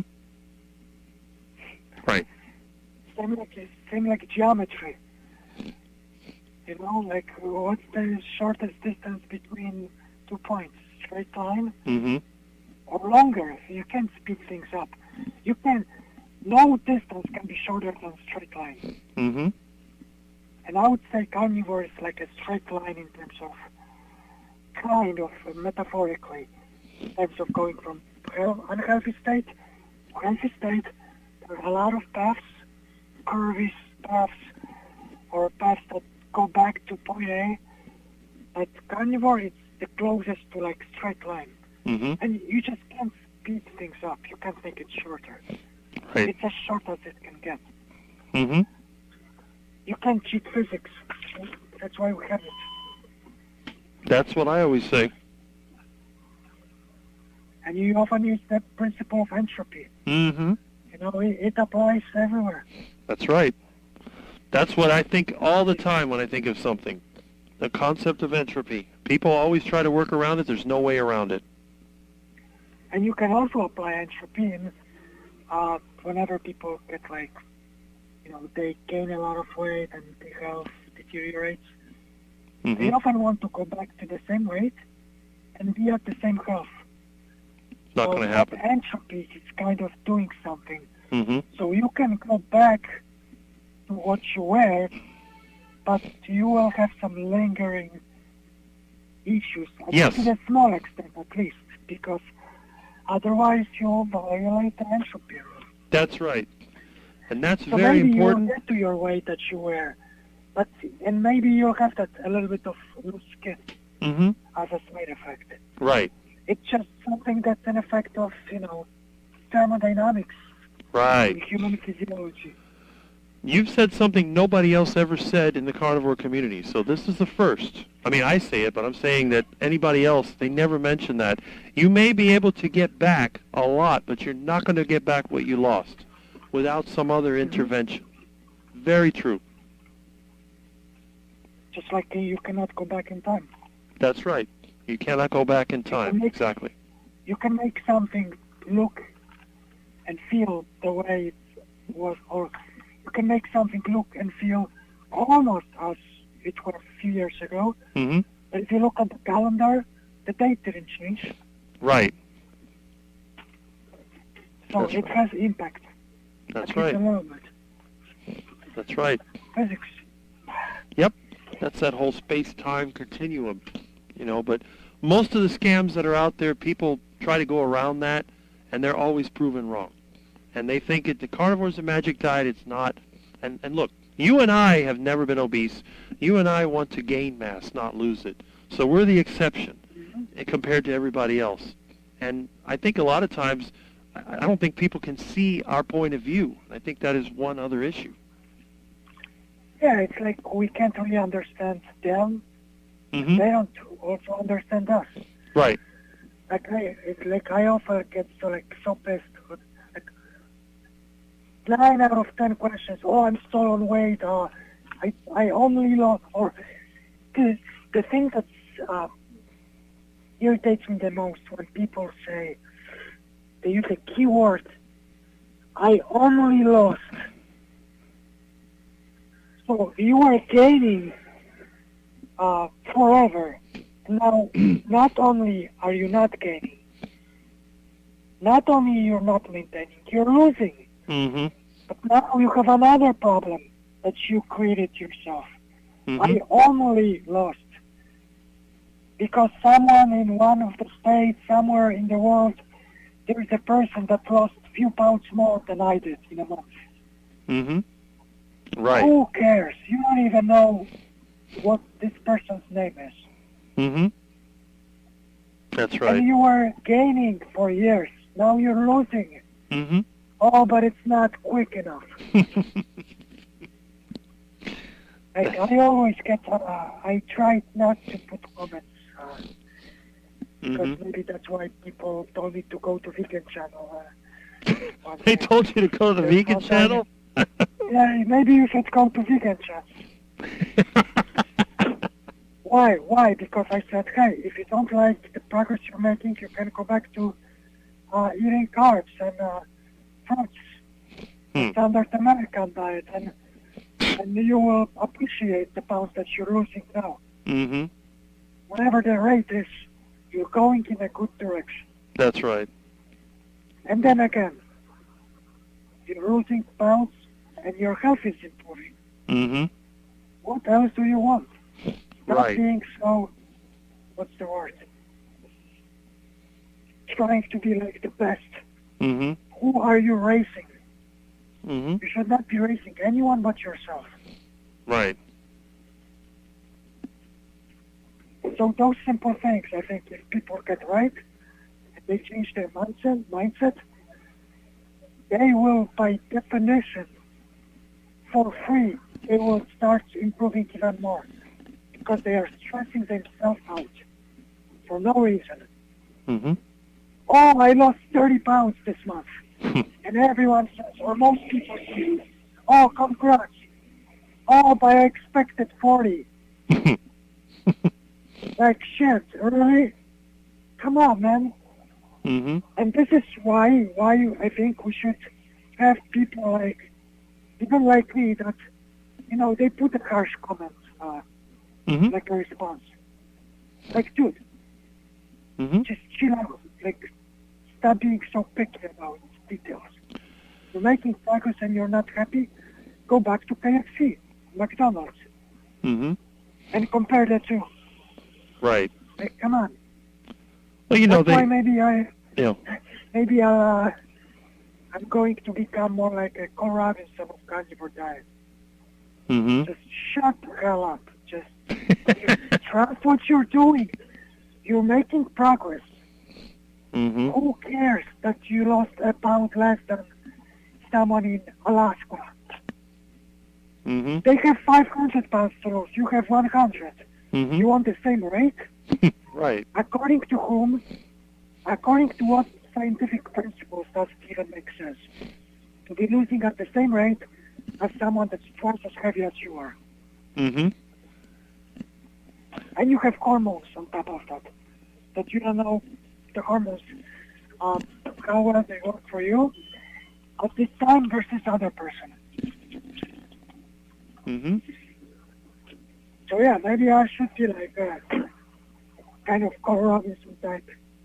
Shut the hell up, eat steak, eat the ribeyes, Mm-hmm. eat the meat, eat the eggs, Right. ditch the stupid dairies Mm-hmm. that no one needs. There's nothing in dairy that human body needs that you cannot get from meat.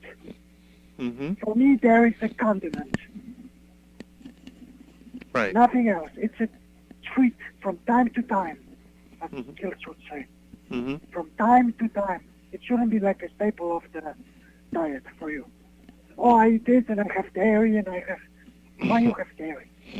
Mm-hmm. Tell me one nutrient in dairy that you need that you cannot get from anywhere else, like meat or eggs. Mm-hmm. There's nothing. It's a condiment. So drop the dairy, drop the coffee. Health, just like your mother, you only have one. You really have time to play around with dairies? Just go strict for a while. Mm-hmm. Just be like a David Goggins type. Mm-hmm. Just go out there, just do it. Right. Stop looking around. Just I would say an F word. Throw the F up. And just do it. Yep. Do it. Don't stop. Don't slow down on any dairies. Or Mm-hmm. can I have a piece of liver? Can I have cheese? Can I have milk?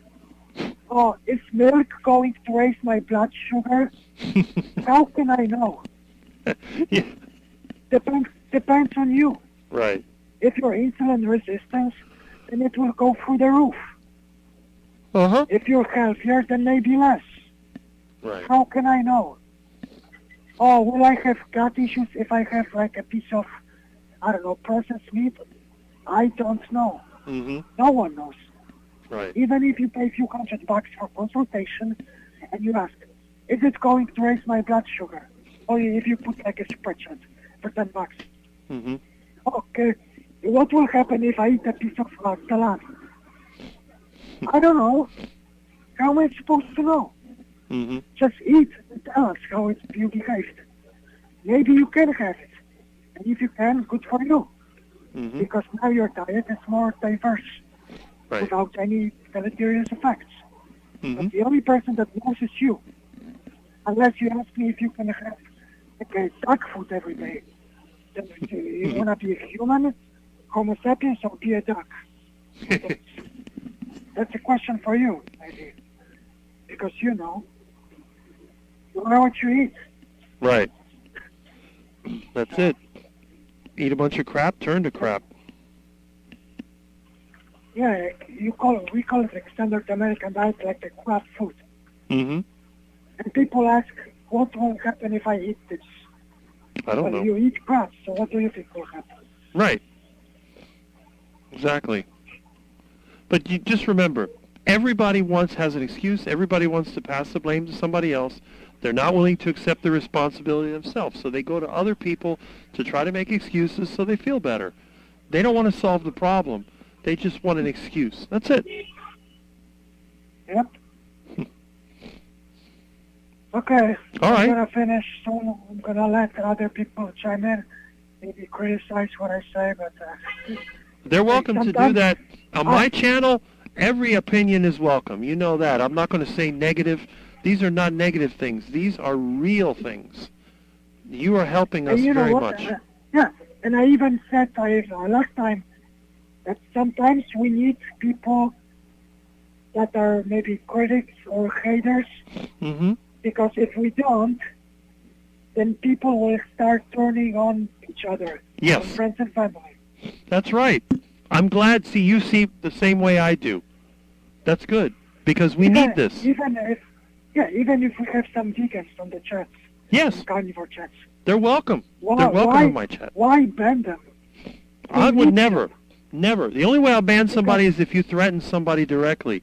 But if you have a valid point, it's welcome here. I don't care what it is. You can say how much you hate me. That's fine. Yeah, if we only have people that we love and care about around us, then eventually that's human nature. Because we want some hate from time to time, we will start turning on other people. Yes. And you can see it in carnivore communities. Yes. Rarely, but you can see that too. Yes. Like why we are hating on each other? Because you get rid of the vegans, and now you need some trigger to get that hate, and I don't want to see that soon. Right. Okay, but I'll let you continue with the chat. Okay. I'll probably be going for a few more hours. Okay. Because it's you, so. Well, thank you so much. Okay, it was nice talking to you. I will do my best to do more videos. Whenever you get the time. Because if you're busy, you're as busy or busier than everyone else, and you spare us like 8 hours of your time on Saturday, mm-hmm. like we really are grateful for that. So. I appreciate that. Okay, see you next time. Thank you, man. All right. Yep.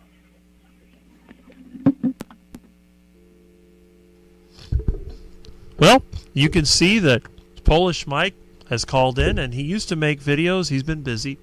And he was actually, I think it was on the 12-hour live stream with Carrie, where he was explaining his story. He is one of the rare carnivores out there who believes in the no-nonsense approach. Again, that engineering mindset, educated, don't make excuses, just do it, and take responsibility for your own actions. And that's what I try to put forward. And he brought up a very valid point. If all we do is compliment each other, have a mutual admiration society, eventually people are going to start attacking each other. That is the way that it is. Think about if you had a bunch of animals like ducks. They're all getting along. They're part of the same family. Well, eventually they start to fight for dominance. So it's very important that we keep adding the naysayers into the mix, so that way we can refine our knowledge and we can be realistic. Because remember, positive thinking will put you into a big problem if that's all you do. You have to have the positive and negative in order to get things to work. And that's a very good point. Well, anyway, let me go back to the comments, and we can see we have a good amount of comments here. And Old Guy Carnivore was here, and we're glad. I hope you're still listening to us. But I'm sure that Mitch is working on his latest video, and we all love Mitch's videos because Mitch is one of those people that injects common sense into the carnivore lifestyle. This is not a fantasy of people saying all these great things about each other. This is actually the way that we live, and I'm glad that we are here. And it says, Jeanette says, Mitch, it is you? Yes, it is him. And that was Polish Mike that was on the phone. Mikhail, or I forget how to pronounce his name correctly, but Polish Mike. He's often in the chats, and you can see that he also gives a dose of reality. You may see him in a lot of chats. I've seen him in some of the more popular chats. And when people start saying things that are either a little off or just downright wrong, he's always in there to add that dose of reality to us. And I'm glad that you called in. Oh, wait a minute.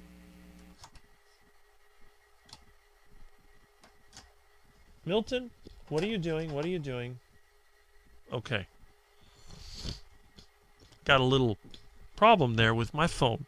Let me disconnect the line so we don't have all this background noise. Let me see if the comment was there. Okay. I guess nobody noticed it. Anyway, let's catch up with these comments. And I'm really happy that we have so many participants and regulars too. Our regulars that keep coming here, keep participating, and that is fantastic. I see that CB Carmack, Polish Mike, good to put a voice with a name, yes.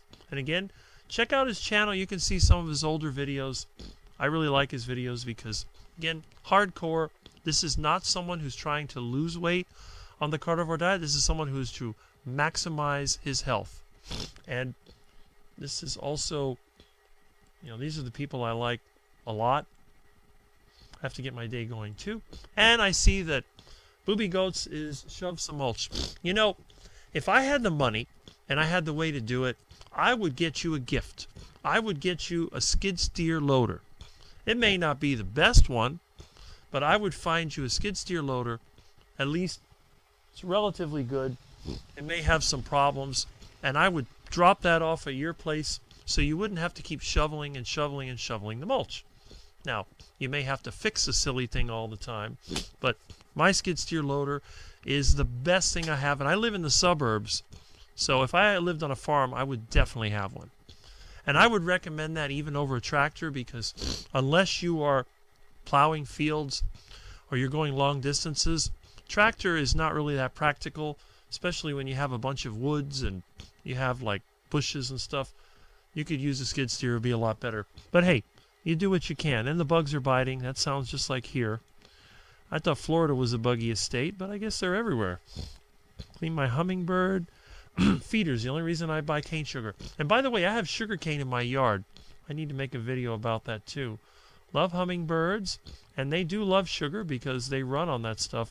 Great trained medical analogy, Rick. Yes, and I want to make a video, one of my biking talks. I'm going to sit on the railroad tracks, and I'm going to make a video and see if I can kind of bring my point here. I have to get my day going. Had fun, Rick, Milton, and Quacks.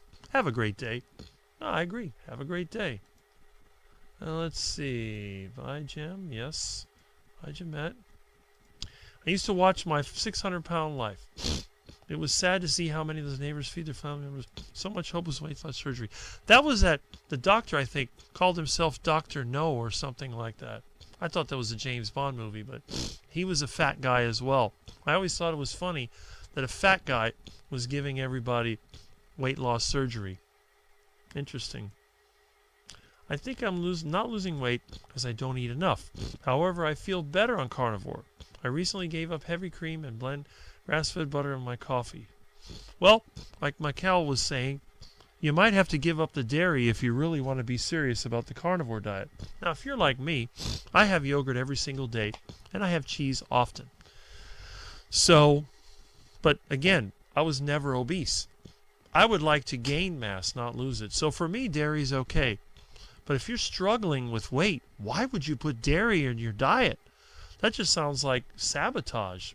And look, MNJ is here. Good to see you. Sorry I didn't catch your comment earlier, but I was on the phone. good morning, Quackers. And Rick says good morning back. I hope that you are still succeeding with your carnivore diet. And I hope that your weekend is starting off nicely. And remember, if you can reduce stress, that's also important. And Smoothie says health is wealth. And if that's the case, I think I'm pretty wealthy. Well, I have no debt, even though I have no money. And my health is relatively good. The only thing I can complain about is a sinus issue. And that's really because of the mold in my house. You'll notice I'm not as bad here in the living room as I am in the bedroom. And if I spend enough time outside, it goes away completely. So I've been battling mold for a long time. One of these days I'll be away from the mold and I'll be fine. I was struggling until I did a longer fast.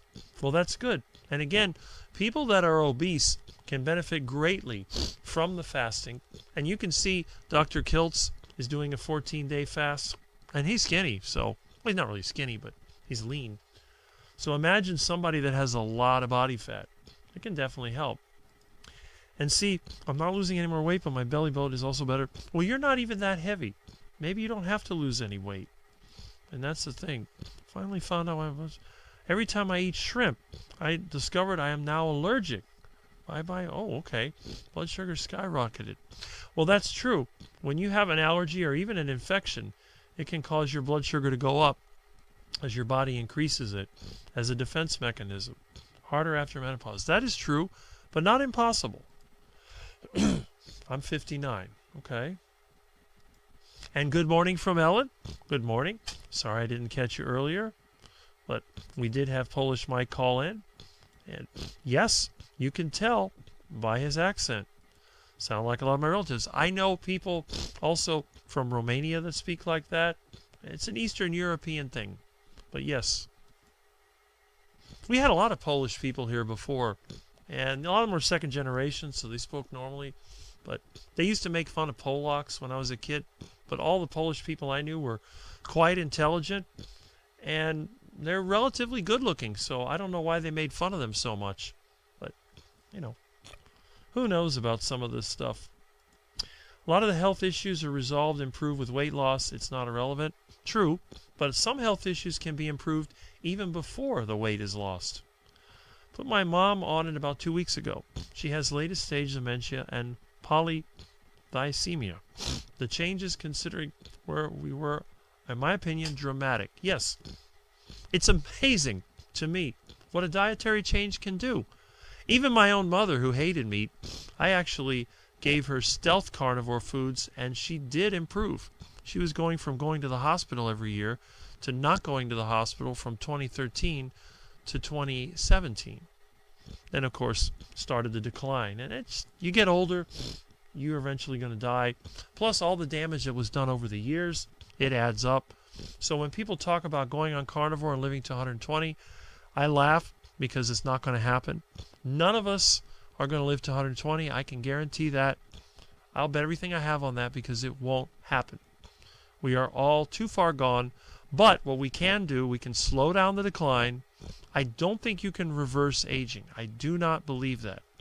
But I think you can slow down the decline and you can improve your functionality. So you're going to look, if you're 80 years old, you're not going to look like a 30-year-old. That is impossible. But you could be 80 years old and active, and you could still be appealing to a lot of people because of what you can do. It's not the fact that you look old that makes you unappealing. It's the fact that when you're old and you have that old person attitude where you don't want to do anything and you're just a burden, that's the problem. But if you're old and you're still creative and you're still having fun, that's a good sign. And I do believe that having fun can extend your life, even if you look old. Look at all the comedians that were very popular, and a lot of them look pretty old by their 50s or 60s, and yet they lived into their 80s or 90s. It's not just a matter of how old you look, but it's how old you feel. And that's something you can control. Okay, I know we can't fix it all, but hopefully we can give her a lot more quality of life for longer. And the thing is, even if it's not longer, if you can improve the quality of life for the time that's left, let's say that you have an older person who's able to walk around and do some things versus being in the nursing home on a bed and having your diapers changed. That is definitely an improvement. I remembered someone is turning 40 today. Okay, For the last few months, that was impossible for her. Well, that's good. See, that's some mental acuity that is returning. That is interesting. You have any other symptoms? And let's see. Throat gets itchy. Yeah, shrimp, shellfish in general, they have a protein called chitin, and that can cause issues with people. Now, I can eat 5 pounds of shrimp and it doesn't bother me. But again, my background is different than most. What other things do you notice? A lot less general fog. It's early yet. Had a different dose. Vitamin D and magnesium threonate, which is the version that crosses the blood-brain barrier. Okay.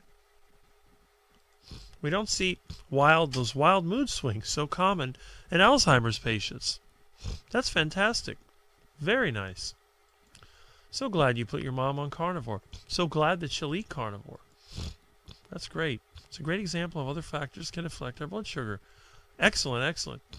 She passed the keto flu. She seems even more upbeat, starting to watercolor paint, sleeping better, and more energy.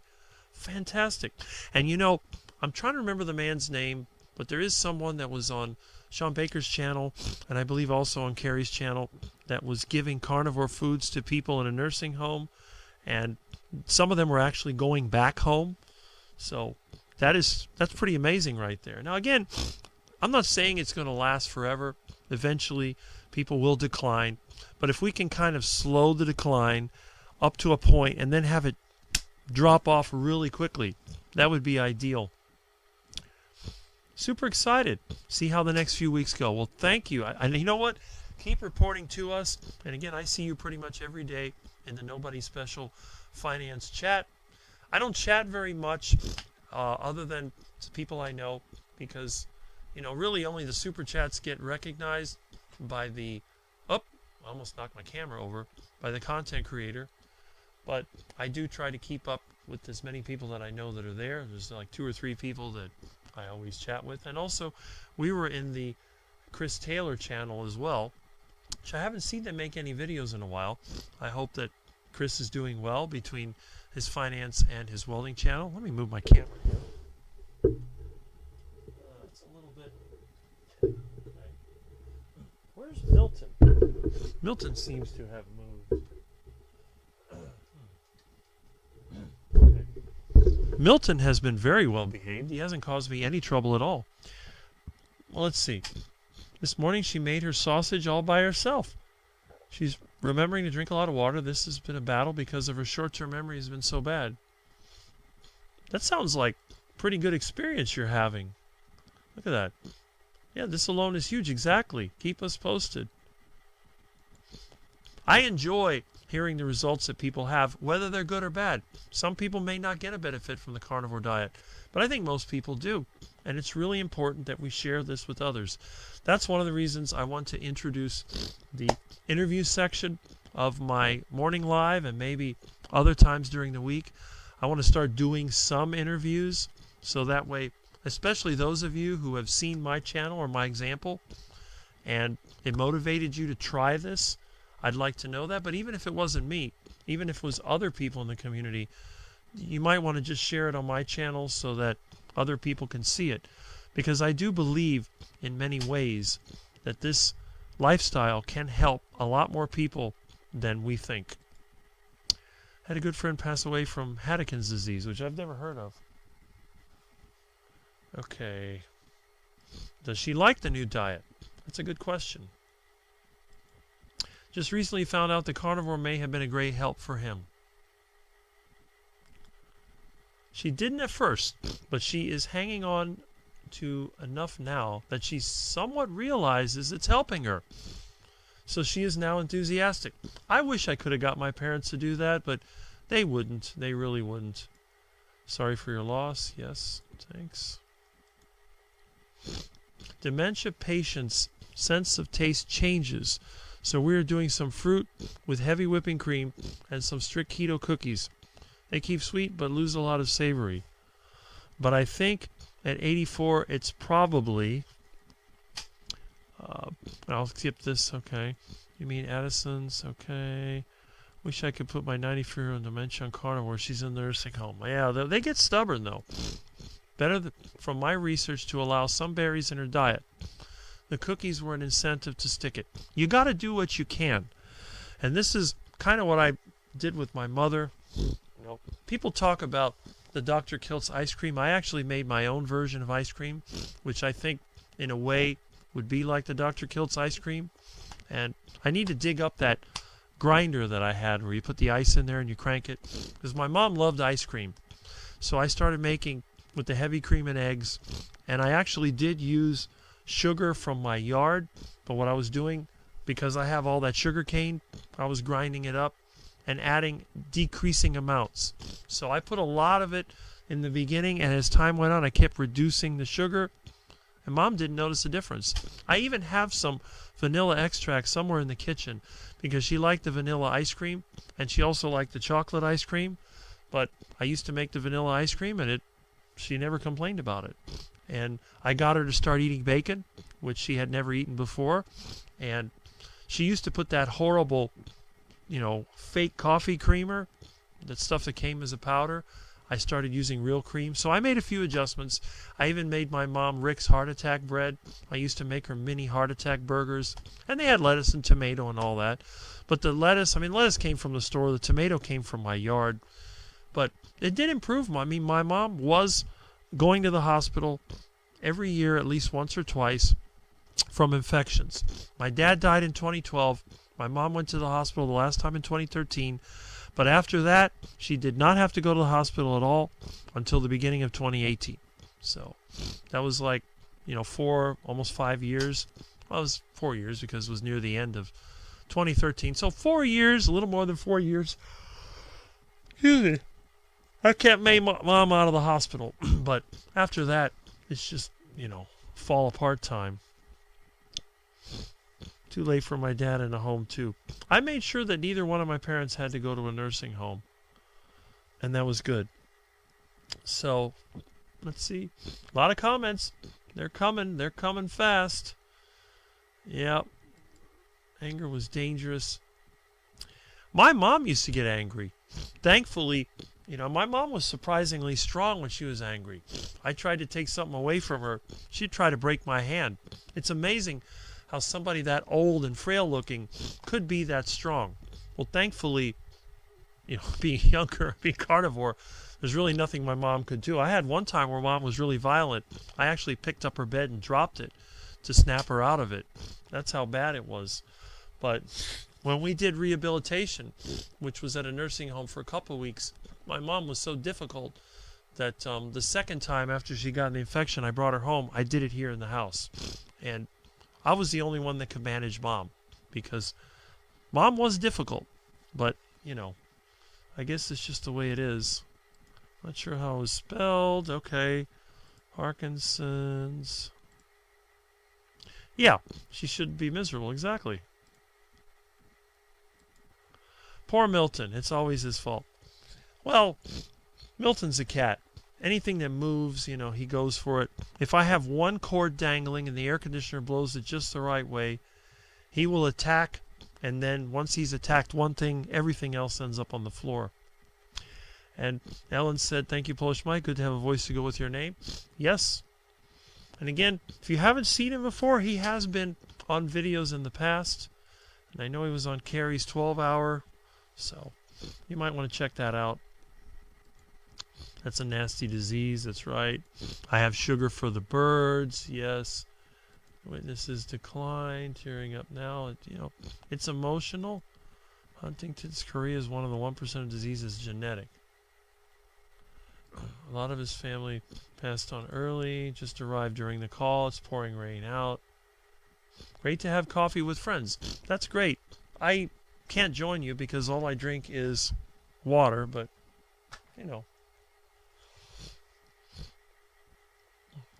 big hug for you. Yeah, go for better quality of life. I don't want to live to 120 years. When the Lord calls me home, I'm ready. And that's it. If you have faith, then once you're done with this life, or whatever we call it, then your God will have other plans for you. And even if you don't believe in God, it's better to be dead than to suffer, in my opinion. Look, when people's animals are suffering, they have them killed. but for some reason they seem to delight in watching humans suffer, which I don't understand why anybody would do that, but that's okay. All right, let's see. So far, the kids are good. What is this? Come on. Brothers and sisters.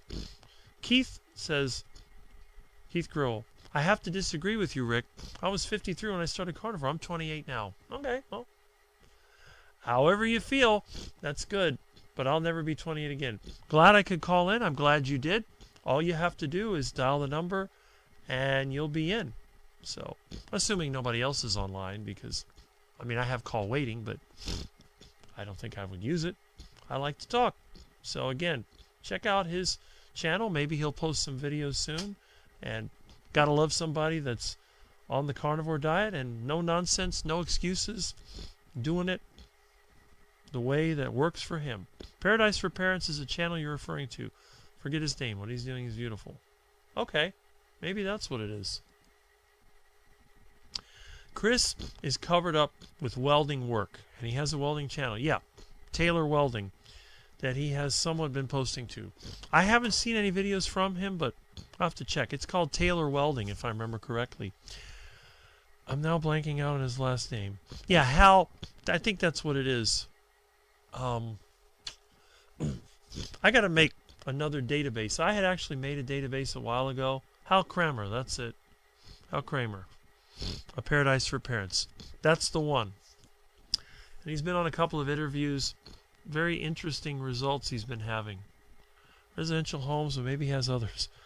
I want to try the oxygen and red light therapy on Mom too. Well, why not? It works. You know, the red light therapy, from what I've heard, is really good for people that can't sleep. My mom would not sleep at night. She'd sleep during the day. It was a total nightmare. And the worst part is, with this window that now has Venetian blinds, it used to be covered with these plastic panels because my mom was paranoid about people looking in. Now, as you can see in my yard, looking in is now almost impossible. When you look at my yard, nobody's going to be looking in. I guess they could technically, but what are you going to see? But back then, the front yard was grass and it was open. My mom didn't like having the yard overgrown. I've always lived with an overgrown yard because I value my privacy, and in a hot place like Florida, I value my shade. Okay, come on. Thanks for your well wishes and concern. Yes. That's right. No, no, no. Okay. All right.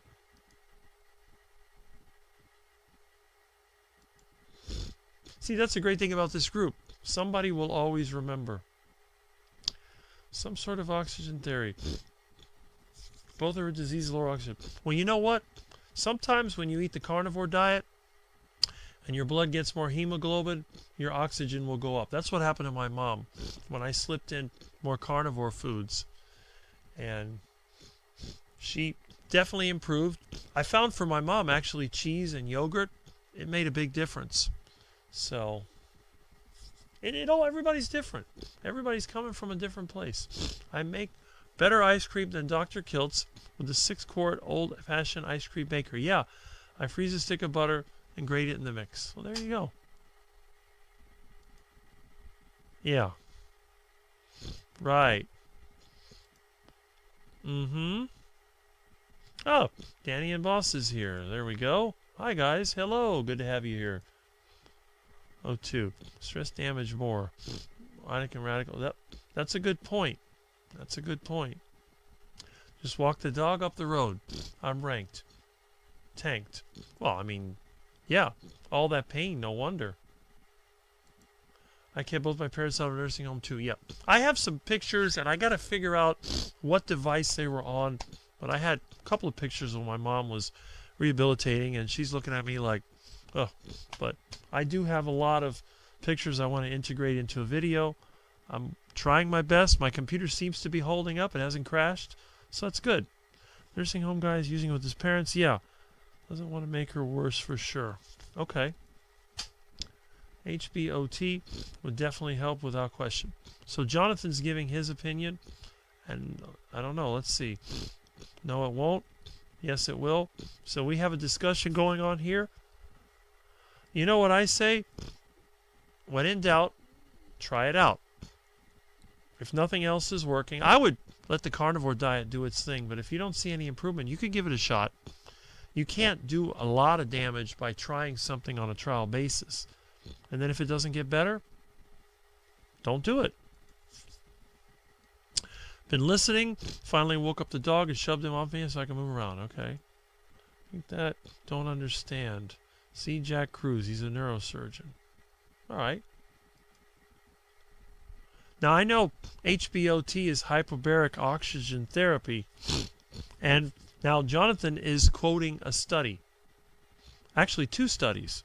He's quoting 2 studies. Suppresses hypoxia-induced pathways, and the other one found it enhances chemo effectiveness and reduces oxidative stress.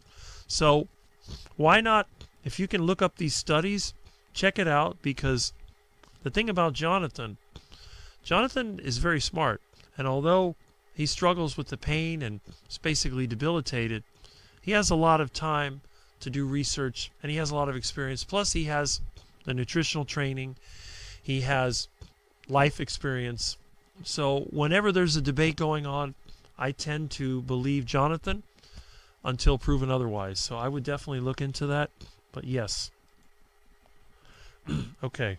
I'll look both sides of it, then decide. That's right, M&J. I know you will, because that's the kind of person you are. We're all pretty much the same, I think, on the way that we do things. A certain healthy skepticism mixed with some optimism and with the desire to solve problems. That's a road to success, in my opinion.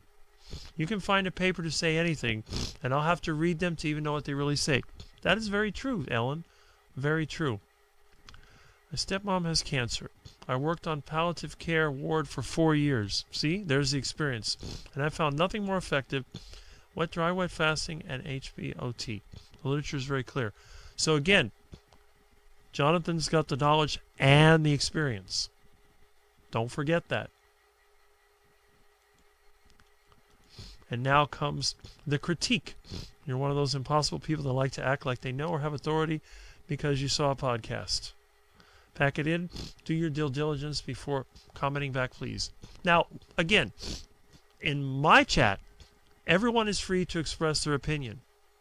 But, like I said before, it's up to you. Weigh the evidence. And again, when it comes to any of these subjects, whether it's carnivore diet, bodybuilding, health, whatever, I tend to see Jonathan as an authority in this space. So I am biased, yes. I'm not saying it's 100% right, but I'm saying if I'm going to take my chance, if I'm going to weigh the evidence, Jonathan is always, he comes from a position that's a bit higher. So I tend to take into account what he says at a very high level. All right, polycythemia is basically blood cancer, or now they are considering it might be type 3 diabetes. Which, type 3 diabetes, I think, is what they call dementia. And there's, yep, C.V. Carmack. There's Jonathan. You know, he's got it. If you flood the body with oxygen, it can't process, it will not help. Yeah, but that, from my understanding, is a little different, because your body will simply exhale or will simply eliminate. Oh, and we have a phone call coming in. Hello. Good morning, Rick. Good morning. Hey, I'm just checking in to see if that care package made it. It should have been a box of meat. Yeah, it should have made it this morning. I'm hoping. I'm on California time, so I'm just checking in, make sure it got to you. Yes, it did. So you know about that, huh? I sure do. I'm actually the one to send it to you. My name is Beefy707. Huge supporter, and I thought it was well-deserved. You deserve that, man, so I wanted to treat you to a little something. Well, I appreciate that. There was some good stuff in there, although there seemed to be a vegan thing in there, too, so I don't know if that was a joke. That might have slipped in there, and that might be the best thing in that box there. I don't know. What do you think? I don't know. I was afraid to open it. I thought it might contaminate the whole house, but I put it in the refrigerator with everything else. Yes, sir. And then I had to pay homage to our friend there, so I got you a little Kerrygold butter, a little bit of that. I saw that. Thought you might like that. So, and it's good stuff, right? It's good stuff. So. It's good stuff, and even Kerry's good stuff too. I don't have anything against Absolutely. him. Mm-hmm. Absolutely. All right, I just wanted to check in, make sure it came, and I'll talk to you later. I'm going to catch the live stream. Thank you. All righty, talk to you later. All right. Bye. Bye.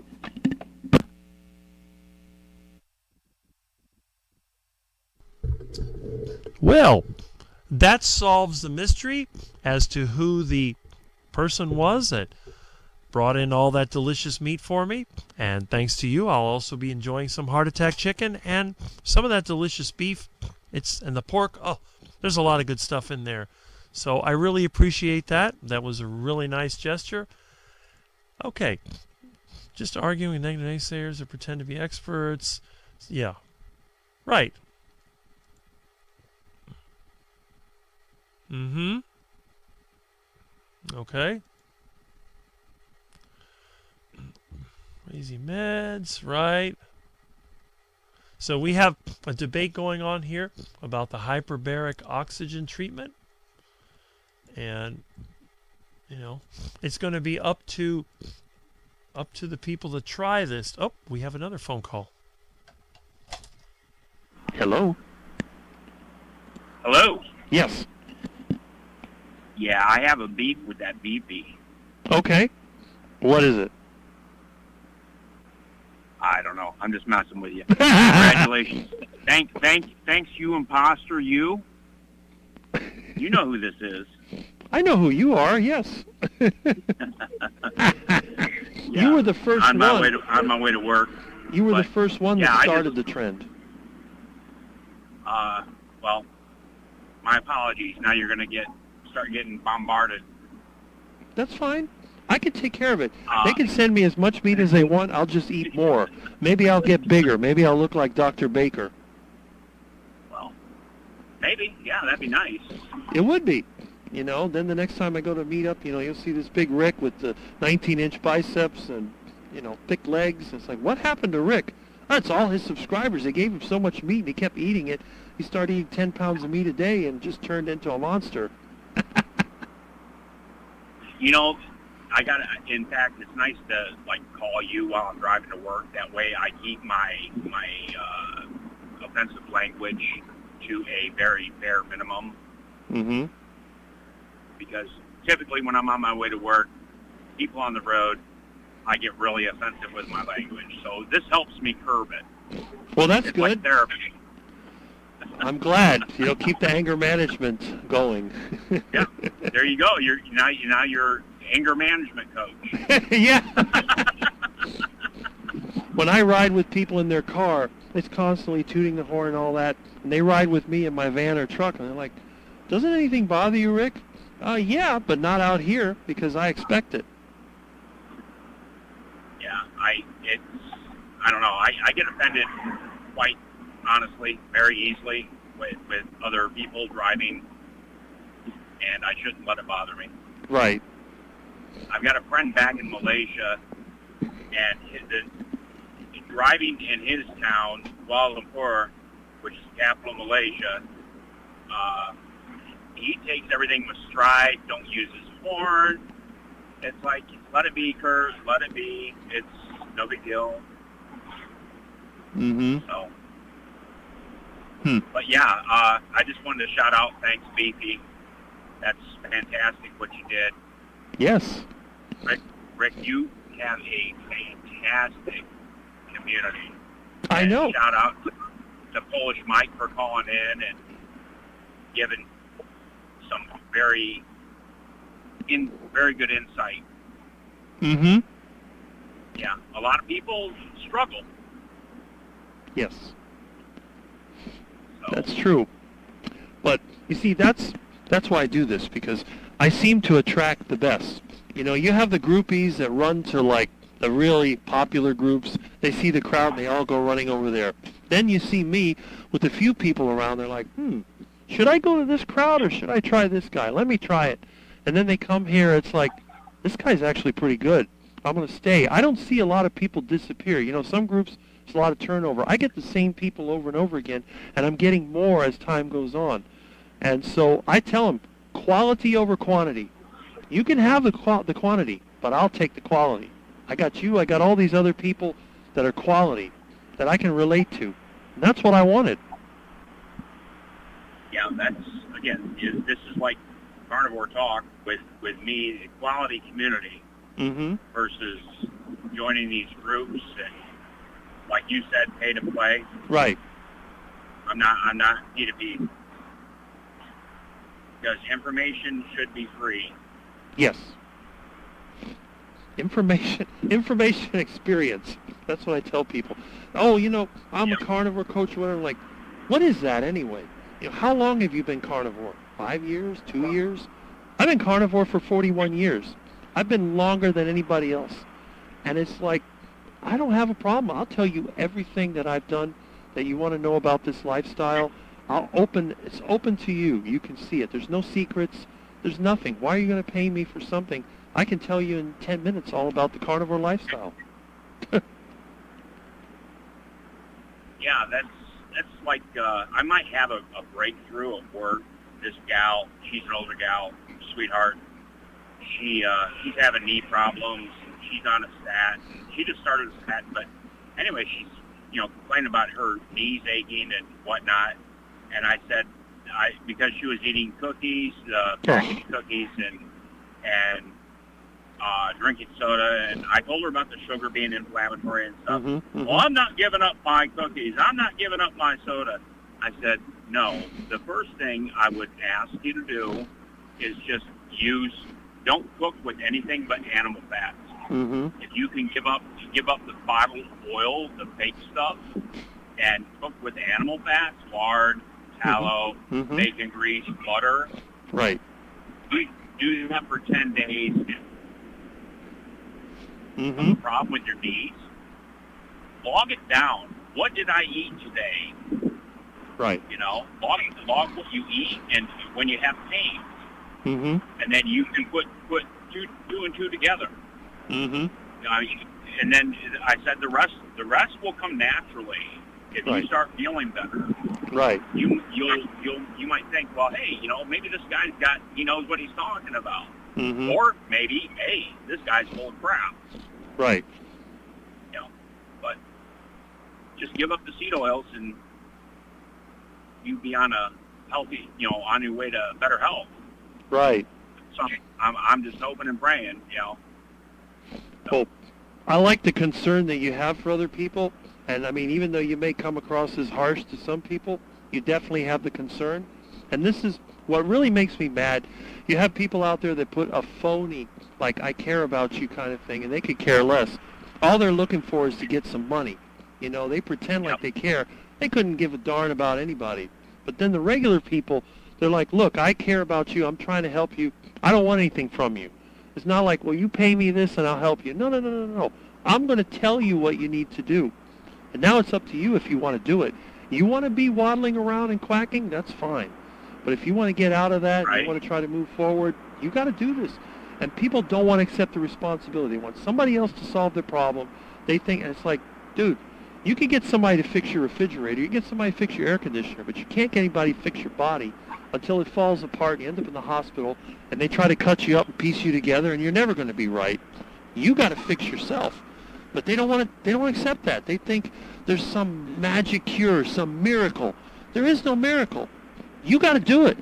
Period. Exactly. That's what I mentioned to her because she was rubbing her knees last night, and I just told her, I said, do you want to have surgery? She's like, oh, no. Well, you just quit the seed oils. Do you know how old she is? She is in her late 60s. Okay. Still working, huh? Yeah. I mean, well, the job where I'm working, Rick, is nobody, I mean, if you've been there for 20 years, you don't want to retire at age 60 because good pension, good benefits, things like that. Right. So, yeah, That's, in fact, I have to say, I lost my cool the other day when a team leader, they have to test the cars, and they're using an ODB reader, and they were starting, I don't know what was, I'm not judging anybody, but I had a feeling. But anyways, they were starting the cars late, and the exhaust fumes were not getting sucked up like they should be because my area didn't have any fans. So I started getting nauseous, getting a headache, and then the gal across from me, I asked her, I said, "Are you feeling okay?" "No, I've got a headache." And Carbon I said, "It's monoxide. exhaust." Right. So anyways, I told the union rep, and he's like, "Well, I don't know what to do about it." And I said, "Get me a fan." You know? And he's like, "Well, we don't have any." I'm like, "Oh, that's nice." And then my boss went down and talked to the people that were working before me, and he came over and he just blew up. You know, F this, and you're a little whiny bitch. Sorry. He said worse, but anyway, he just started going off on me, and I blew up, and I said, F you. Because I'm not going to take any crap. I'm not going to sit here and inhale carbon monoxide. You're not going to see it. It's an invisible gas, so you can't sit there and say these vents are working because you can smell it. So yeah, I blew up, and I apologized later to my boss for saying what I said. But I said you can't fix stupid. Right. And moved on. And then I was back in she pulled me off and put me down further down the line, and then yesterday I got put back where I was, and he kept his mouth shut. As long as he keeps out of my space, he stepped up on me. That's the other thing. When he tried trying to intimidate me. And I'm like, dude, get out of my face. You're not gonna. I don't care how big you are. You're on a sad diet. You're sad for stepping up on me. Right. I mean, unbelievable. And that's the big thing right there. If they were to strike somebody, both of you get fired. Yeah. That's instant. It's no questions asked. Right. So if he would have hit me, we both would have lost our jobs. And I'm not about to lose my job over some idiot. Right.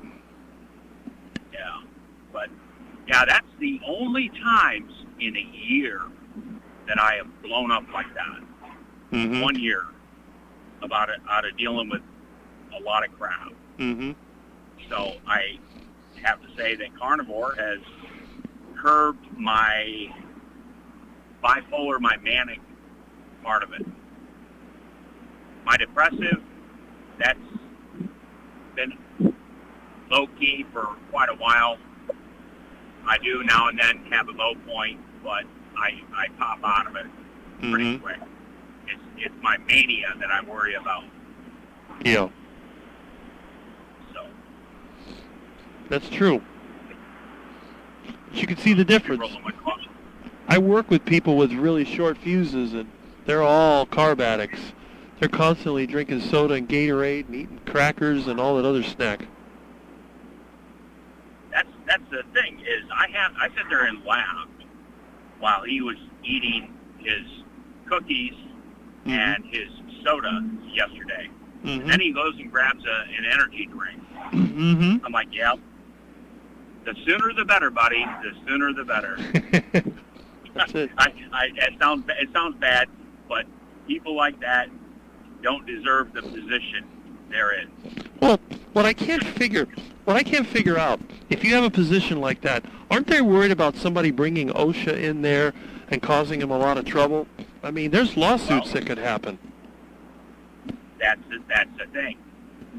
I am thinking about calling corporate and telling them about the hostile work environment and the carbon monoxide. Right. Because they are starting the cars too late. And, I mean, it's within not even 10 feet of me. Because they're starting the cars, then they got to rev the engine and all this other nonsense. So yeah, it was bad. I mean, I couldn't even eat my dinner the other day. That's how sick it made me feel, and nothing makes me sick. That causes heart disease over time, you know. That's the other thing. My chest was hurting. I've got a stent, and yeah, I wasn't about to take any garbage. That's why I said what I said to him, because you don't step up on me and tell me I'm lying, dude. Right. It was bad, but I go to work because I gotta provide for my wife, my dog, and now my in-laws are coming, and she's on my insurance, which we don't pay anything for, thankfully. And it's like, I don't know, $1,000 deductible for both of us. I'm not going to complain. Right. Because when I was on her insurance, she supported me for, I don't know how many years, and had me on her insurance. She was paying $500 a month, or no, per paycheck. So $1,000 a month for me just to be on her insurance. And then for a high deductible for the best outcome of surgeries and stuff, it was a $6,000 deductible. So I can't jeopardize this job. Right. You know. That's it. Let's see what. So I'll let you get back to your chat. I just wanted to call out, shout out to Polish Mike and Beefy. There you go. Well. All right, y'all have a good one. Thank you, Kurt. I'm glad you called, and I guess I'll see you on Carnivore Talk on Monday night. Hope so. Looking forward to seeing you, brother. All right. Thanks, man. All right. Bye.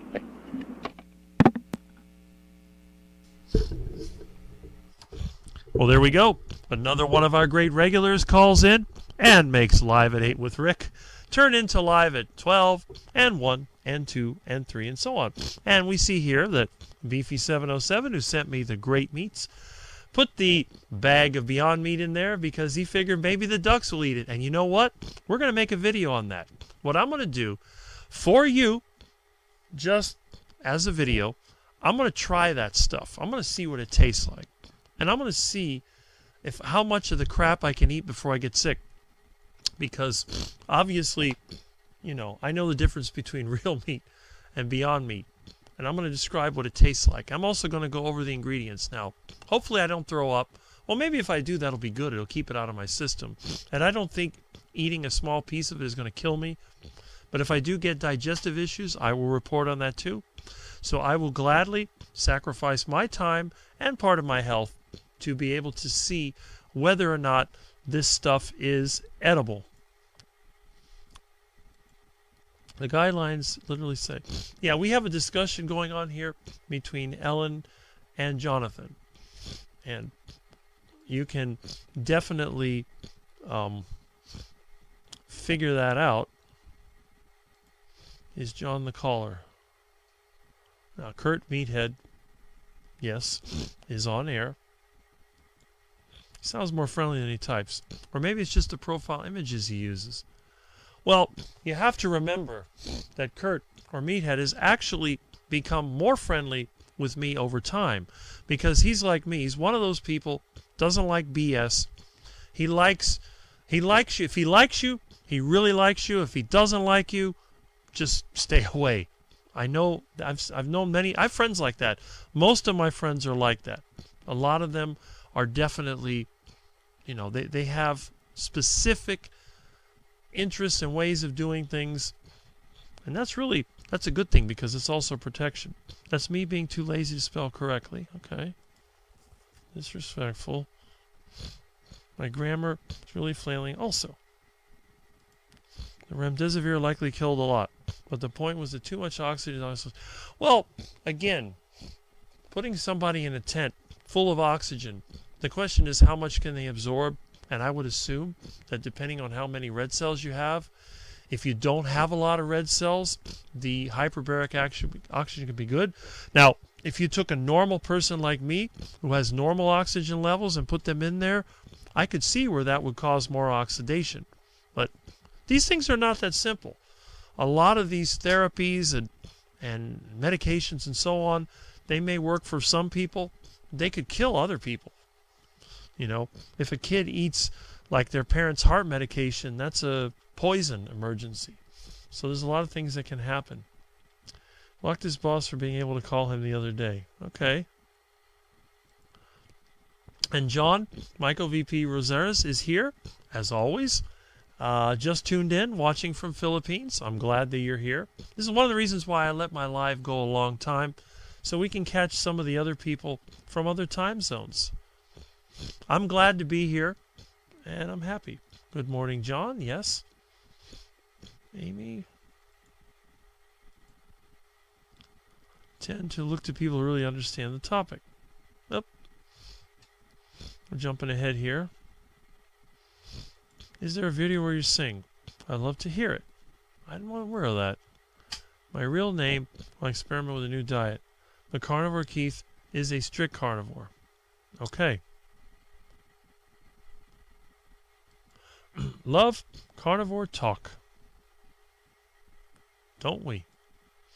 What is a new diet? Carnivore talk is awesome. I don't know if Bob is still here, but he was here earlier.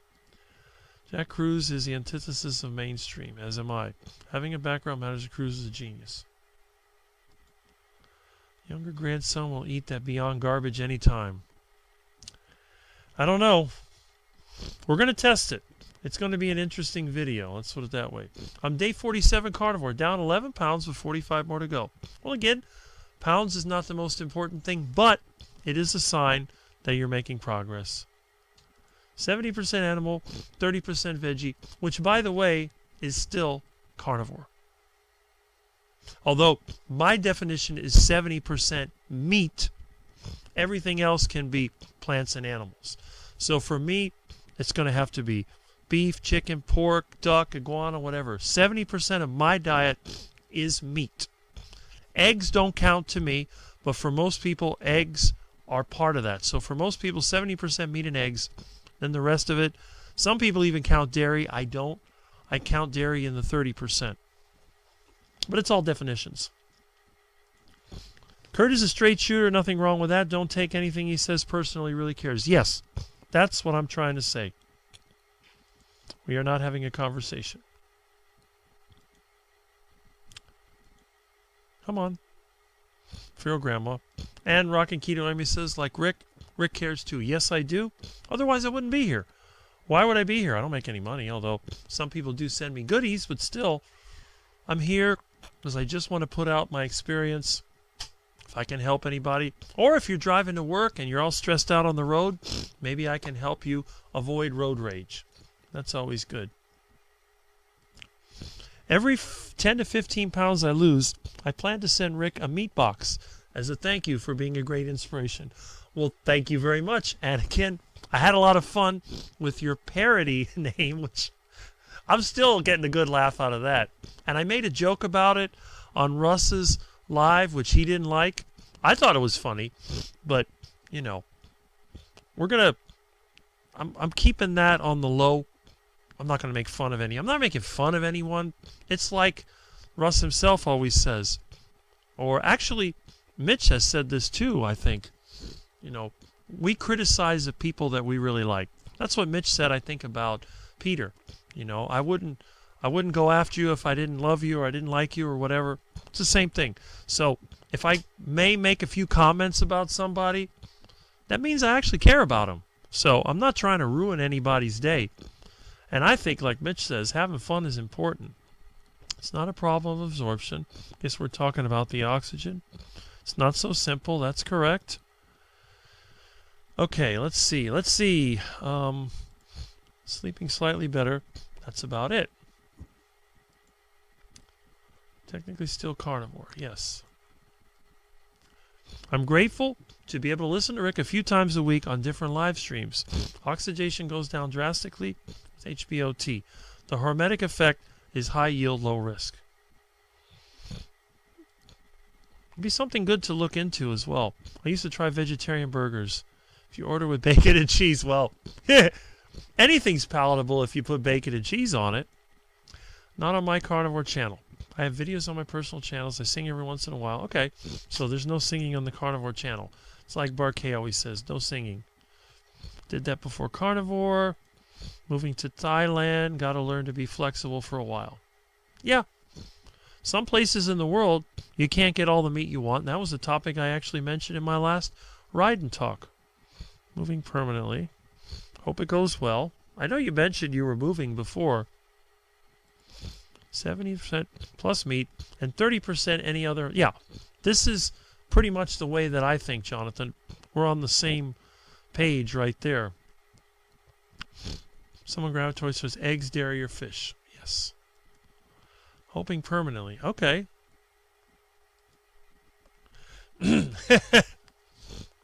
Yeah, that was kind of funny. But I don't know. Why would you get mad? I thought it was kind of interesting. You know? Sometimes the fake one is more real than the real one. That's what I'm saying. Singing since age 15, playing piano. Okay. So we have another musician. There's at least 3 of them here that I see. Did you see the new imposter on Carrie's live stream? It was not me. Wasn't that an imposter of... No, it wasn't Carrie. It was Adam Lacey. Didn't somebody impersonate Adam Lacey? Which I think is kind of funny. Because he actually said it. I thought that was funny. And I don't know. Maybe you inspired some people to do things. You got to remember. If you let it get to you, it's just going to destroy you. But if you're like me and you have fun with it, like somebody impersonates me. Now, if somebody impersonates me on Carrie's live stream, I would hope that Mr. Carrie would contact me. He would either call me on the line. It's not like my number's not hard to get. Actually, my number is not hard to get. It's not like my number is hard to get. So you could just call me right now and say, hey, Rick, somebody's impersonating you. Or you could send me an email. Either way, it works. So let's see. And you know what they say, that movie quote, what we have here is a failure to communicate. If you don't talk to people, you're never going to get the correct information. Okay. Stage fright. All right. I never had stage fright. I laugh at myself, so I don't care if somebody laughs at me. People can also do coffee seasonings, 30%, but the plate looks like a bowl of salad. Forget it. Salad is the food of my food. It's not my food. All my internet money comes from Netherlands, Japan, and Thailand. Thailand is my favorite of the 3. Okay. Right? Although, I've tried to eat Thai food a couple of times. It's disgusting. I can't imagine that anybody would like that stuff. Yep. Carnivore is a music diet. I don't think so. I think vegan is a music diet. You could go...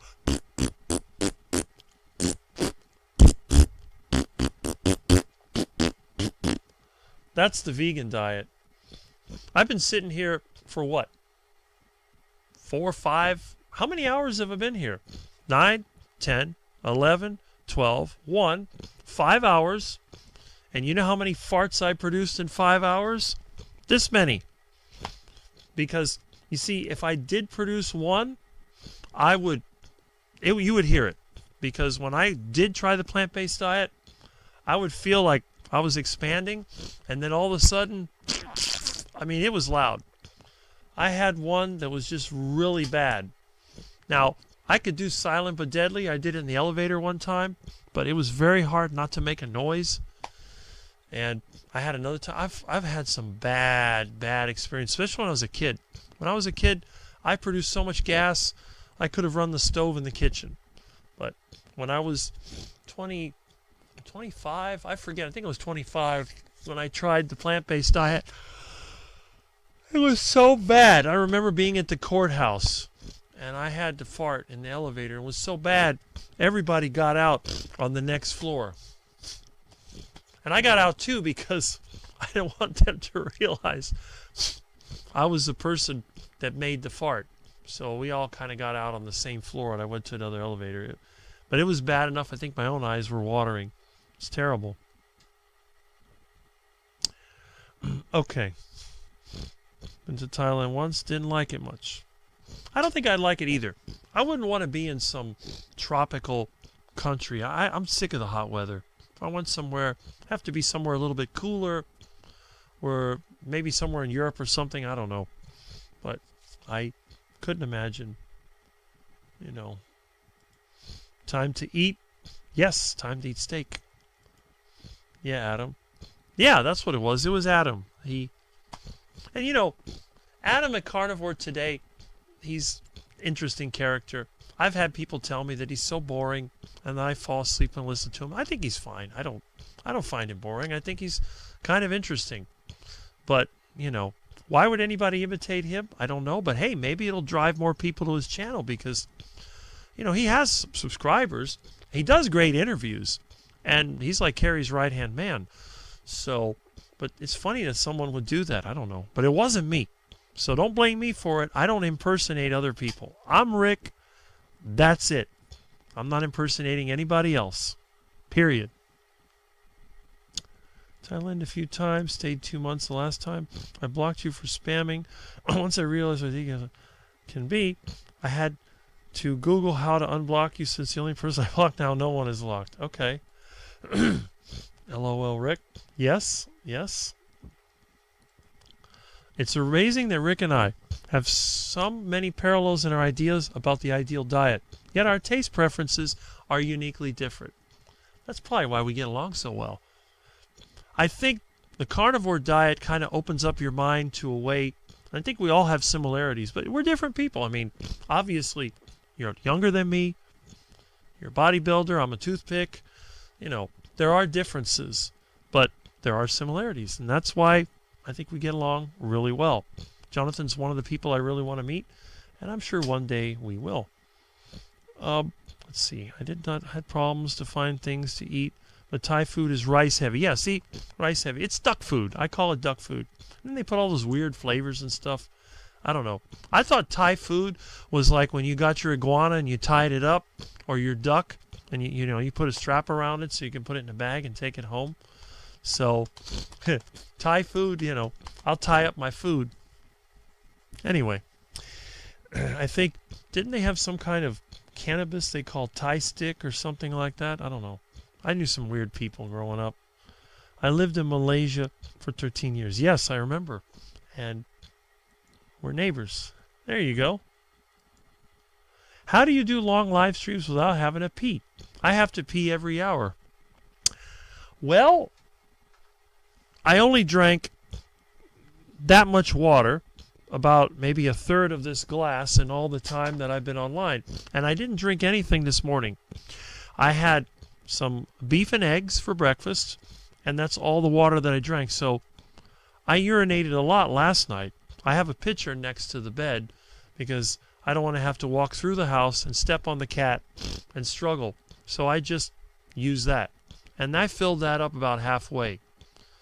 But since I'm not drinking water, I'm indoors. I'm sitting in front of an excellent air conditioner. I don't think you can hear it because of the microphone I use. But directly in front of me is a 36,000 BTU air conditioner. It's set on 78 degrees, but it's actually more like 70 degrees here because the air is blowing directly on me. And when the air blows directly on me, I have less issues with sinuses because I think the cold air traps the mold and the mildew that's in the house, and it helps me a great deal. So that's really good. But I've been 9.5 hours without having to pee once. And I go all day when I'm working. I don't have to pee most of the time. Now if I'm sweating, I'll have to drink water. And it all depends on, where I'm working. If I'm working indoors, I may have to go to the bathroom more because I will drink water. But if I'm working outside, it depends. If I'm doing manual labor like digging a ditch, then yeah, I'm going to have to take a leak and I drink water. But if let's say I'm sitting in a bobcat or something, I'll go pretty much the whole day without water or anything because I try to dress in a way where I don't get as hot. So I'll wear just the t-shirt, hopefully the one that has no sleeves on it so the air circulates through. And I have no problem. I don't sweat as much, so I don't need to drink as much water. If I can keep myself from getting hot, I don't drink water. Once I start getting hot, I have to drink water because even though I don't get thirsty, if I don't drink water, I start to feel funny in my head. I don't have, when I stand up, I feel a little weird. So that's how it goes. Oh, nope, that's not the phone. That's another line that's lighting up. You like it in Malaysia? Personal anger management sponsor coach. Well, I'm glad that I can help you, Kurt. That's awesome. Yes, Keith? Up. Oh, come on. Come on. All right. Loved it. Airport there once. We're talking about Malaysia. Okay. Well, Ellen, let me tell you a little something about Jonathan. Jonathan is not immature. Jonathan is neurodivergent. And if you want to understand, you need to understand that people do have emotional issues and they think differently. So refraining from being too critical is actually a good thing. And I've learned that. Now, if you're dealing with somebody like me, it doesn't matter. We can have an open debate anytime. But that's just my opinion on the subject. But again, it's not my place to make a decision, and you can say whatever you like. But that's what it is. Everybody is different. Not everyone can be dealt with the same thing. I don't go to the toilet only one time a day. Well, there you go. I go number 2 once a day, and then urinate. It depends. It depends on what I'm doing. Sometimes I got to take a leak, like at nighttime usually. If I've had a lot of water during the day, certain types of meat, if I eat a lot of chicken and pork, I'll have to urinate at night several times. Sometimes I go once. During the day, I've gone from 8 to 3 or 4 working and never had to go at any time. Most of the people I work with, they're always taking a leak. And in fact, the last job I did, I'm trying to remember, what were we doing? Let's see. I helped my friend cut a hedge. He had to take a leak twice. I was working. We were doing a cleanup, and I was in the Bobcat over there, and the guys I was working with, they would stand behind the machine to take a leak. And I remember at least each one of them went 3 times in the time we were there. So that's pretty good. Carnivore Today and I have the same amount of subscribers. Well, you know why that is? Because Adam and Carrie are together. And that's probably why, because it's the overflow effect. When you hook yourself up to the really popular channels, then you start getting that overflow. And I think that's what happened. It's interesting, though, because I'm subscribed to both as well. But I do have my favorites. Remember how we type doesn't reflect how we are in real life? Yes. Yes. Kurt, yes, that is very true. I think if I didn't have the bodybuilding background, I would be more similar in my taste preferences. I have a history of binging on candy sweets. So for me, it seems like a nostalgic norm. And the thing is, you are only one of 2 carnivore bodybuilders I know. You're one, and my friend that lives in Minnesota is the second one. He started carnivore light in 1998 and went hardcore carnivore in 2001. And he never liked the sweet things. So he was like me. I would say, in terms of what we like and who we are, he is probably the closest to me that of anybody else I know. We like to eat the same things. We like the old cars. We like pretty much everything.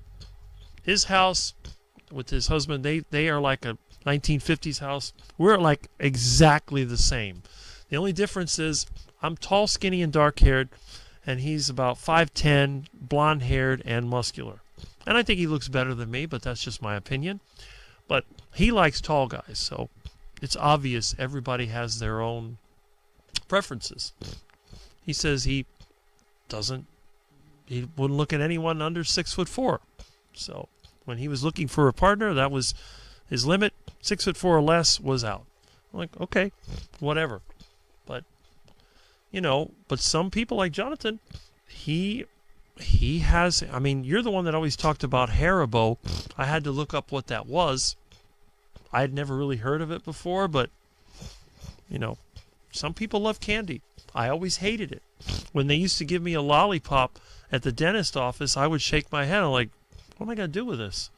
They always gave you candies. You know, you went somewhere in school. Oh, you did. Here's some candy for you. What do I want candy for? When I was a kid, you know, I like cod liver oil better than candy. That's how weird I am. I said, I don't want candy. I want a hamburger. I want a steak. Steak was a rare treat when I was growing up, and I love steak. To this day, you want to give me a treat, you send me a steak. Now, as our Beefy 707 sent me some delicious meat, that's a treat for me. If you were to send me candy, I'll be like, what am I going to do with this? I feel guilty giving it away. I give it to the ducks. I feel sorry for the poor ducks. Ducks don't do well with all that sugar. Right on, Meathead, yes. I used to like Thai Stick. Yeah, I'll bet you did. With the name like 420 at the end, I bet you like Thai Stick. I think they even mentioned that one time in a Cheech and Chong movie.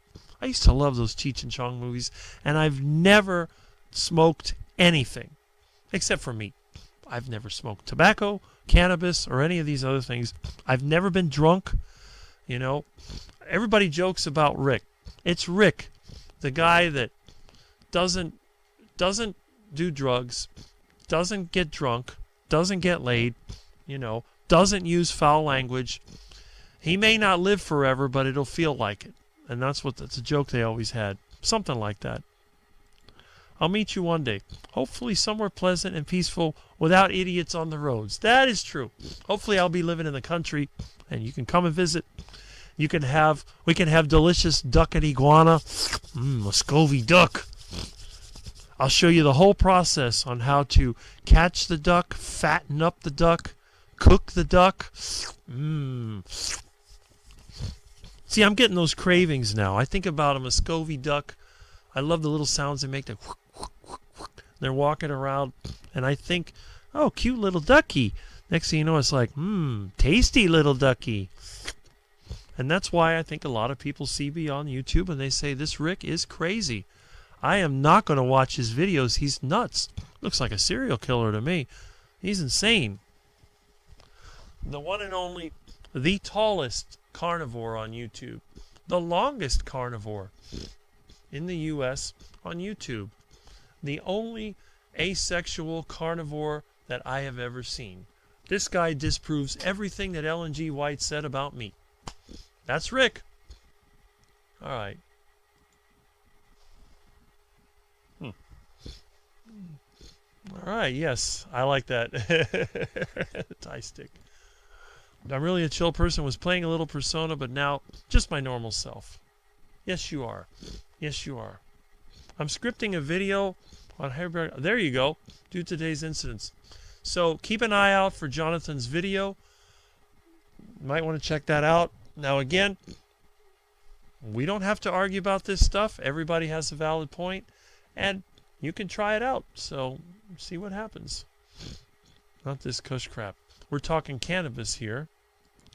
I hate cannabis, the smell of it. But if it was legal, you know what I would have in my front yard along with my garden? I would have cannabis plants. I would probably have some hemp. I'd have some indica, some sativa, maybe a little ruderalis. It'd be all around the yard. This would be cannabis country. And again, you know me, I give stuff away. So if I was growing good cannabis, I give it to my friends. Oh, don't get that stuff off the street. Here, pick some yourself. Have all the cannabis you want. Whatever. I don't care. Just don't smoke that crap in my yard. I don't want to smell that. But you can take it with you and do whatever you want with it. Red hair for the win. Yes. Some people love redheads. I mean, some of them are pretty nice, so it's like anything else. You have to do all your own research, but way deeper than was on YouTube. Okay. Yes. Communication is lost is text, but this one I understand. don't know why sometimes this thing doesn't come up. What states, countries have you traveled to in your lifetime? Well, first of all, I've never left the United States. And what states have I been to? Florida, obviously. I've been to New York. I've been to Georgia. I've been to Alabama, Mississippi. Where else? Ohio. That's where my mom is from. Let's see. Tennessee, Kentucky. I've been to Iowa. I've been to California and Nevada because, you know, we did several conventions in Las Vegas. I think Nevada is probably the one I've been to the most. Went to California once. We're in Los Angeles. And that's it. I haven't been anywhere else. Now, I may have driven through states when I went to visit my friends in Iowa, but I don't remember them because I was just on the highway. But I'm talking about states that I actually met people in and did stuff in. And, I mean, Georgia is probably the other state that I spent the most time in because I have a friend there, and they raise cattle, and they harvest hay and all that, and I've actually worked with them doing that. But I have not been out of Florida since 2005. So 20 years I haven't left Florida. And you have to realize that from 2010 until 2020, I was basically stuck here taking care of my parents. And then since 2020, I've just been surviving, and that's it. So that's what I've done. I don't have the money to travel, and, you know, whatever. Okay, let's see. Rick, will debate where to eat when I visit you. Well, anywhere from the canal to wherever else, I don't know. In that case, gaslit me here. Rick has an open house policy. I explicitly and deliberately stay away from hateful against false. And that is your right to do so. That is your right to do so. Now, again, I don't think Ellen personally attacked you from what I can see, but personal attacks are not tolerated. But I think that this has been relatively respectful. But again, you need to understand that some of us need to be treated in a more diplomatic way than others. You can do that. Everybody can do that. There's no sense in aggravating somebody for no reason. Now, if you're in front of somebody and they're threatening you physically, then yes, you definitely have to use whatever's possible. And again, if somebody was threatening Jonathan physically, I don't think that would be a really good idea because it wouldn't end well. All right, let's see here. We're talking about Thailand, I guess.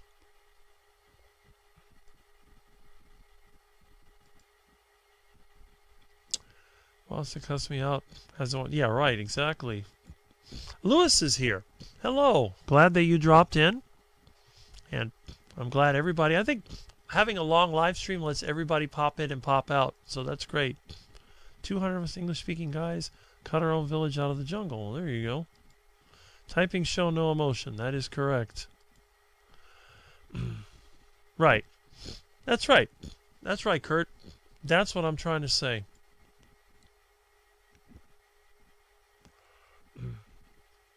Okay. Well, I'm glad you understand that. I'm sure you'll figure that out. Still miss the junk foods, I think. I still have the association with good memories and enjoying the taste. Hopefully that goes away soon. Yes, Lexus, that's probably it. See, in my case, when I think about good experiences and good memories, it usually involves some kind of meat or some kind of animal that I had to chase around and remove its head. So, yeah, it's definitely different. And Jonathan says, you should do a live stream with Harry. Yes, he has good endurance. I'm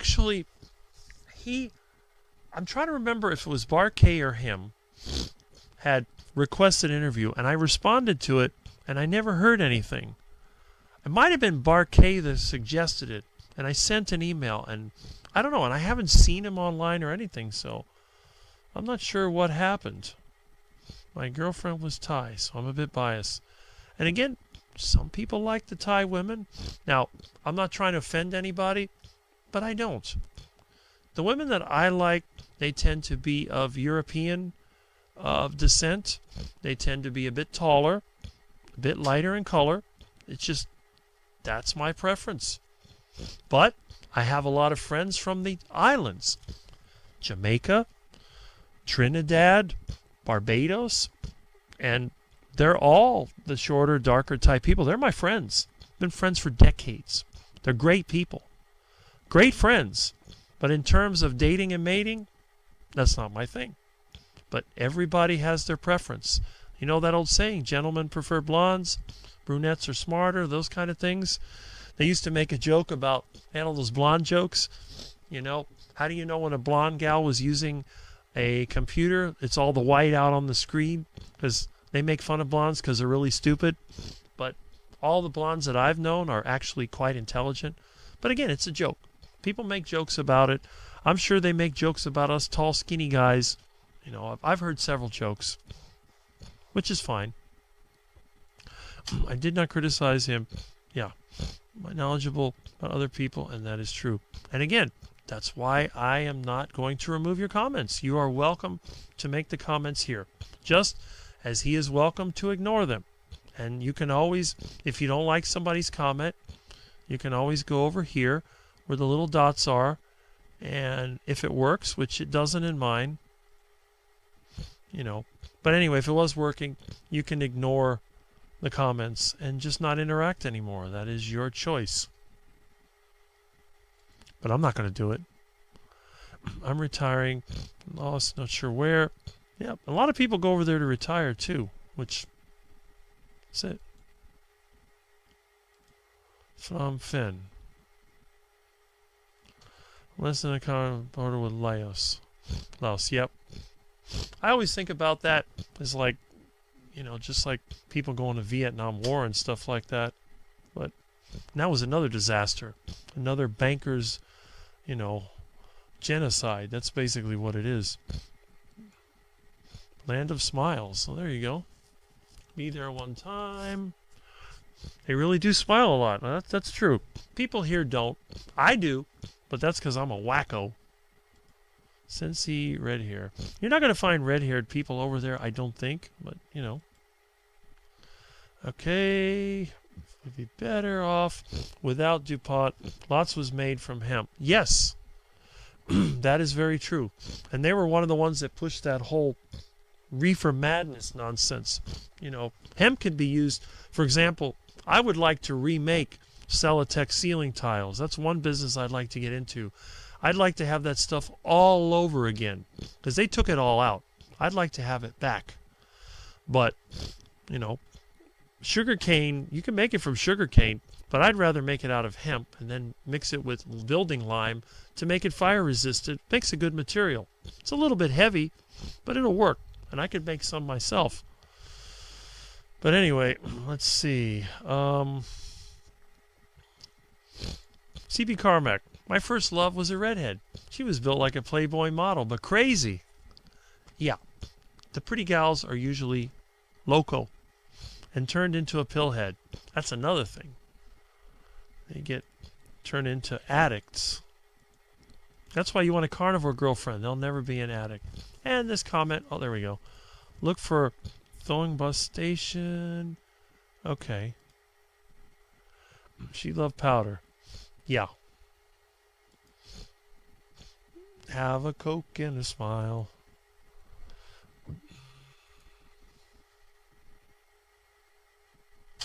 Okay. Doesn't have the background or experience. All right. She loved powder too. Partook in some myself. Okay. See, I never did that. There was an old saying, it does snow in Miami. And that's what it is.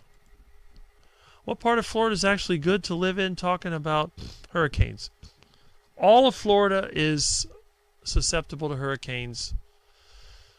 This used to be a great place to live before it became overpopulated. Miami, when I was a kid, was awesome because you had the city, you had the rural areas, and you had the suburbs. Miami was a lot friendlier then, and it was enjoyable. The weather was rough. We had no air conditioning in school. House had no air conditioning, at least part of it. It was hot, but it was a great place to live. There was still a lot of the old Florida character. Thanks to the drug money of the 1980s and the Federal Reserve in the 2000s, Miami has been completely ruined. There's nothing left here worth that's enjoyable.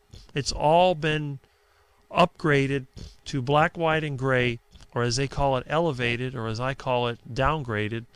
And we have twice as many people as we can handle. Our population is double what it should be. Nobody speaks English, but that's not even that bad. If people want to speak Spanish, that's fine. But it's the whole culture. And what's happened in Miami, it's turned into a place where everybody that wants to get away from something comes here. It's full of scammers. You have Wall Street dirtbags that have set up satellite offices here. You have crypto scammers coming out of every corner to live in downtown Miami and Brickell. It's just, I hate to say it, but if a Category 5 hurricane swept through Miami, it would be an improvement. And if they ever wanted to test a nuclear weapon, this would probably be the best place to do it. Just let me get my friends out of here. I don't care anymore, you know. But Miami's lost. All of the east coast of Florida, I think, is lost because I know up to Palm Beach County, it's exactly the same. It's just another Miami. It's just slightly less bad. The west coast is also lost. Extreme amounts of development. The weather over there is worse than here. I'm talking from Naples all the way up to Tampa. That's lost. Orlando area is lost. It's just overcrowded, bad economy, low-paying jobs, expensive living. That's lost. Daytona Beach, Jacksonville, I'm not familiar with it lately. It used to be okay, but you might want to ask Russ Mitchell because he lives in Jacksonville what he thinks about it. You could ask him that on Tuesday night on his keto cookout. I would say where my friend's son moved to, which is a panhandle of Florida. I mean, obviously, Panama City's like a goofy college town. Sounds like the mail drove by. And Tallahassee's a mess. It has a high crime area. It's not great.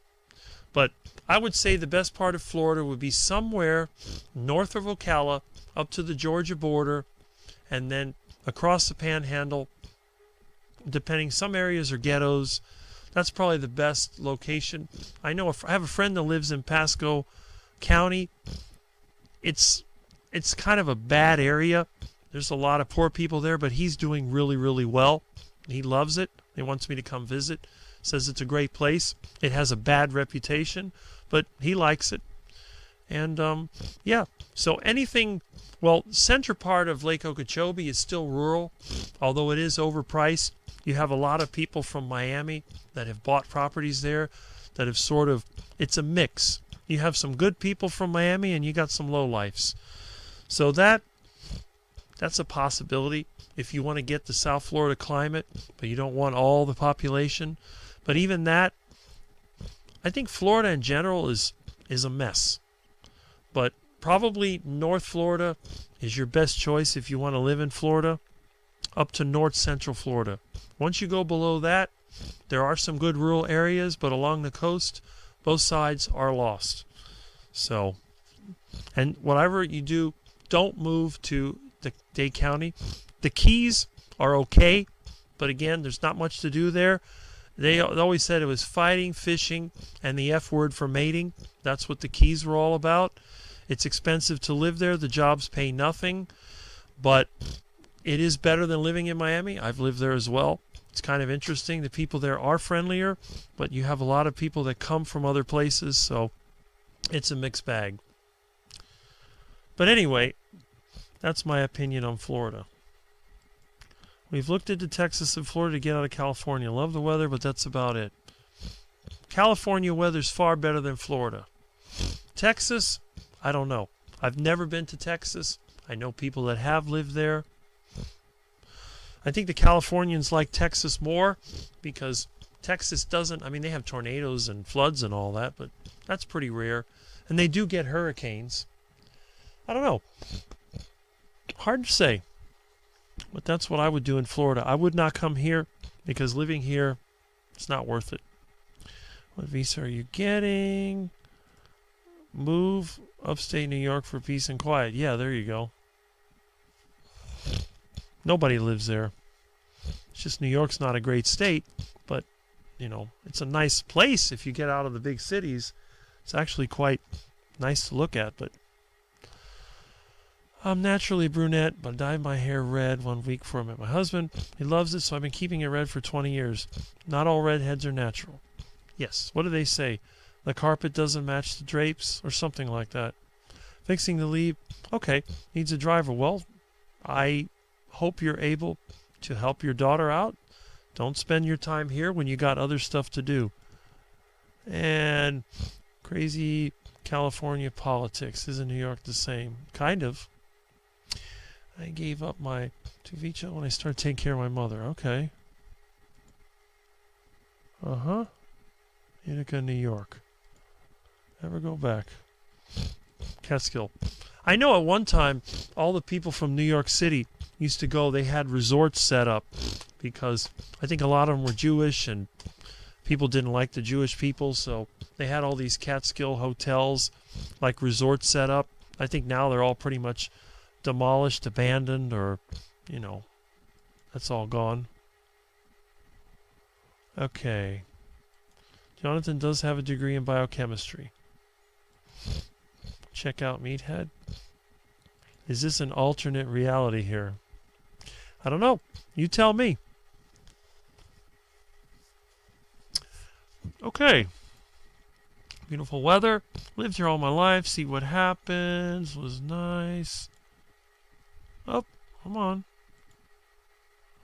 Opening bank accounts. Trusted agent or a lawyer. Huh. It's good to know. I can use my hiking stick with a sharp end to capture the food. There you go. That is true. Okay. I'm using a lawyer. Just don't move to Phil's. The gals will screw you left and right. Human nutrition, advanced modules in biochemistry. Richard Smith and Bart understand the field much better, though. Yep. Okay. My degree's in electrical engineering, so I know nothing about any of this. Okay. Ford made a car out of it back in the 40s. Yeah. Yeah, hemp. I think they were compressing hemp to make a fiberboard. Hemp is more versatile than cotton, paper, plastic, and tons more. It grows a lot faster, and it doesn't take as much chemicals to bleach it because hemp fibers are naturally lighter color. Wood, because of the lignin and other things, it's hard to break down, has to be digested with acids to make a pulp. In fact, some of the paper that we use, it still has acid residue, and over time it breaks down in humidity. But hemp doesn't do that. Okay, so we're talking about the oxygen therapy. Let's see. Okay, I'd happily take Lexi with me. There you go. All right, hypothetical question. If you had to eat at one fast food restaurant, have the main flagship product on the menu, no modifications, what would you do? Main flagship product. Fast food restaurant.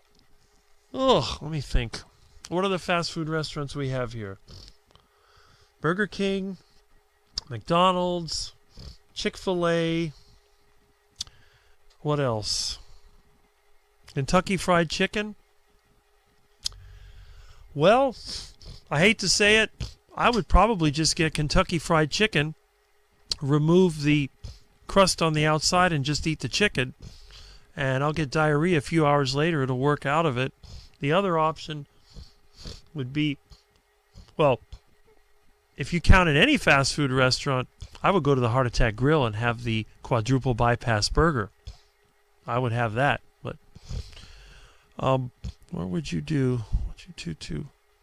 I can't eat anything from McDonald's, because even their meat makes me sick. I can't eat it. Their cheese or meat makes me sick. So even if I got patties, it wouldn't work. Burger King, I couldn't eat theirs either. Maybe, what's another fast food? I've actually eaten the Checkers meat. It wasn't the most flavorful, but it didn't give me diarrhea. So I might have to go with Checkers. The Checker Burger, Big Buford or whatever it is. I might have to do that. My mom used to like Checkers, and I did try to eat it, and I didn't get sick. I didn't feel great, but I did get sick.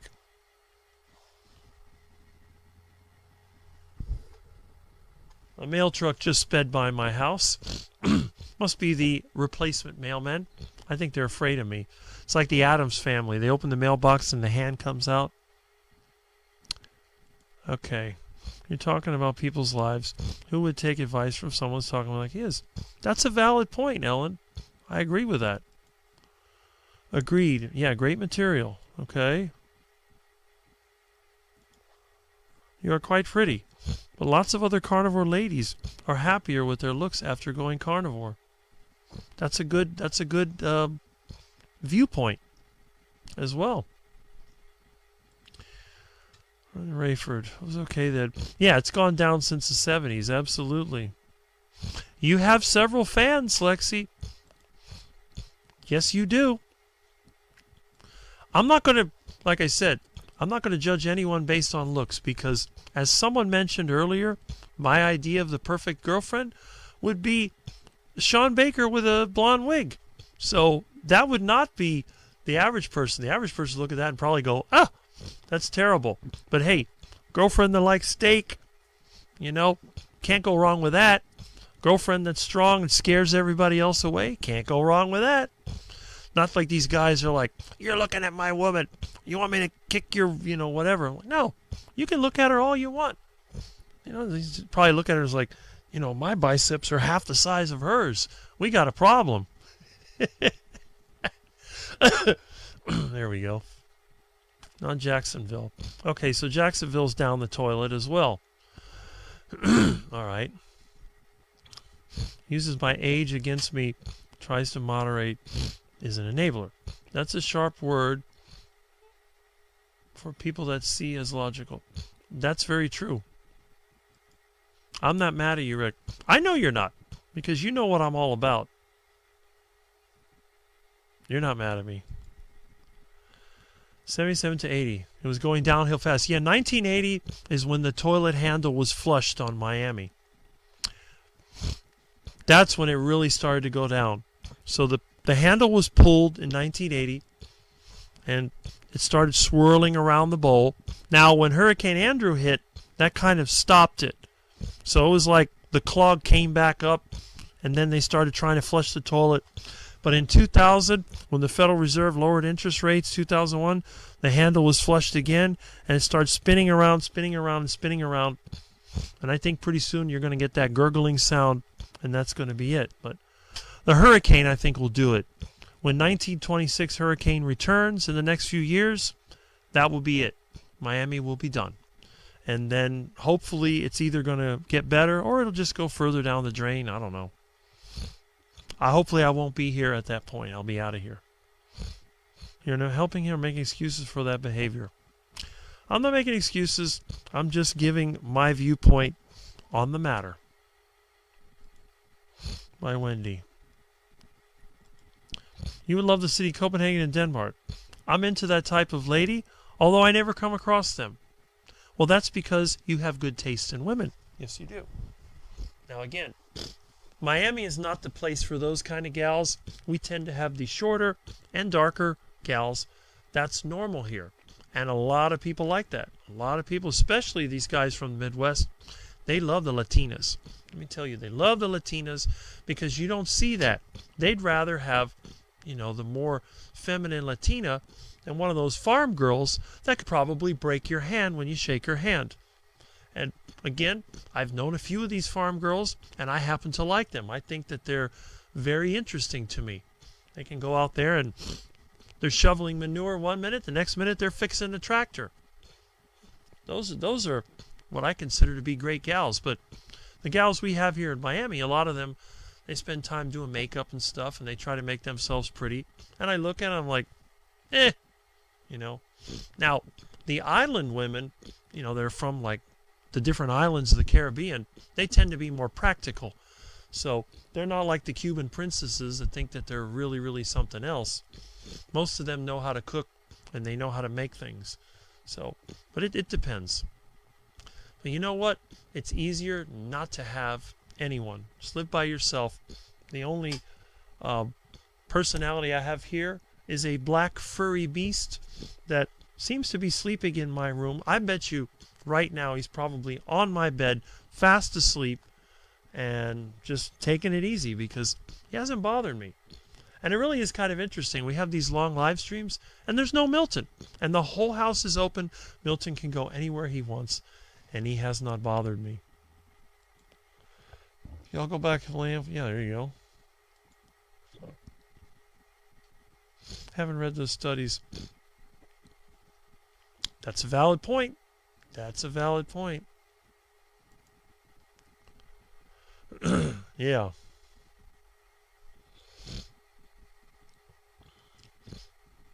Well, that's it.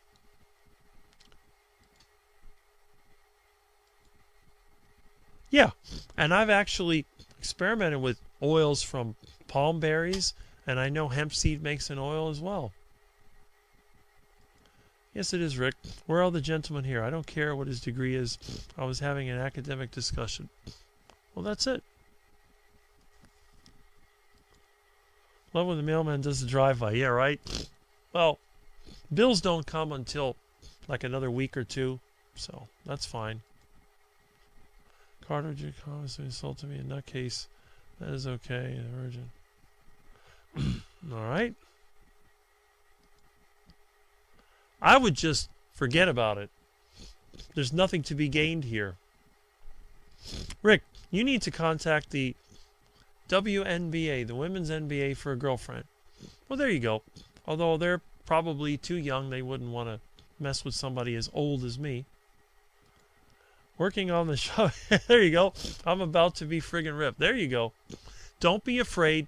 I tell women, you'll never get that big. Don't be afraid to exercise, because one of the worst things that happens to women, although they do live longer than men, they tend to fall apart faster because they just don't have the muscle they need. They have trouble getting around.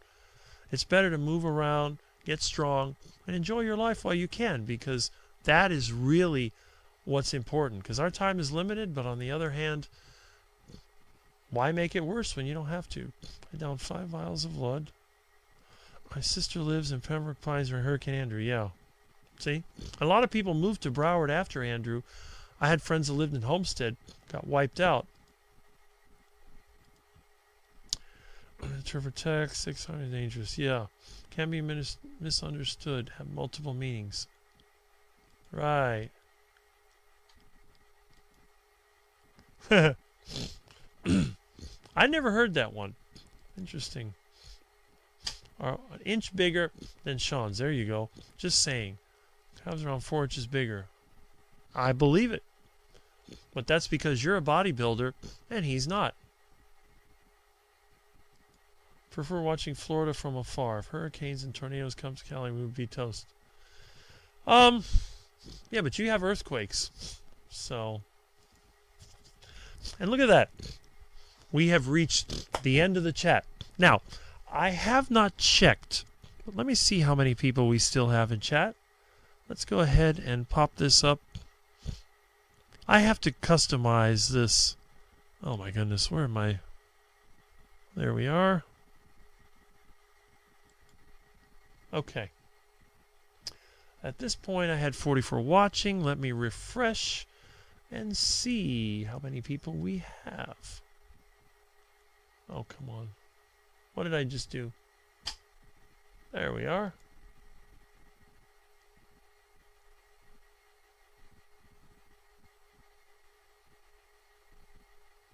Okay. Oh. We still have a good amount of people watching. That's pretty impressive. All right, let's see here.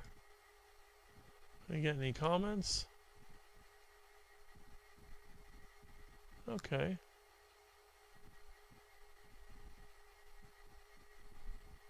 Huh. Interesting. Okay. So, we have really good attendance, I have to admit. considering the length of some of these live streams, I figure everybody would have gotten bored. It says 63 here in chat. Oh, wow. Wow. Terry Sue. Still going, I see. I'll be listening on my walk back home from the pool. All right. Now that we've caught up with the comments, okay. If I misjudge. Come on. There we go. Oh, there you go. Well, again, feel free to contact each other if you like, although I don't think Jonathan wants to get involved. You got to remember, he deals with pain on a regular basis. I don't think he needs to aggravate himself anymore. I think what he needs is just, you know, you can share your opinion, whatever. I don't care. You can always argue with me if you want. Like it'll do any good. But yeah, if he wants to talk to me, he should not talk to me in front of me. And Kurt agrees. Why is this not coming up? Come on. There we go. Okay. He agrees. My grade school. All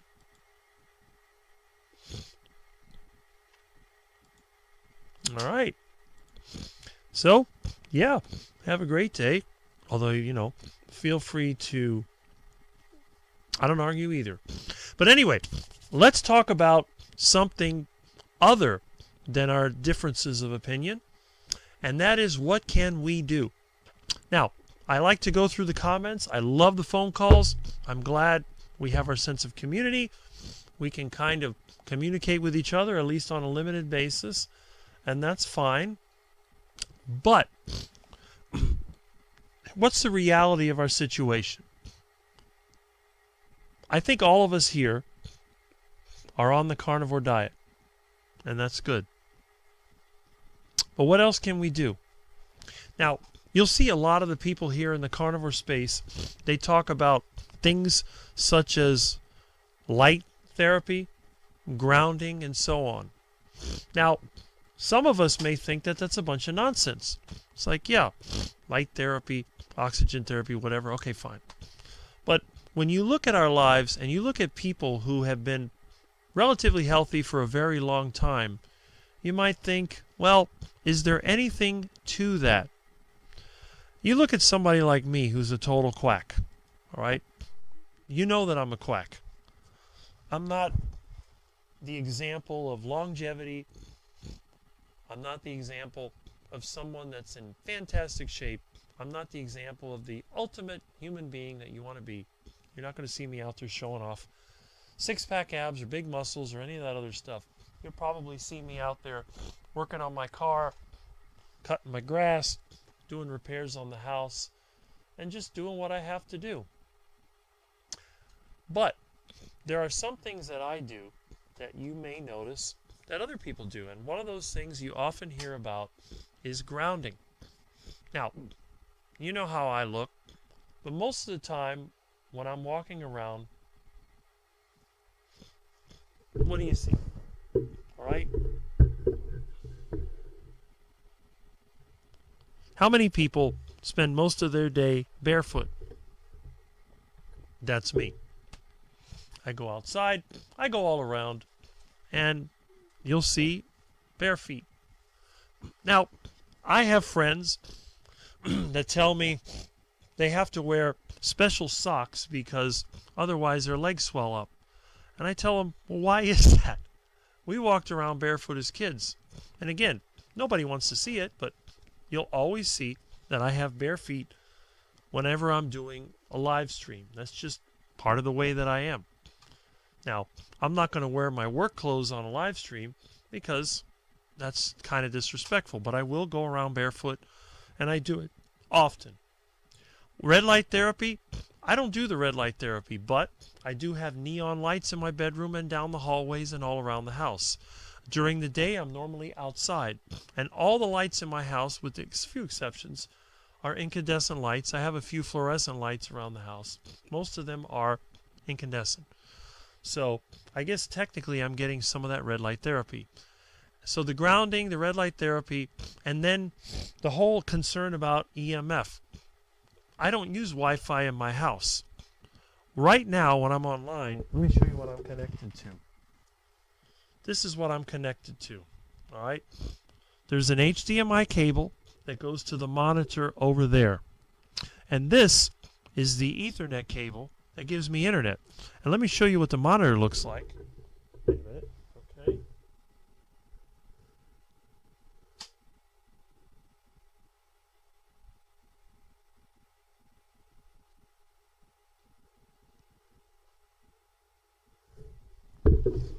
All my technology is wired. All the electrical wires in this house are old. They run through steel conduit. So if you take an EMF meter and you go around my house, you're going to find very little, if any. I don't have cell phone service, but I do have cell phones that I use for, what do you call it? You know, to use as a camera. I have one over there. And it actually took me by surprise today because somehow it connected by Bluetooth to my laptop. But I turned that off, and that's it. So anyway, those are some of the health hacks that they promote, and there's some of the ones that I do. I do not use any scented items. I don't use air fresheners. Some people think they're endocrine disruptors. I don't use cologne. I hate the stuff. I hate perfume. Don't like any of that stuff. I don't use mouthwash. I don't use toothpaste. I brush my teeth with baking soda and lard. I make my own soap.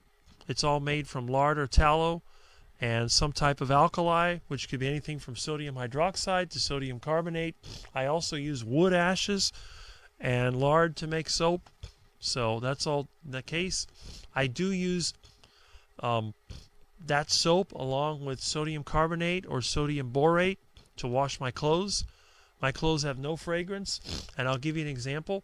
When I walk by my side yard, my neighbor's dryer has a vent that comes out of the side of the house. The smell that comes out of the dryer with all the scented sheets and stuff gives me a headache and causes me to sneeze. I've actually gotten dizzy just from being around that thing. So I've become very sensitive, and I don't use any cleaning products other than the basic stuff that I've showed you in my videos. So I avoid a lot of the chemicals. My vehicles are old. They're not off-gassing chemicals. I get in new cars a lot of times. I'll get sick. I ride a bicycle a lot, so I'm outside a lot. So my life is pretty much free of those endocrine disruptors. I don't use plastic. Everything I have is glass. Dishes, ceramic.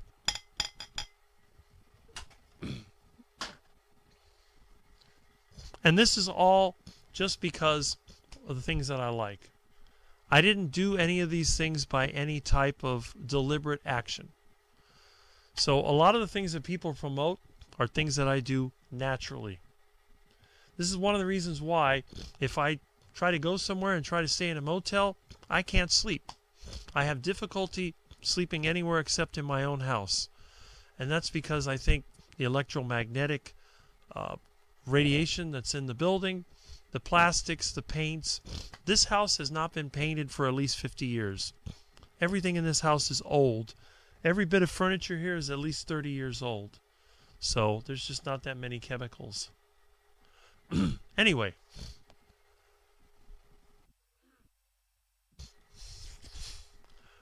Let's go back to some of these comments and see what kind of interesting things have been happening since I've been talking. All right. A lot of comments. Okay. Ellen says, I don't argue. Can't remove anything. Text is easy. So we have this back and forth going on here. Okay. All right. This is normal in these groups. There's nothing you can do about it. I could delete messages, but why am I going to do that? Hey, look at what Kurt says. Look at this.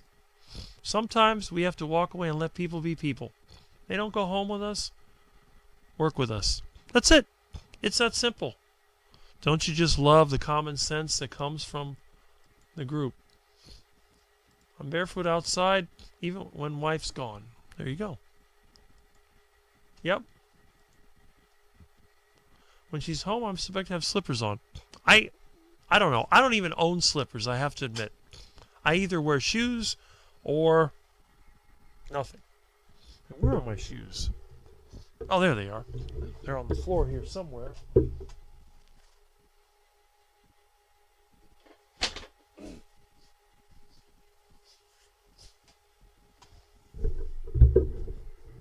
I mean, this is the kind of shoes I'll normally wear.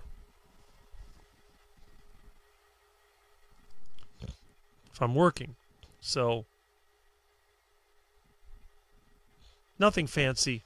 And they are a good size because I wear size 15. Some of them are 16. I'm a tall guy. All right.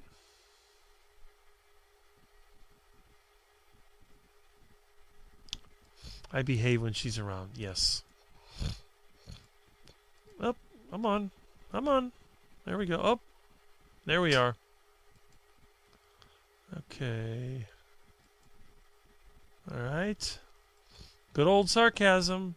Time to head inside for work. Well, thank you for being here. I hope you can get through the day at work without the idiots messing with you again. Eat meat, be happy. I agree 100%. This is not the crowd for me. No, it is. Not a problem. Come and go as you like. Sorry you feel that way. We really enjoy your but yes, we do. And you're a long time subscriber to the channel. Most camp smells, scented oils. Yeah, other people's cologne, all that. Exactly. I can't stand any of that. It drives me insane. Maxwell did us all of us a favor with EM waves, but now people are abusing it. That's true. I mean, I know the theories of magnetism were really revolutionary at the time, and if it wasn't for those basic concepts, we wouldn't be able to have most of our electrical devices. So that's very true. Parody meat song, don't worry, be happy. Yeah, right?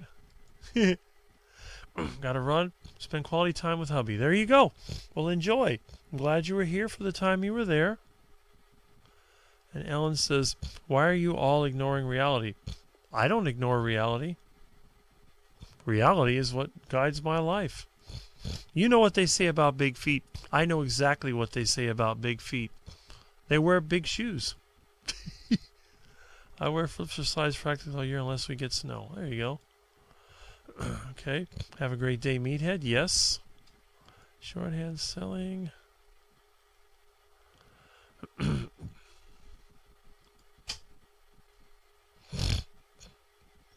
Well, here's my theory. What do you have to gain by proving something? The best thing you can do is just say, well, this is my opinion. Let's test it out. Can you test it out? I don't know. I know a lot of people that say they benefited from hyperbaric oxygen. I don't know anyone that hasn't, but who knows? It might be just psychosomatic. Whatever. Okay, let's see. I was on my way out, but now I'm intrigued. Well, you should, if you want to leave, you can leave, but there's a lot going on here. Let me see. And I see CV Carmack is going back to the thrift store. I should go to the one over here, but I never find anything good. It's just a bunch of junk. Sometimes I find better stuff in their dumpster than I do in the store. All right. Then forget it. I thought maybe there was a reason because, to me, what is going on is obvious. And it's not about the oxygen. Okay.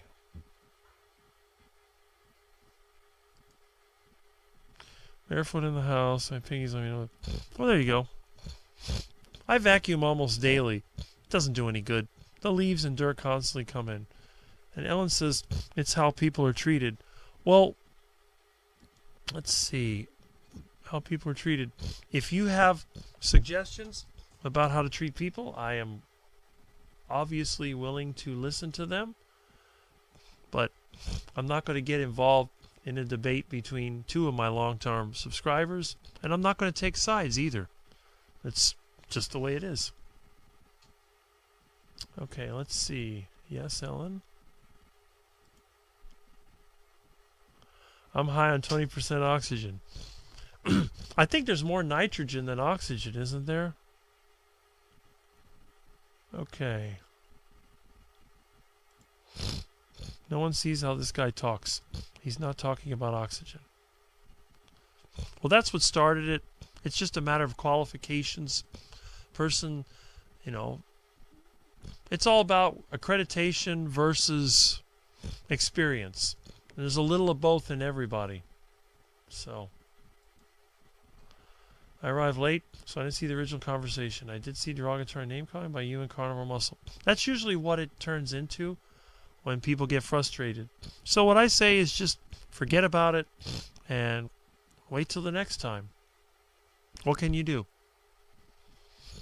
It's like Polish Mike was saying, you know, sometimes you have to have a little controversy so that we don't turn on each other, and that's very true. And yes, nitrogen is most abundant. I've had a lot of people that they go to the gas station and they say, I had nitrogen put in my tires to improve mileage. I'm like, well, you already had nitrogen in your tires. What do you mean? I said, well, how did they put nitrogen in your tires? Did they take a vacuum pump and suck all the existing air out of the tires and then put nitrogen in it? And if they did that, how did they do it without pulling your tire off of the rim? And of course, they look at me with a confused expression. Like, you do realize that nitrogen is a major percentage of the air that we breathe. They're like, no. I said, grab your phone and do a little bit of a search. Okay? So let's see. All right, let me go ahead. How do I get this other? Come on, you crazy computer. Oh, it's me trying to move the mouse on the wrong display. So let's go over here. Okay.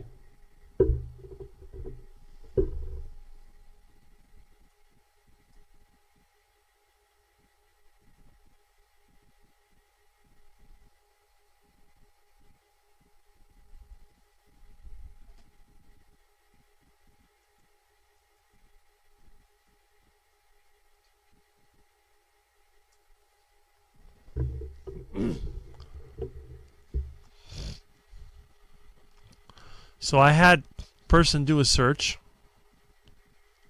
and what do we get? There it is.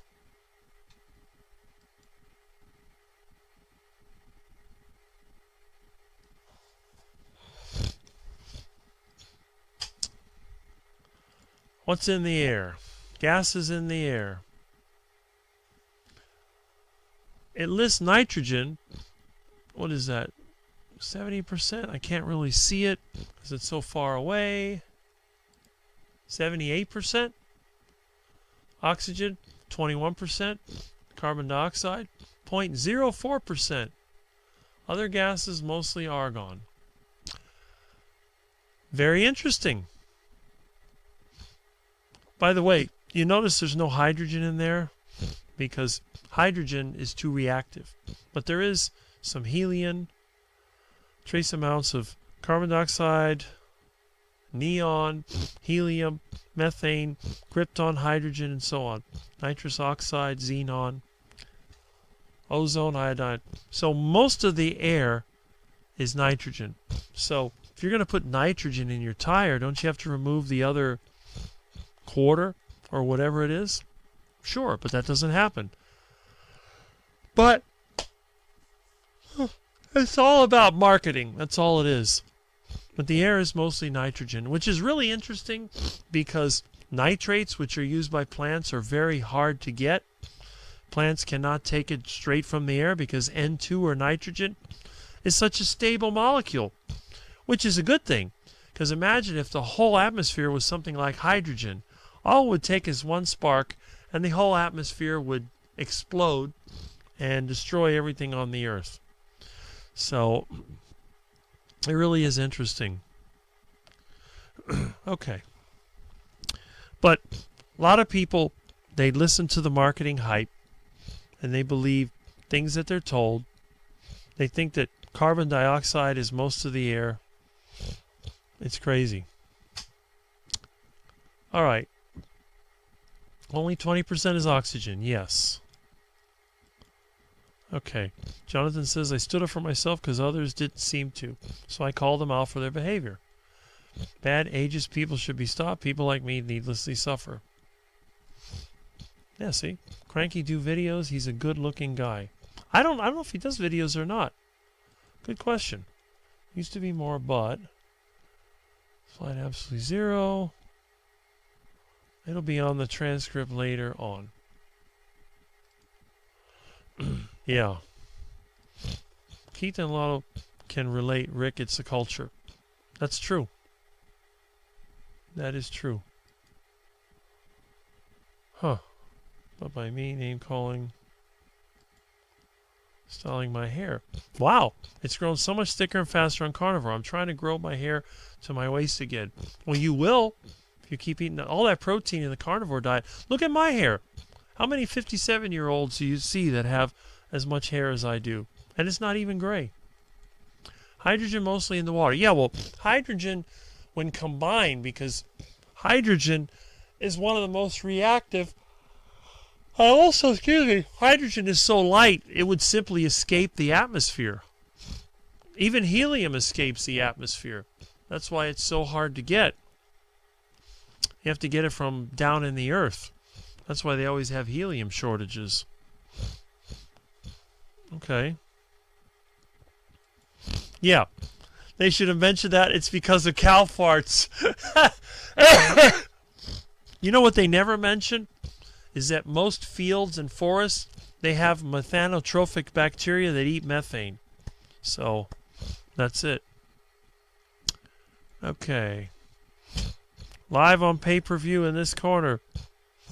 Well, that's what they thought was going to happen with the Kerry conversation we had last week. But look at what happened. Where was the controversy between me and Kerry? It didn't happen. All in fun, yes. True. Erin's storming on Rick's live too. She has a live going on? Okay. Gaseous material hasn't changed in hundreds of years. Even then, yeah. Disputing that is obviously a magician or time traveler. They didn't have bloody tech. That's right. Looks like I've missed a lot. Are you having a live, Erin? If you're having a live, I'll stop this so you can have yours like I did last week. I don't want to tie up the time. There's so many others of us here. My hair kept falling out on keto because I was eating so low protein. Never doing that again. Don't you just love Lexus and her great attitude and the results she's having? We're very glad that you're here. We're glad that you pop in live streams. You're another great example for us. We love people like you. That's what we're here for. Carnivore muscle. Okay. I'm like 2 years, so many months. My hair is growing so fast. I used to take 2 years to get as long as it is now. My live won't start till 2 o'clock. Well, that must be your time. So, because right now it's 2:18. So yeah, it's in your time. That's good. We'll get out of here by then. Let's see if we can get out of here by 3, and then you can have your live. I still need to make my lunch. I got a million things to do out here.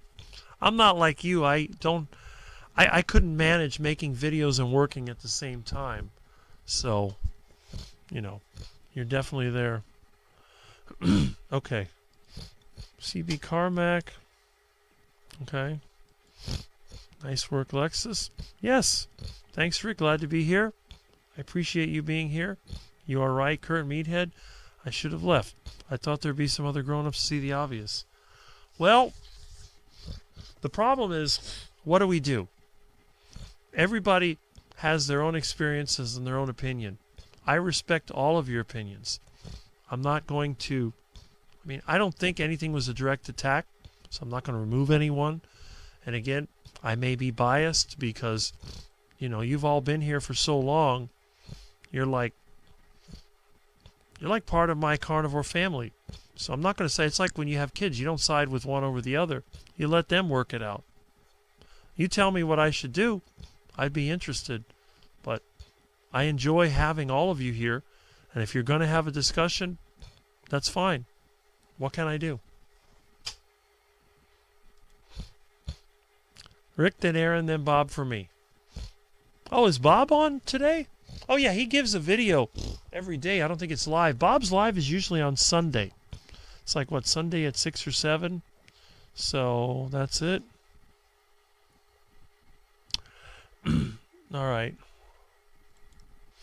Oops, Central Time. Yes. Yes. And we're at this again. Okay. So Jonathan made a reply video. It's in the members section now.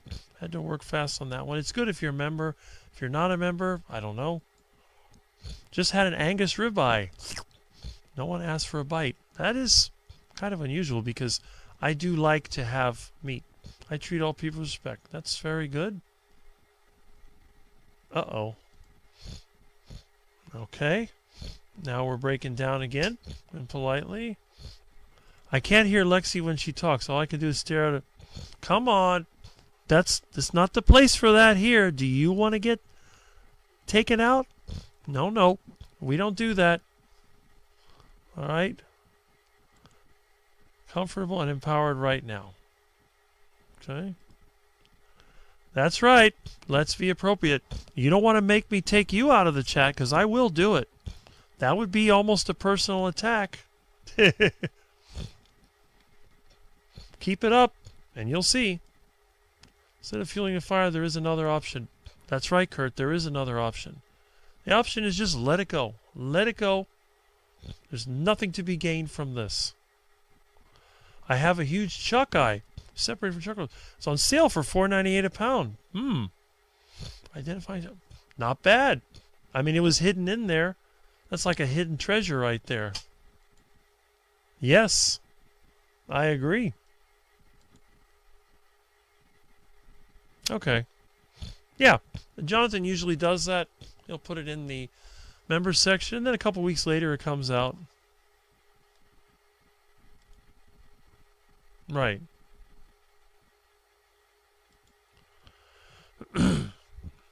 That's right. That's right. That's the point I was trying to make as well, but Mike has also made that. Excellent. Okay.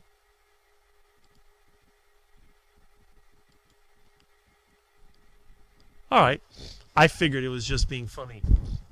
That didn't go to the level of something you have to be removed for. But, you know, we all have our ways of doing that. Okay.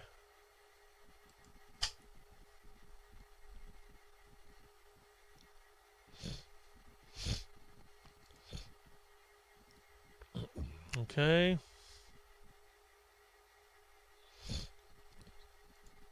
That's what I feel too. And I guess it's going to happen to all of us groups. Like I said, this is what I think people were expecting from me and Carrie. But it actually went very well. And I don't know, maybe I'm wrong, but I think that Carrie and I are back to the way we were. There's nothing really bad about it. All right, let's see. Okay.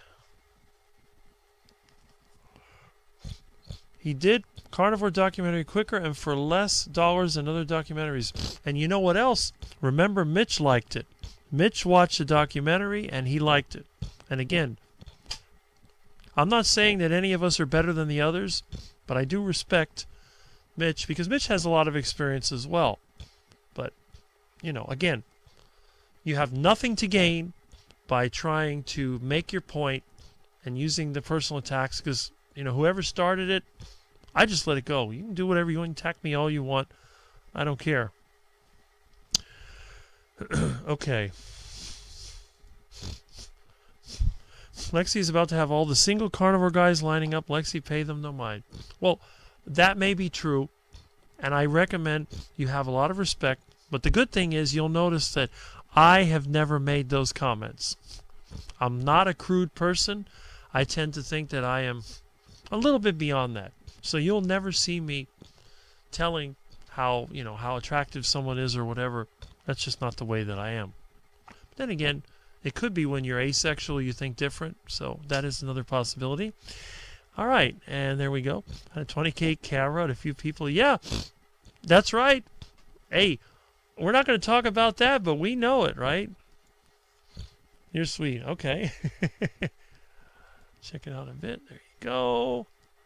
Mitch has very sturdy opinions. If he has something to say, it's meaningful. Yes. Yes, he does. And that's why we respect him so much. You notice I tend to gravitate towards certain people on YouTube. There's some that I watch their videos, but I'm not really... I think if they say birds of a feather flock together, I think it's the same basic thing. I tend to have my preferences, and they do change. Sometimes I'll go to one group and another and back and forth. But I do tend to concentrate on the smaller channels. Because the way I figure it is this. Once you have a large channel, 50K, 100K or whatever, you don't need me anymore. You have all the people you need. Your marketing is good. You have your audience. You can do your thing. But for me, I'm basically the little guy. So when you're the guy starting out and you want somebody to interview, you want somebody to talk to, then I'm right there for you. Once you become popular, you probably forget about me. Maybe. Some of them don't. So that's what it is. Okay. I did the correct thing. Well, that is your opinion. That is your opinion.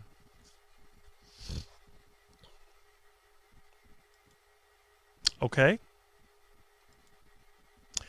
It would be good on our dating game. Yes, that is very true. On the dating game, I think I would be the host. I'd be like Chuck Woolery. Put some Tijuana brass music in there. We'll have the dating game. Dun dun dun dun dun dun dun dun dun dun. Yep, that'd work. And besides, I am a neutral observer. I would never, what would they say? Prejudge somebody by looks? Doesn't work. All right. And Lexius Jones appreciates that. And thank you. And again, glad you're here. I try to look out and see anything that I observe. Covers a fair bit of ground. 10 scientific wrestling. Well, there you go. Cut the attacks. Go with the real information. What can I say? Yes, you are well known from Mitch's channel. You're you're Mitch's only moderator. And you used to be like the what do you call it? The catbird seat. You had the little window open on the side. And you're a great person. I have respect for you. So that's the reason why I don't want to get into this battle between the two. Because it's not really that important, It doesn't matter. This is all an experiment. And what works for one person may not work for another. Once you get to the point where you think that everything works for every person, that's when you run into trouble. If it doesn't kill you, it may make you weaker or it may make you stronger. I've seen it in my life. I'm not that old, but I am 57, so I'm not young either. Okay.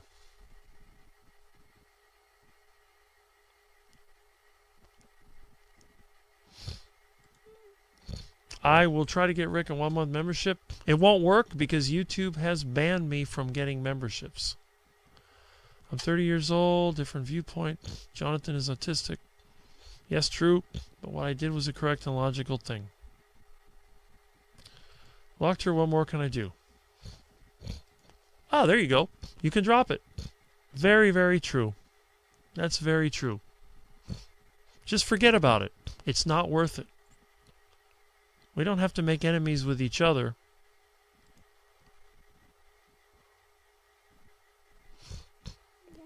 Do I think it's okay? No, I don't think it's okay. But what am I going to do? I'm sorry, but I won't be on this live stream again. Being complicit. Okay. So Jonathan has withdrawn himself. Let's see. Mentioned that earlier. Why are people being mean to Scooby? You'd have to read through the chat to see. The thing is, what should I do? I'm not going to remove either one of you because I have respect for both of you. So there's nothing I can do about it. You just have to go back and forth and see what you can come up with.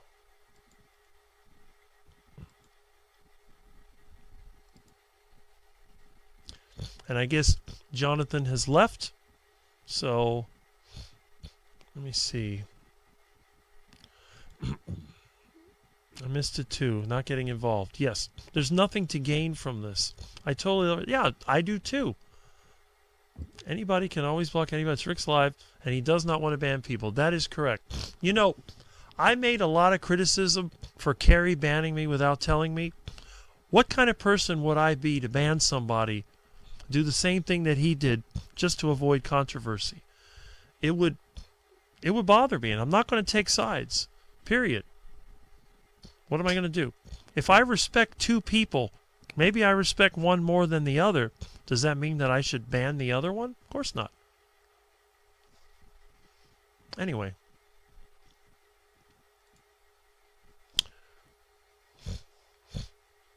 Okay. Well, that's true. I usually have to apologize to fix stuff. That's true, but, you know, sometimes apology doesn't do anything.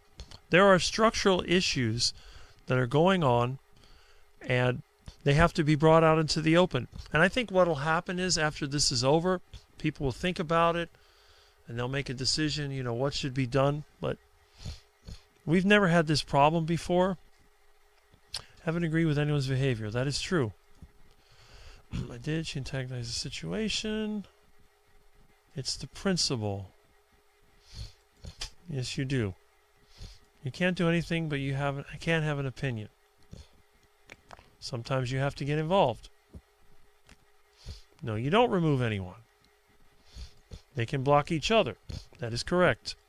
I accept your apology. Thank you, Keith. Okay. This is going on. I don't have respect. No, you did not. I was just mentioning that was what happened to me in Carrie's group. I'm saving myself grief. I'm going to love you all. Yes, that's it. Let's focus on what Milton's doing. You know what? I think Milton is on my bed. I need to check and see what Milton is doing. I don't respect someone. Well, I don't think it's okay. What am I going to do? Get ready and set up stuff? Yeah.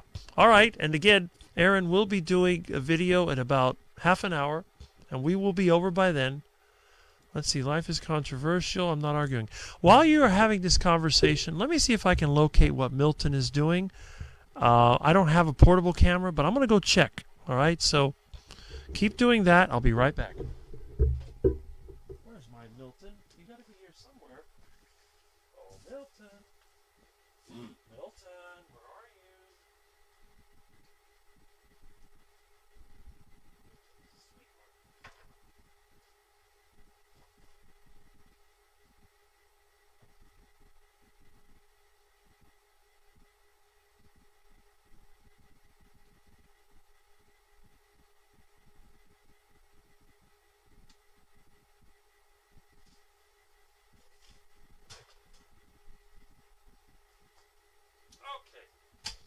I was right. Well, I was right. You know where Milton is? He's on my bed, asleep, upside down with his paws stretched out. And I think what it is this. Milton does not like cold air. And since I'm sitting in front of the air conditioner, now he's coming here. Hey, Milton. Come on. I guess he fell asleep and forgot about me. Milton, come here. Come on. Come on, Milton. Come on. Here, come on. Come here. Come on. Come on. Milton, come on. Come on. Come on, little Milton, come on. Come on. Come and get it. Come here. Come on. He decided to come in here. Let me grab him. Come on. Oh, Milton. Come here. What? You talking to me? Come on. Let's go, sweetheart. You're such a cute kitty. Oh, yes. There's my sweet little Milton. Oh, man. All this time, and you haven't been here. So we'll get you on camera. There's my little Milton. Look at that sweetheart. Okay. Let me switch cameras here so we can see this dangerous animal in action. There he is. There you go. There's my beautiful Milton. Look at that cute cat. Look at that face. Oh, yes. So you were sleeping on my bed, and when you saw me, you decided, I'm going to come in here, and I'm going to bother my friend Rick. Yeah. What a good kitty you are. You are such a sweet cat. You let me pick you up, turn you over. You're a good cat. I like you so much. You are so cute. You're so soft.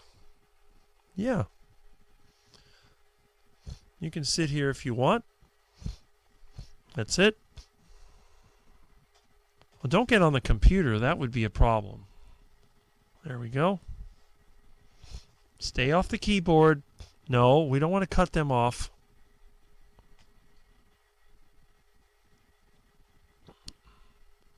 All right, little Milton. You want to go over there? There you go. There goes Milton. He's still a little bit sleepy, I think. Why is this? Oh, yeah. What is going on here? Okay. Let me go back to... There we go. So that is Milton. And that's pretty good. Okay, so let's see what happened. Did we have a resolution? No? Okay. Booby Goats, is you live soon? Should be live in about 20 minutes. So everyone is not nice all the time. That is correct. I'll be over soon. You are shaped by the people you spend time with. Yes. Everyone, long day of babysitting. I see I missed Rick. I'm still here. I just went to fetch Milton. Hey, Milton. Look at that. What are you doing? You going to jump all the way over there? That looks like a recipe for disaster. Milton? There's Milton. Look at that. You want to jump over there? Or you rather look at the computer? You're a good kitty. I like you. Look at a soft kitty. What a nice animal you are. Yes, you are. Look at that beautiful cat. Okay. Anyway. Okay. So we have hi Lisa. There we go. Okay. If you want to babysit, you are in the right place. Okay. Well, you missed all the drama. All right. There we go.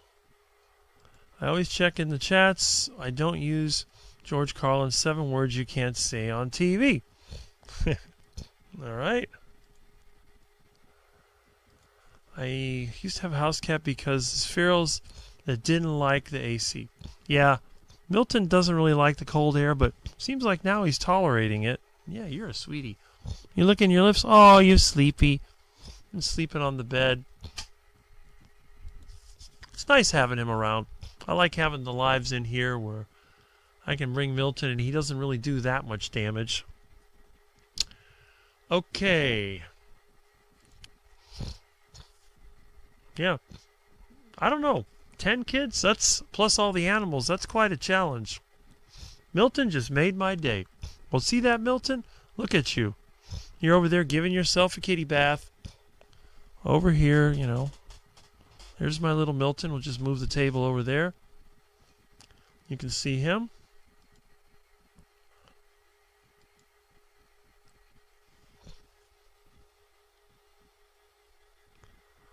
Okay.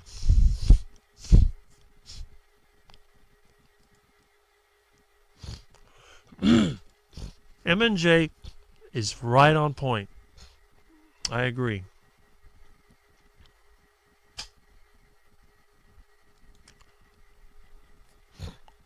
First day on your new job. That's a good question. Yep, it's still going. Isn't it interesting how these internet chats do work? But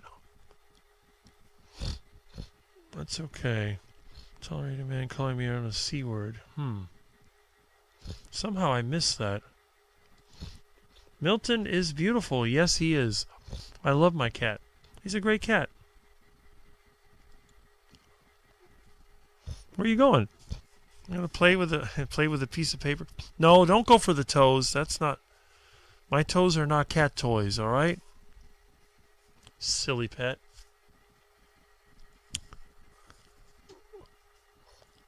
No, bad kitty. Bad kitty. No. You behave. I'll get the water spray. Anyway. July 28th. Okay, so that's when you're going back to work. All right. Well, anyway, let's take a look over here. And let's see what's going on. All right.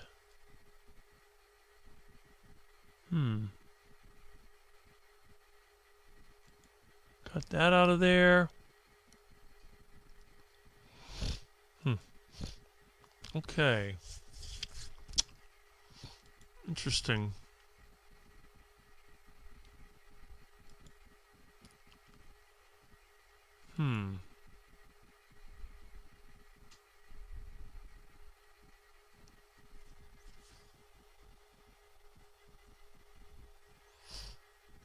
Okay. Let's see. Got what? 30 something?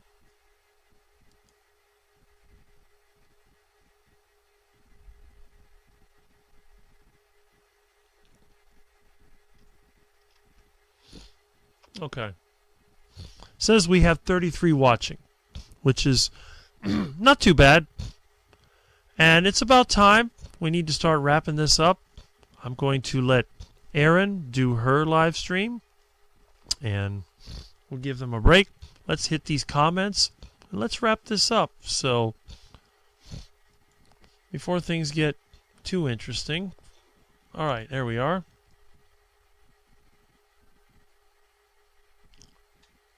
All right. You have such a beautiful, warm smile. Yes, you'll make people happy just by looking at you. You already have. Obviously, you've made quite an impression in this community. Oh, come on. Why is this comment not... There we go. It's not an excuse. Yep. It is not an excuse. That is very true. But I'm not... Let's just say this is not a competition. I'm not the referee. I have my limits, but what can you do? Oh, you live there. Okay. So often unaware of words. Well, that's another thing, too. It might be lost. Some of the slang terms in one place may be worse than the other. That's a good point.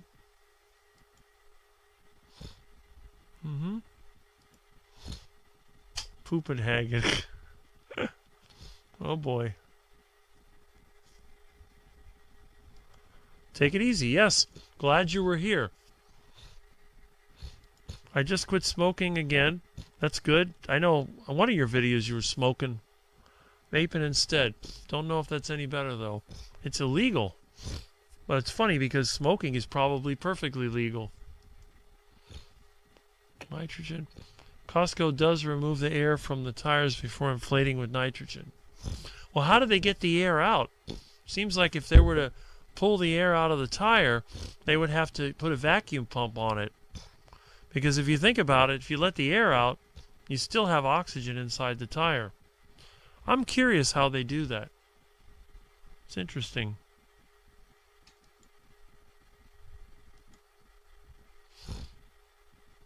Okay. Won't be back here. Well, I guess we'll have two people that won't be back here. That's a shame. I vape too. Have no idea what that means. And they love Milton. Yes, everybody loves Milton. I know I do. Milton is on the floor playing with some plastic bags that the food came in. He's over there having fun. That's what I like about cats. They don't hold a grudge. They just like to have fun. What? You talking to me? You are a silly little Milton. You know that? Very, very cute. Hey, Milton. What? You must be getting hungry, that's what it is. Haven't given you your lunch yet. Meow. What? What a funny cat. Can't resist. Okay. Vape as well, but trying to quit. Backslid a little. Okay, well. There's several of people here that vape. I know Kurt, he does his vaping. He's trying to quit. I chewed last chew nicotine gum on Father's Day. That's good. So you're finally off of it. That's a good thing. Vapes, girls, and rock and roll. There you go. Vaping is the way to go if you want off cigarettes. Seems to be. It's a revolving door. I think the call, it's stuff, some kind of tobacco. Loads cheaper too. Yeah, cheaper than smoking. Okay. But happy Saturday. And all I'd say is consider the source when evaluating information. Well, I appreciate that, Ellen. And I always do. That's just the way it is. Remember, it's up to each one of us to make the decision. No matter what people tell you, they're not going to force you to do anything. You have to make the decision. There is no other way. What's that? Oh. Airplane. I wonder what that noise was. We had all that rain earlier this week, and now it's dry as a bone and hot. So it's hard to say how long this hot weather will last. But then again, it's not raining, so after I finish this... Milton? He's making noise. What do you want? Yeah? There he comes. What? I don't know if you can hear this crazy cat, but he is funny. Up, he's gone up back up to his perch. We'll move this over here.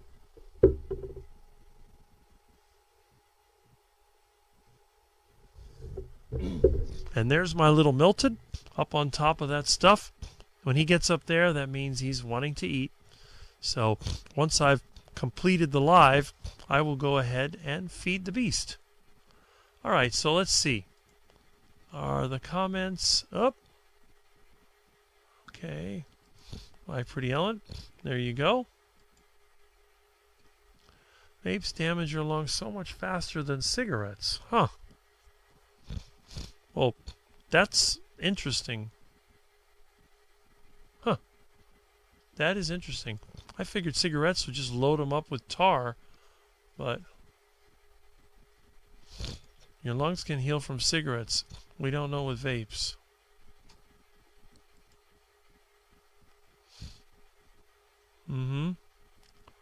Don't want to get into this anymore. Right. Don't believe the hype. Somehow I missed that. I think I was too busy trying to struggle with the little tech issue I had. Wasn't. Come on.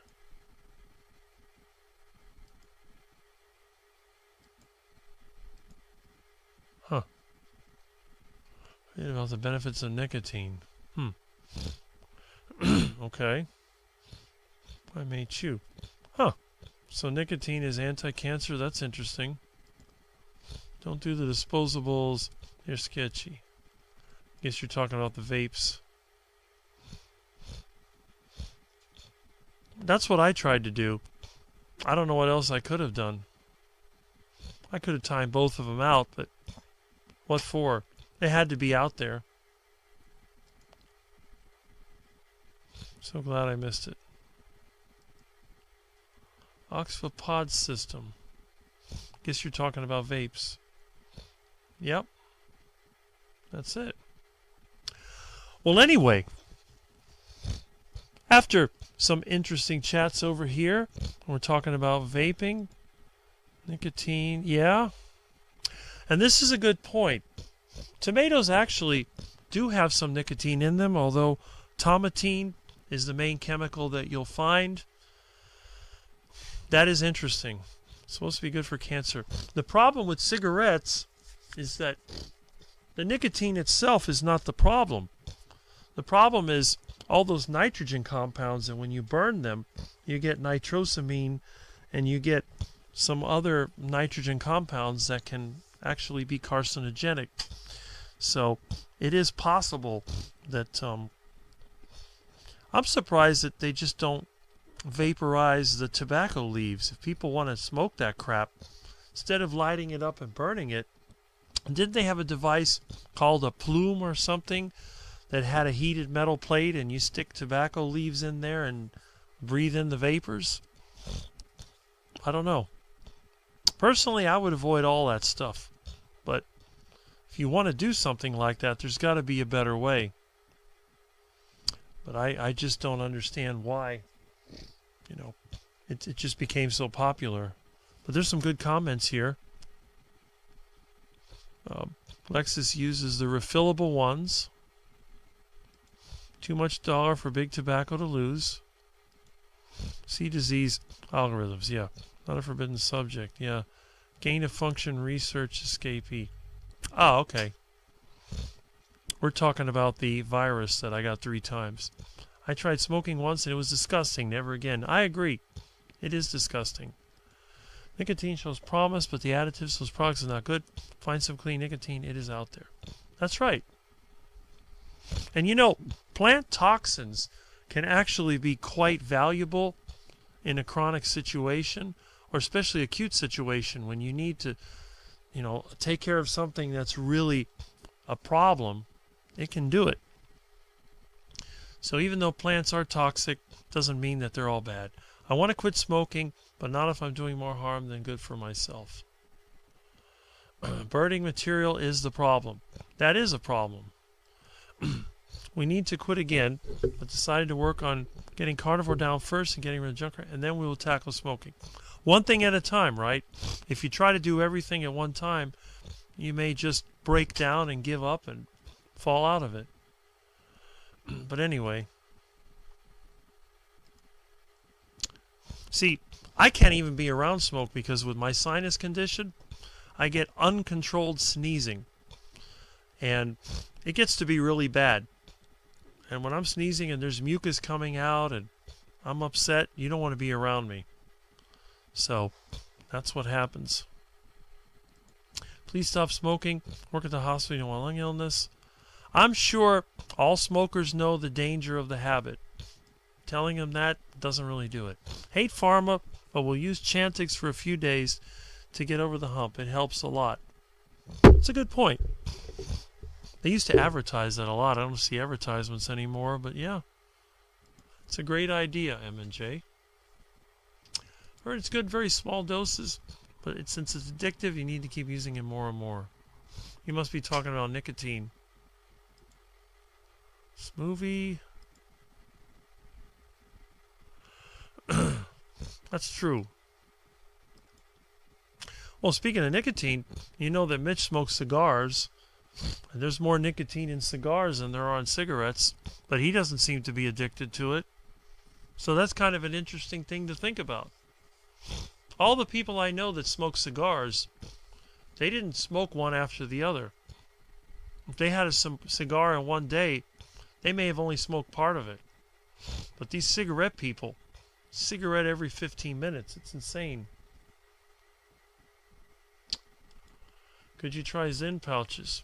It's another thing. Some kind of snooze thing or whatever they came up with. Nicotine. Chantix weirds out your brain chemistry. I don't recommend it. Nicotine and propylene glycol. Still very much addicted. Smoking hasn't already killed me. Some people smoke for a very long time before it takes them. Took Chantix once. Turned me into an angry monster. A few days to kick the habit. I'll take my chances. Zyn pouches with success. Hoopenhagen. Better than chew, right? Huh. That's good information.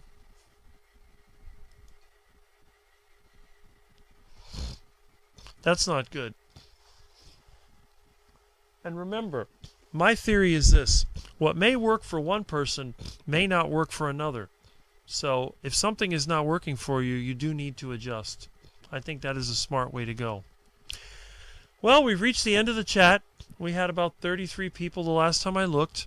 And if anybody has any final comments, you can make it. But I think what I'm going to do, I am going to... Now, I don't have a music file loaded. I got to play around with my computer a little more. As you can see, you're watching Milton over there. Let me switch the camera over here. And we will wrap this up. And it's been a very interesting live. Unfortunately, been a little controversial. But on the other hand, it's better that the stuff get out there. You know, it's not the end of the world if some people happen to disagree. But what can you do? We learn from our mistakes. And all of us can see that none of us are perfect. And like any other group or family or whatever, there will always be squabbles and there will always be some type of controversy. All right, so let me just do a final wrap up here and we'll end this. Okay, MNJ says it's no good, Lexi. Yeah, and that's it. So badly I had to stop taking it. So you got to be careful with medications. All right, Precious, glad to see you here.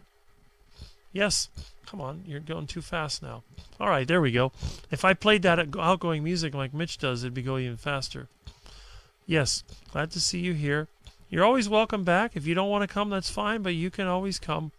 Just ignore each other if you have a little issue. Alexa says, bye, guys, bye. And we're going to move on. Have a great day, everyone. Thanks, Rick. Thank you, Lisa. Smoothie 420. Thanks, Rick. Good times. I'm glad you were here. Heading to Booby Goats, Terry Sue. I will drop in there as well while I cook my food. And Keith says, bye-bye, friends. And Kitchen Witch. Thanks, Rick. Terry Sue says bye and thanks, Rick. MNJ has have a great day, everyone. You too. I'll see you on Monday in the other chat. And Bacon Baby says bye, thanks, Rick. Yes. And Smoothie says take care, everybody. And I think that might be the end of it. Everybody always wants to get the last word in, but that's fine. But anyway, it's almost 3. We're going to disconnect. We're going to let Erin do her live, which is usually about an hour. And again, I appreciate you being here. And next week I may make a couple of changes. But at this point, just it's going to start at 8. If I do make a change, we might add an interview section. But at this point, I think most people do like the long lives. And I like the fact that people come and go. So I'm going to stop streaming. And I wish everybody a great remaining Saturday. And hopefully you'll have a good Sunday. And you will be able to enjoy the time you have. If you have family, enjoy your time with your family. Enjoy your time with friends. Take care. Be safe. Be kind whenever possible. And don't be afraid to defend yourself when necessary. So, I'll catch you later.